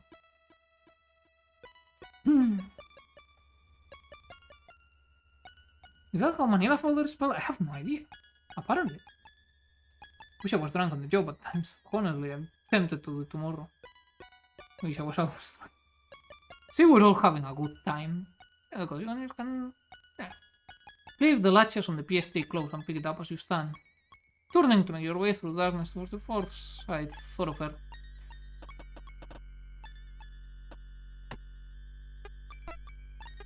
Engineering we go.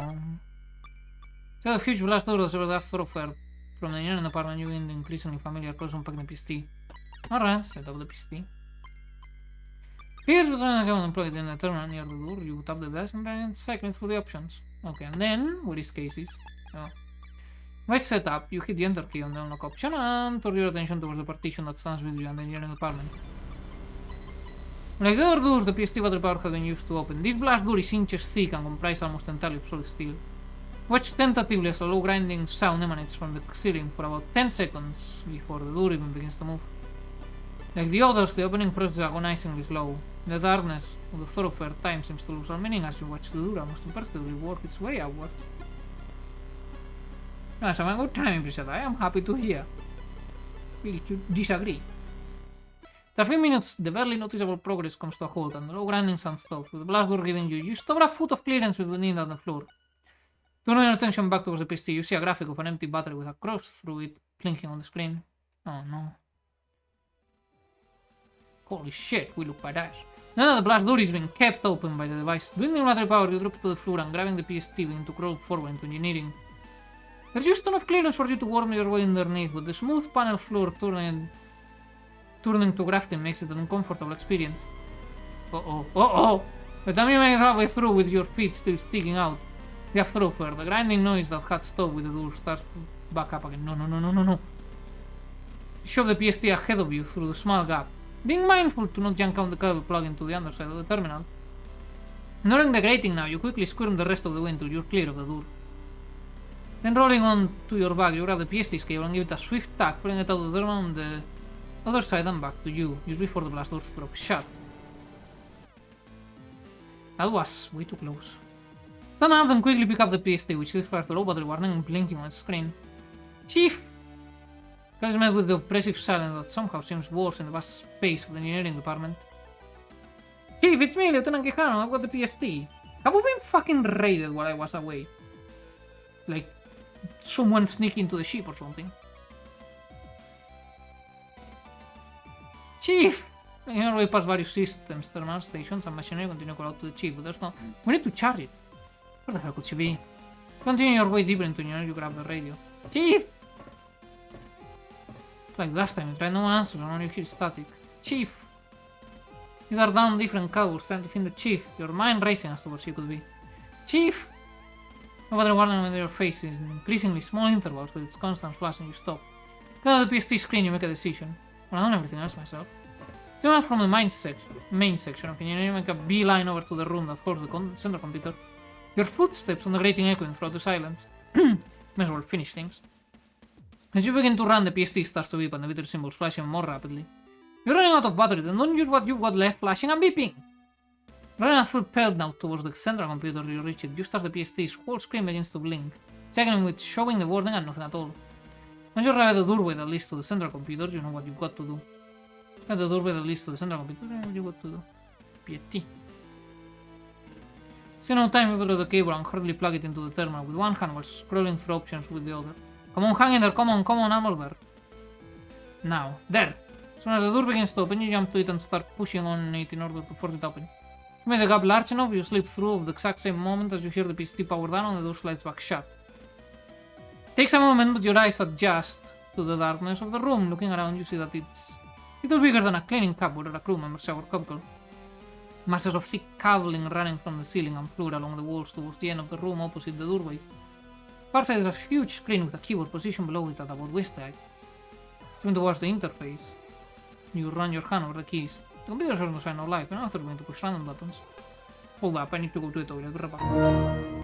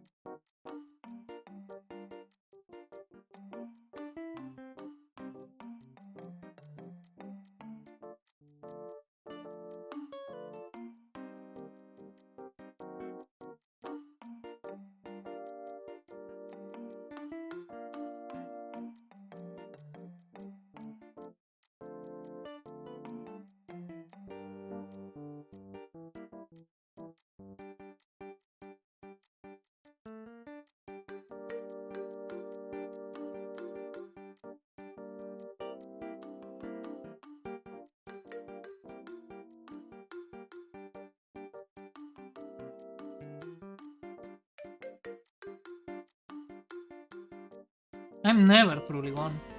Jump back. Though my voice has started to give in, so what I think I'll do is just lower the music volume and a bit of the sound. And use Talk Quieter, so I can... Maybe I should use Talk Quieter in general. On stream I keep talking a bit too loud and it's starting to fuck up my voice. It's no longer as resilient as it once was. Anyways, hello everyone, how's it going? Stand towards the interface, you run your hand over the keys. The computer shows no sign of life, and after going to push random buttons. Simply watching the keyboard doesn't produce a response, so instead you begin to feel your way over its casing in the darkness, trying to find what might be a power button. You find a rocker switch set into the side of the device. You flick it to the alternate position once, but nothing happens. Hello there. Another option, you flick it back to the position it was in. This time the screen omits and you hear electronics come to life. Ah, you see, all you had to do was turning it back off and on, like off and on again. The hard drive somewhere beyond the screen begins to whir loudly. The screen transitions from its boot screen to password input screen. So everything you've been through, you're now one input away from getting the ship back online. Finally, alright. And enter. Final flourish, you strike the return key.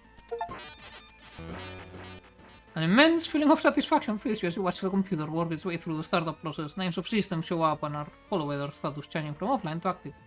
Pain draft runs down your neck, which you take to mean life support until it changes back online. Alright, hold on, KCM.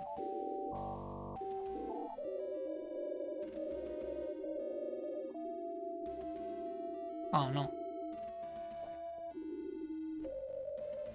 Hey there, kids, how's it going? Yeah, the beautiful Peter Boys began watching in Steam volume. What Peter shirt? Yes. Right there, kids. Hold up, while I'm here and I have my memory. Everyone check out the dwarf. If it gets back to streaming.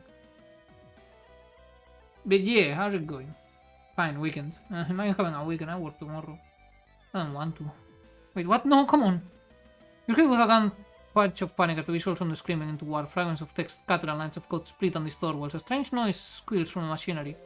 Don't do this. Sure what's going on, but beginning to think that it is your fault. You look over the keyboard again, repeatedly striking any key that seems like it may stop this process. And escape! Pause! Pause! Pause! I truly am cursed with computers. Tomorrow's gonna be the worst day of the week, I can feel it. It's been a shit week. Like a complete shit week. Today was atrocious and tomorrow will be worse.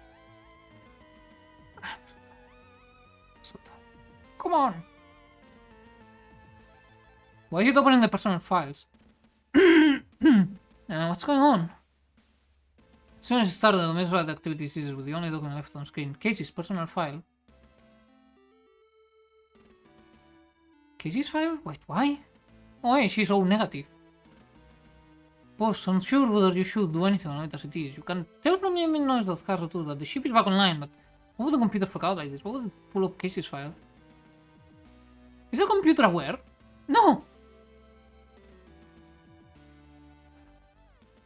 Huh? When you're resting on the spine you saw, you tentatively reach a hand out towards the keyboard. Still not sure of what you could do to find out what just happened, but can't help but feel like whatever it was wasn't right. You cannot need on the bridge right now. You drive a hand instead on the residence will turn over. Right, on my way back now. What's Lieutenant Quinn doing? No time for her, get up here now.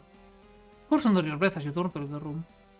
You're not if Lieutenant Lord was intent to be helpful, she won't be. Don't attempt to argue, make your way through the ship back towards the bridge. Holy shit, it's bright. Come on, run faster! The elevator door sees open, you step onto the bridge. You slow down freezingly flicking switch and turning dials on an instrument panel, stopping every so often to type commands into her station. Casey meanwhile remains conscious on the bridge floor. Here, Lieutenant, what else is wrong now? Go over to Casey and kneel down, sliding your hand under her back and legs in preparation to pick her up and take her to the newly accessible sickbay. It's O'Brien! I'll pinch myself in the nose also with some pain, Toby. Because shared pain is half the pain. I have always shared pain. Thanks, but... I'm trying to get fired at this point. I'm trying for them to fire me. I think it's gonna be easier on me. Never been fired, but you know what? Fuck it. I cannot do another month of that. I can't. It's the O'Brien. Does anyone understand? And bring Cassandra up from the floor. What about it? It's gone. April 23rd, planetary calendar, 214. Despite the successful reactivation of the JFS Gandok central computer, Lieutenant Quijano and JFS O'Brien could not be contacted and was no longer coming up on sensors. I think we just got ambushed. That was the first time for everything, yeah?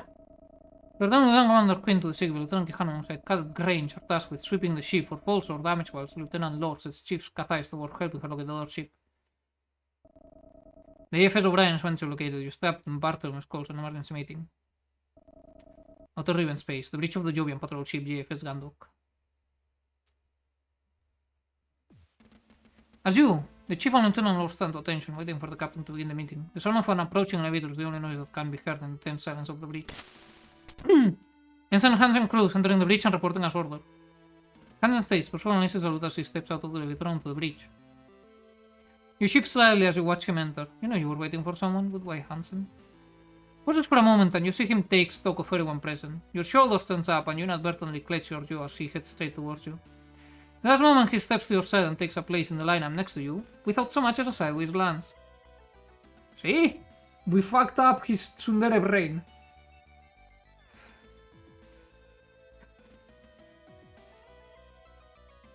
on edge, but your attention is quickly taken by the captain as he finishes reviewing the readouts from the control panel on her chair and stands up. At ease. Both of you relax slightly, although with the exception of Hansen, you maintain a formal stance. Now that we're all assembled, we can begin. First of all, well done to all of you for your actions while I was indisposed. For every moment the captain has made yours, and you do your best not to react. Aside from the doctor, you were confident that you were the only person on board who knew the nature of the captain's indisposition. Robinson, your mind broken. That's how you get to these people. Because the only violence I listen to is the ultimate one where you just kill them. Then they're dead, so no problem. But otherwise, if you cannot have them executed, just break their mind. You hadn't mentioned it to anyone else, and they didn't intend to, but you did find yourself wondering if she was currently in a fit state to be organizing a mission. I cannot fucking... I'm quickly taking on water, just like this ship. But the story is too interesting, I need to see it, fuck. But I need to go to sleep soon. Maybe I should just show up at work drunk. Your cooperation, ingenuity and composure under pressure have been noted, and I will be recommending formal awards be applied to your records. So the crew of behind was Vanessa not in agreement, but the rest of your men still. On to the matter at hand. As of 11:47 UPN Standard Time, a signal from non-Orient was received, which shut down not just the Gandalf central computer but also all of its emergency backup systems as well. Commander Queen unexpectedly taken ill, Lieutenant Lord took command, and Lieutenant Quijano was able to carry out her plan to access the hangar via the external airlock. Drunk. Late. Yeah, it's very tempting, but I have this stupid sense of duty that doesn't let me. So I'll probably be an idiot and work the whole month of March.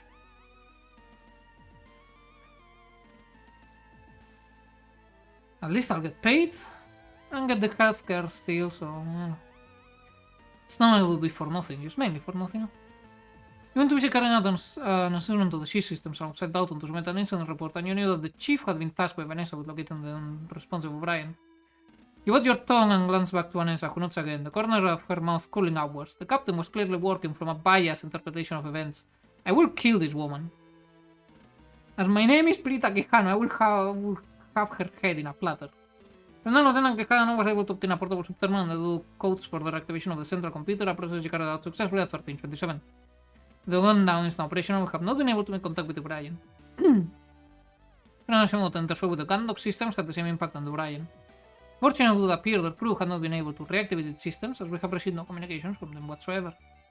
Chief Cathays, we have no updates on O'Brien. The group does to look at the chief as she steps forward, and you realize that this is the first time you've seen her outside of engineering or the hangar. Although she stands as tall as ever, there's something about her presence that feels diminished. The enemies show up 10 minutes late. Doesn't matter, I still pull more work than all the others. They will look the other way if I show up an hour late, which I do sometimes.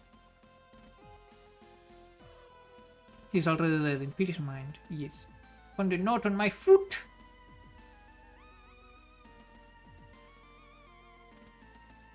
Yes, ma'am? We don't have any response from the O'Brien's transponder, and the normal sensors haven't been able to pick up any of the usual activity from a ship. However, You hear Vanessa toot. Chief pauses briefly before continuing. That is, Lieutenant Lord and I realized that by using the infrared targeting system fire control, we could pick up the O'Brien itself, as if it were debris. We were located at 43 degrees of the starboard bow at a distance of probably 300 kilometers. Resolution gets a bit scrappy at that range, but we're not seeing any external signs of activity. I see. Lieutenant, how long do you think we can dock with them to provide assistance? I think the Chief is best equipped to handle that question, ma'am. Chief paused for a moment. You know the answer to this question, but so should the Chief and Vanessa. Silent ranks and you begin to wonder when of them are forthcoming. Chief Cathays? Motion becomes more louder as the seconds pass. Whilst you have no idea what's happening here, you can feel the tension between the Chief and Vanessa build. Answer the question. At the Uganda, something is going on between the two of them. You know, the crew of the O'Brien was in a similar situation to the one you just faced, and without immediate assistance, they were at risk of running out of breathable air very soon. But with enough from Vanessa for today, we weren't about to let her petty power plays get in the way of helping your comrades.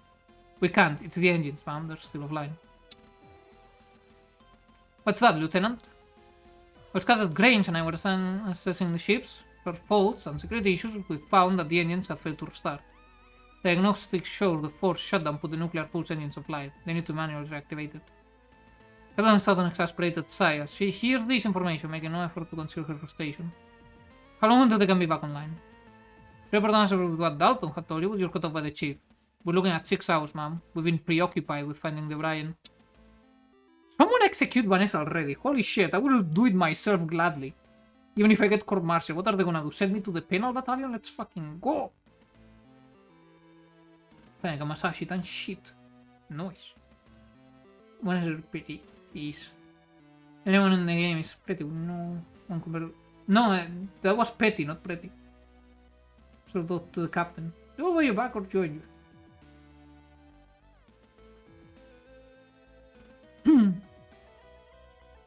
I think the answer is clear. You have the opportunity to begin the startup process to get them running again. Captain follows this information on the other side. You always thought of her as distant to its intention, but considering her current state, you had to wonder how much of that was her simply working her way through a hangover. I see. Captain stands silent for a moment, keeping her eyes closed and pinching the bridge of her nose with her thumb from forefinger. Suddenly her eyes open, and she stands completely upright, assuming a posture you're surprised to see from her that manages to communicate an air of not just authority, but capability. We'll be carrying out a mission as follows. Preview snap back to attention. Even Hansen seems to take this announcement seriously. We're not able to reach the O'Brien with a gun dog to provide support. We'll be doing the next best thing. Engine crews and Lieutenant Quijano will head over in an armor frame to provide. No. I knew it. Vanessa, I'm a thirsty little flower. We have to water me. What the fuck was that? Ah, fuck, I read it out loud. We'll head in an armor frame to provide assistance. Clench your teeth and your body goes rigid. Not only would this be your second trip into space in the space of a few hours, but you would in with Hansen for company. Your eyes dart across to Hansen, whose attention remains on the captain. Don't be sure, but you swear you see a flicker of a smile on his face. We're working on the assumption that the same issues affecting the Gandog are affecting the O'Brien, so? Lieutenant Quijano will take a portable subterminal, locate the captain or second in command, and then utilize their access codes to assist their chief engineer in reactivating the ship. If there are complications, or we're too late, then our second priority will be to obtain the O'Brien's black box. At the very least, we can hopefully gather some information on what's out there that could immediately disable 2 Swift-class ships. I have to question a little psychological terrorism. Indeed. Indeed, I see. Lieutenant Quijano and St. Cruz, do you both understand? Preview salute and in unison respond. Yes, Captain. Chief Cathais, I want you to provide a fully charged portable subterminal guidance on one Swift-class black box. After that, prepare Gundog 1 for launch, and then I want those engines back online, understood? Yes, Captain. Lieutenant Lord, you'll be overseeing this mission, understood? Yes, Captain. Prelude, it's 16:03. This mission commences at 16:30. Dismissed. With this final instruction out of the way, you also leave the captain and then turn to leave. She was the first of you to reach the elevator, and she steps into one without waiting for anyone else. Pressing the button for her destination is happening behind its 2 doors as the key is shut. Without paying you any attention, Vanessa and Hansen both step onto the remaining elevator, with Vanessa hitting a button as soon as the pair have boarded.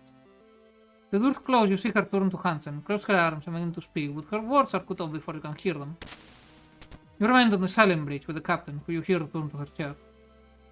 While you wait for an elevator to return, you go over what you might need to in your head. It will be the chief's responsibility to get your charged portable subterminal, and Hansen and Dalton will be responsible for pre-flight checks. Aside from getting a spacesuit from the hangar, you realize you don't have anything you need to do before the mission starts. With less than half an hour to go before you'll be taking off, you don't have much time to do anything either, though. You might have the opportunity to visit a few other crew members to check in on them. You think that may be a push to visit everyone. Eventually, the elevator the chief left in returns and the door hisses open. Well, it's obvious who we're visiting. Where is medical? The elevator doors open, you remain confronted by Vanessa standing in front of you, her arms crossed and her foot tapping impatiently. We took you long enough, Lieutenant Quijano. Sidestep her and make your way to the central hub. As you do, she turns to follow you. My apologies, Lieutenant, I realized I was needed so urgently. But I wouldn't go that far, Quijano. Rotation with Vanessa had cooled over the past few hours as you spent time with Dalton and had been carrying out duties that kept you well away from her. Back in her presence, you remember how tense things had been you on the bridge and over the radio. Lieutenant Lord, I've got a mission to be preparing for. Is there anything I can help you with right now, or can I get going? It's nothing much, Lieutenant. I just wanted to say that you did a good job on getting the Gandog operational again. Something about Vanessa's manner makes you instantly uneasy. Seeing how she'd behaved recently, press was the last thing you'd expect. Thanks. Yeah, thanks. I would have had to do. For that, you've received a much deserved commendation on your record. Oh, commendations. You rolled your eyes, I'm going to walk away again. I'm willing to deal with whatever mind games Vanessa was attempting to play. That moment, Lieutenant Quijano, all I wanted to do was congratulate you. You served as a member of the crew who's gone above and beyond. What's this about, Lieutenant? You asked your patience, thinning rapidly. Stay to the task at hand, that's what I like about you, Lieutenant. Now, a proficient, able crew member like yourself, you know what it means to your duty, but you've seen how the captain and her second carry out their affairs on this ship. What are you getting at? I want to know, Lieutenant, is whether you think that crew members like yourself, Chasing Cathay, Cadel Grange, and the rest deserve a competent commander. I'm not mutinying, I am... You're talking mutiny? Treason! That's ground for it. Yes. Your recent discovery of the captain comes back to the front of your mind, but instead of answering, you make a move to walk past Vanessa, intending to know whatever she's planning. Do a mutiny! I will request to personally be on the firing squad.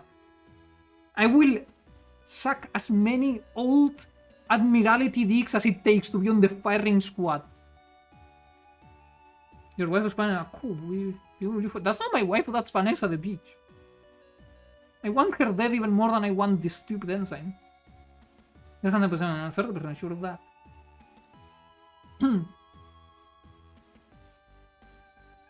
Lieutenant Lord, I really don't have time for this. Based on your recent conduct, Lieutenant, you seem pretty reliable, so I want to let you know ahead of time. If you keep on send this mission to see who's capable and who isn't, she is planning. I'm going to have you executed before the weekends. Holy shit, yes, finally! It's important to know who you can trust to do what needs to be done, after all. Anyway, nice to talk with you, Lieutenant. Good luck on the upcoming mission. Vanessa turns on her heel and heads up down the port side. That's literally... That's grounds for retaining her at the very least. So on the force, I thought of a center hub. Oh, Lieutenant. Do your best. I'll be watching.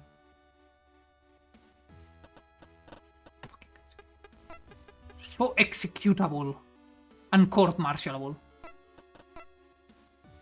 The door slides open and you raise your hand to shield your eyes from the aggressive glare of the scary portable lighting. For the firing squad, I will do anything that is needed to be the sole member on the firing squad with a full auto machine gun. I'll do anything. See this powerful lighting. As you've come to expect, the strong scent of clean and disinfectant pervades the room as harsh as this. It's infinitely preferable to the powerful odor of the captain's quarters. Scanning the room, you see that everything seems in order. The doctor sits at his desk, carefully the powder, the medical supervisor carefully arranged, and their cabinets under surgery wing continues to look immaculate. The only thing out of place is... Oh my god, she's back! Yes! Casey's back. There she is! Brita! Cassandra would have been nightly lying back on one of the beds, playing with her hair, had seen you the moment you step into the room, and swung her legs around the side of the bed, launching herself off it and towards you. Here, how do you... Ah! Oh, Casey, careful! Therefore, you stand down to grab her before the stumble she'd taken towards him to fall. But I'll land you back to the bed. Thanks, Brita. Once with motion, you scoop Casey up in your arms and carry her back to the bed. Oh, hell yeah. Carrying around, yes. Sitting her down on the one she'd just been lying on. Okay, I think I could have made that journey on my own, you know. But better safe than sorry, right? Still looking after me after everything you've done already? My hero. Cheeks grow flush and you look away for a moment. The captain's acknowledgement of your actions had been so perfunctory that had barely registered, but Casey's wholehearted praise has you suddenly feeling sheepish. No, it wasn't a big deal, it was just what I had to do. I'm pretty sure anyone else would have done the same thing if they were in my position. Don't sell yourself short, but it is a big deal. Saving an entire crew from a complete system failure with no chain of command is exactly something I will get trained for. Plus, I didn't hear about anyone else going on a spacewalk from one end of the ship to the other to get the equipment they needed. Leonardo doesn't make you a hero, I don't know what does. Oh, nice guys, yeah. We are protecting the wife. Smile and look back to Casey. Self-conscious as you feel being called a hero, her assessment of events isn't wrong. Thanks, Casey. Pretty sure I should still be thanking you, Brita. I don't think Vanessa could have carried me down here like you did. You bite your tongue at Casey's mention of Vanessa. You had a strong feeling that Vanessa wouldn't have even tried. Push the thought from your mind. You don't have much time with Casey before your mission is due to begin, and the last thing you want to be doing is start thinking about Vanessa. Don't worry about it. How are you doing anyway? No, me, I'm doing great, aren't I, Doc? Although he doesn't look up from his data pad, you see a flicker of recognition on the doctor's face. No, Miss Queen, you are not doing great. Got a sudden and intense migraine, followed by an unexplained extended loss of consciousness, which in turn has been followed by a persistent ongoing headache. I would not look to describe your condition as great. Casey, why don't you tell me you are still feeling bad? Oh, come on, what are you, my doctor? No, Miss Queen, she's not your doctor, right? It's an expression, Doc.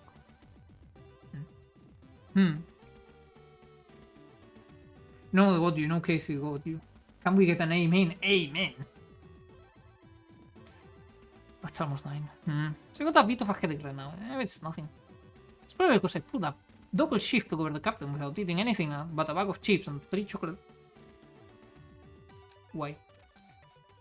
Casey!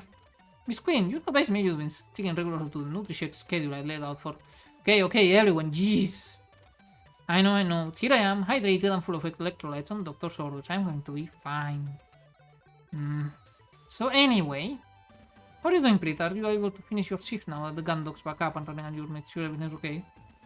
Well, actually, we've not been able to make contact with O'Brien, so I've been ordered to head over there in an armored frame. Oh no, honey, that seems really... with Hansen.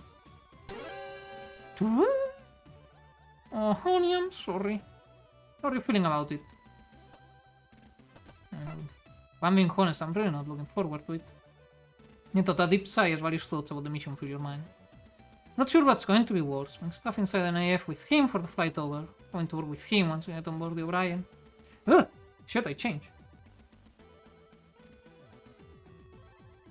I'll be his superior officer while we're still over there. I don't even want to think about how he'd take that. You taper off as you begin to mentally run through all the terrible outcomes you can imagine coming from such a situation. Hey, don't worry about it. Much as Hansen is, like he is, still a part of the JCF and one of our crewmates. He likes to throw his weight around where he can get away with it, but I don't think he'll do it on an important mission. I think he's a little too proud to ruin his reputation as an ace pilot by starting a fight inside of his AF. Why did this fucker then end up in this punishment detail of a crew? Perfect. Exactly. I sentence her to garrote. Besides, once you're on the O'Brien, you can just get to work helping the other crew and ignore him. That's the other thing. Looks like whatever happened to the Gandok has happened to the O'Brien. Since we've not been able to identify an activity coming from them, there's a good chance that their crew hasn't made it. Oh no! Yeah. Hey, come on. They may not have got their ship back up and running, but maybe they got their own savvy chief engineer who has figured out a solution that keeps them all safe. On top of that, if they're really lucky, they've got their own heroic security officer who's saving the entire crew right now. Yeah, you're right. I'm sure he'll be fine.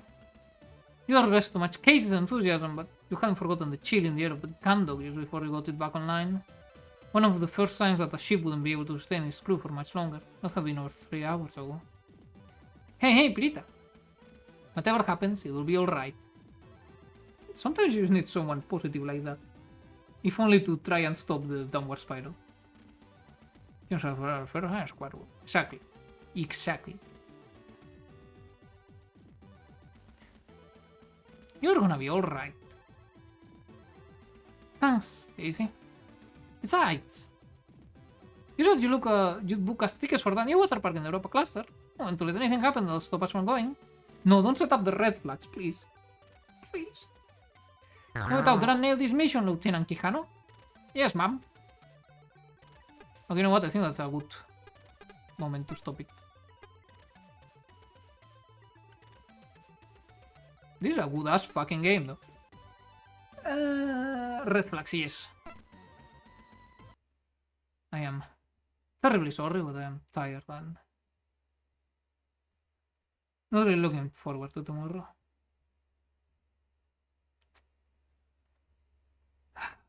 God, I wish they would just fire me already. How many more scenes do I need to make before that happens?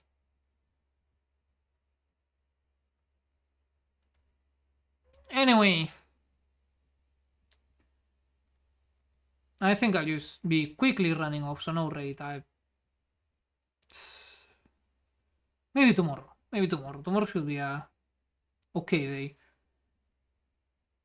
Today is what it is. Some days, just some days. But yeah, thank you all for coming. I hope you enjoyed and had fun and all that. And I'll be seeing you tomorrow unless something happens, in which case probably post it on Twitter. Because it's basically used for announcements or shit posts. But yeah, thank you all for coming. Have a nice rest of your day. I'll be seeing you. Some days are just like this. Ain't that the fucking truth? I just wish they stopped coming. And I had a good day once in a while. But yeah, anyways, not to drag everyone's mood down. It will get better. Just the hump before... No, wait, hump goes up.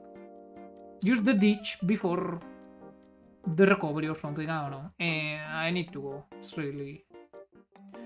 I need some extra sleep. Have a good one, everyone. Bye-bye. Enjoy the day. Remember this way? I try to... Yeah, thank you all. Bye. I also need to take a shit urgently. Fart smelling before the smart line. Exactly.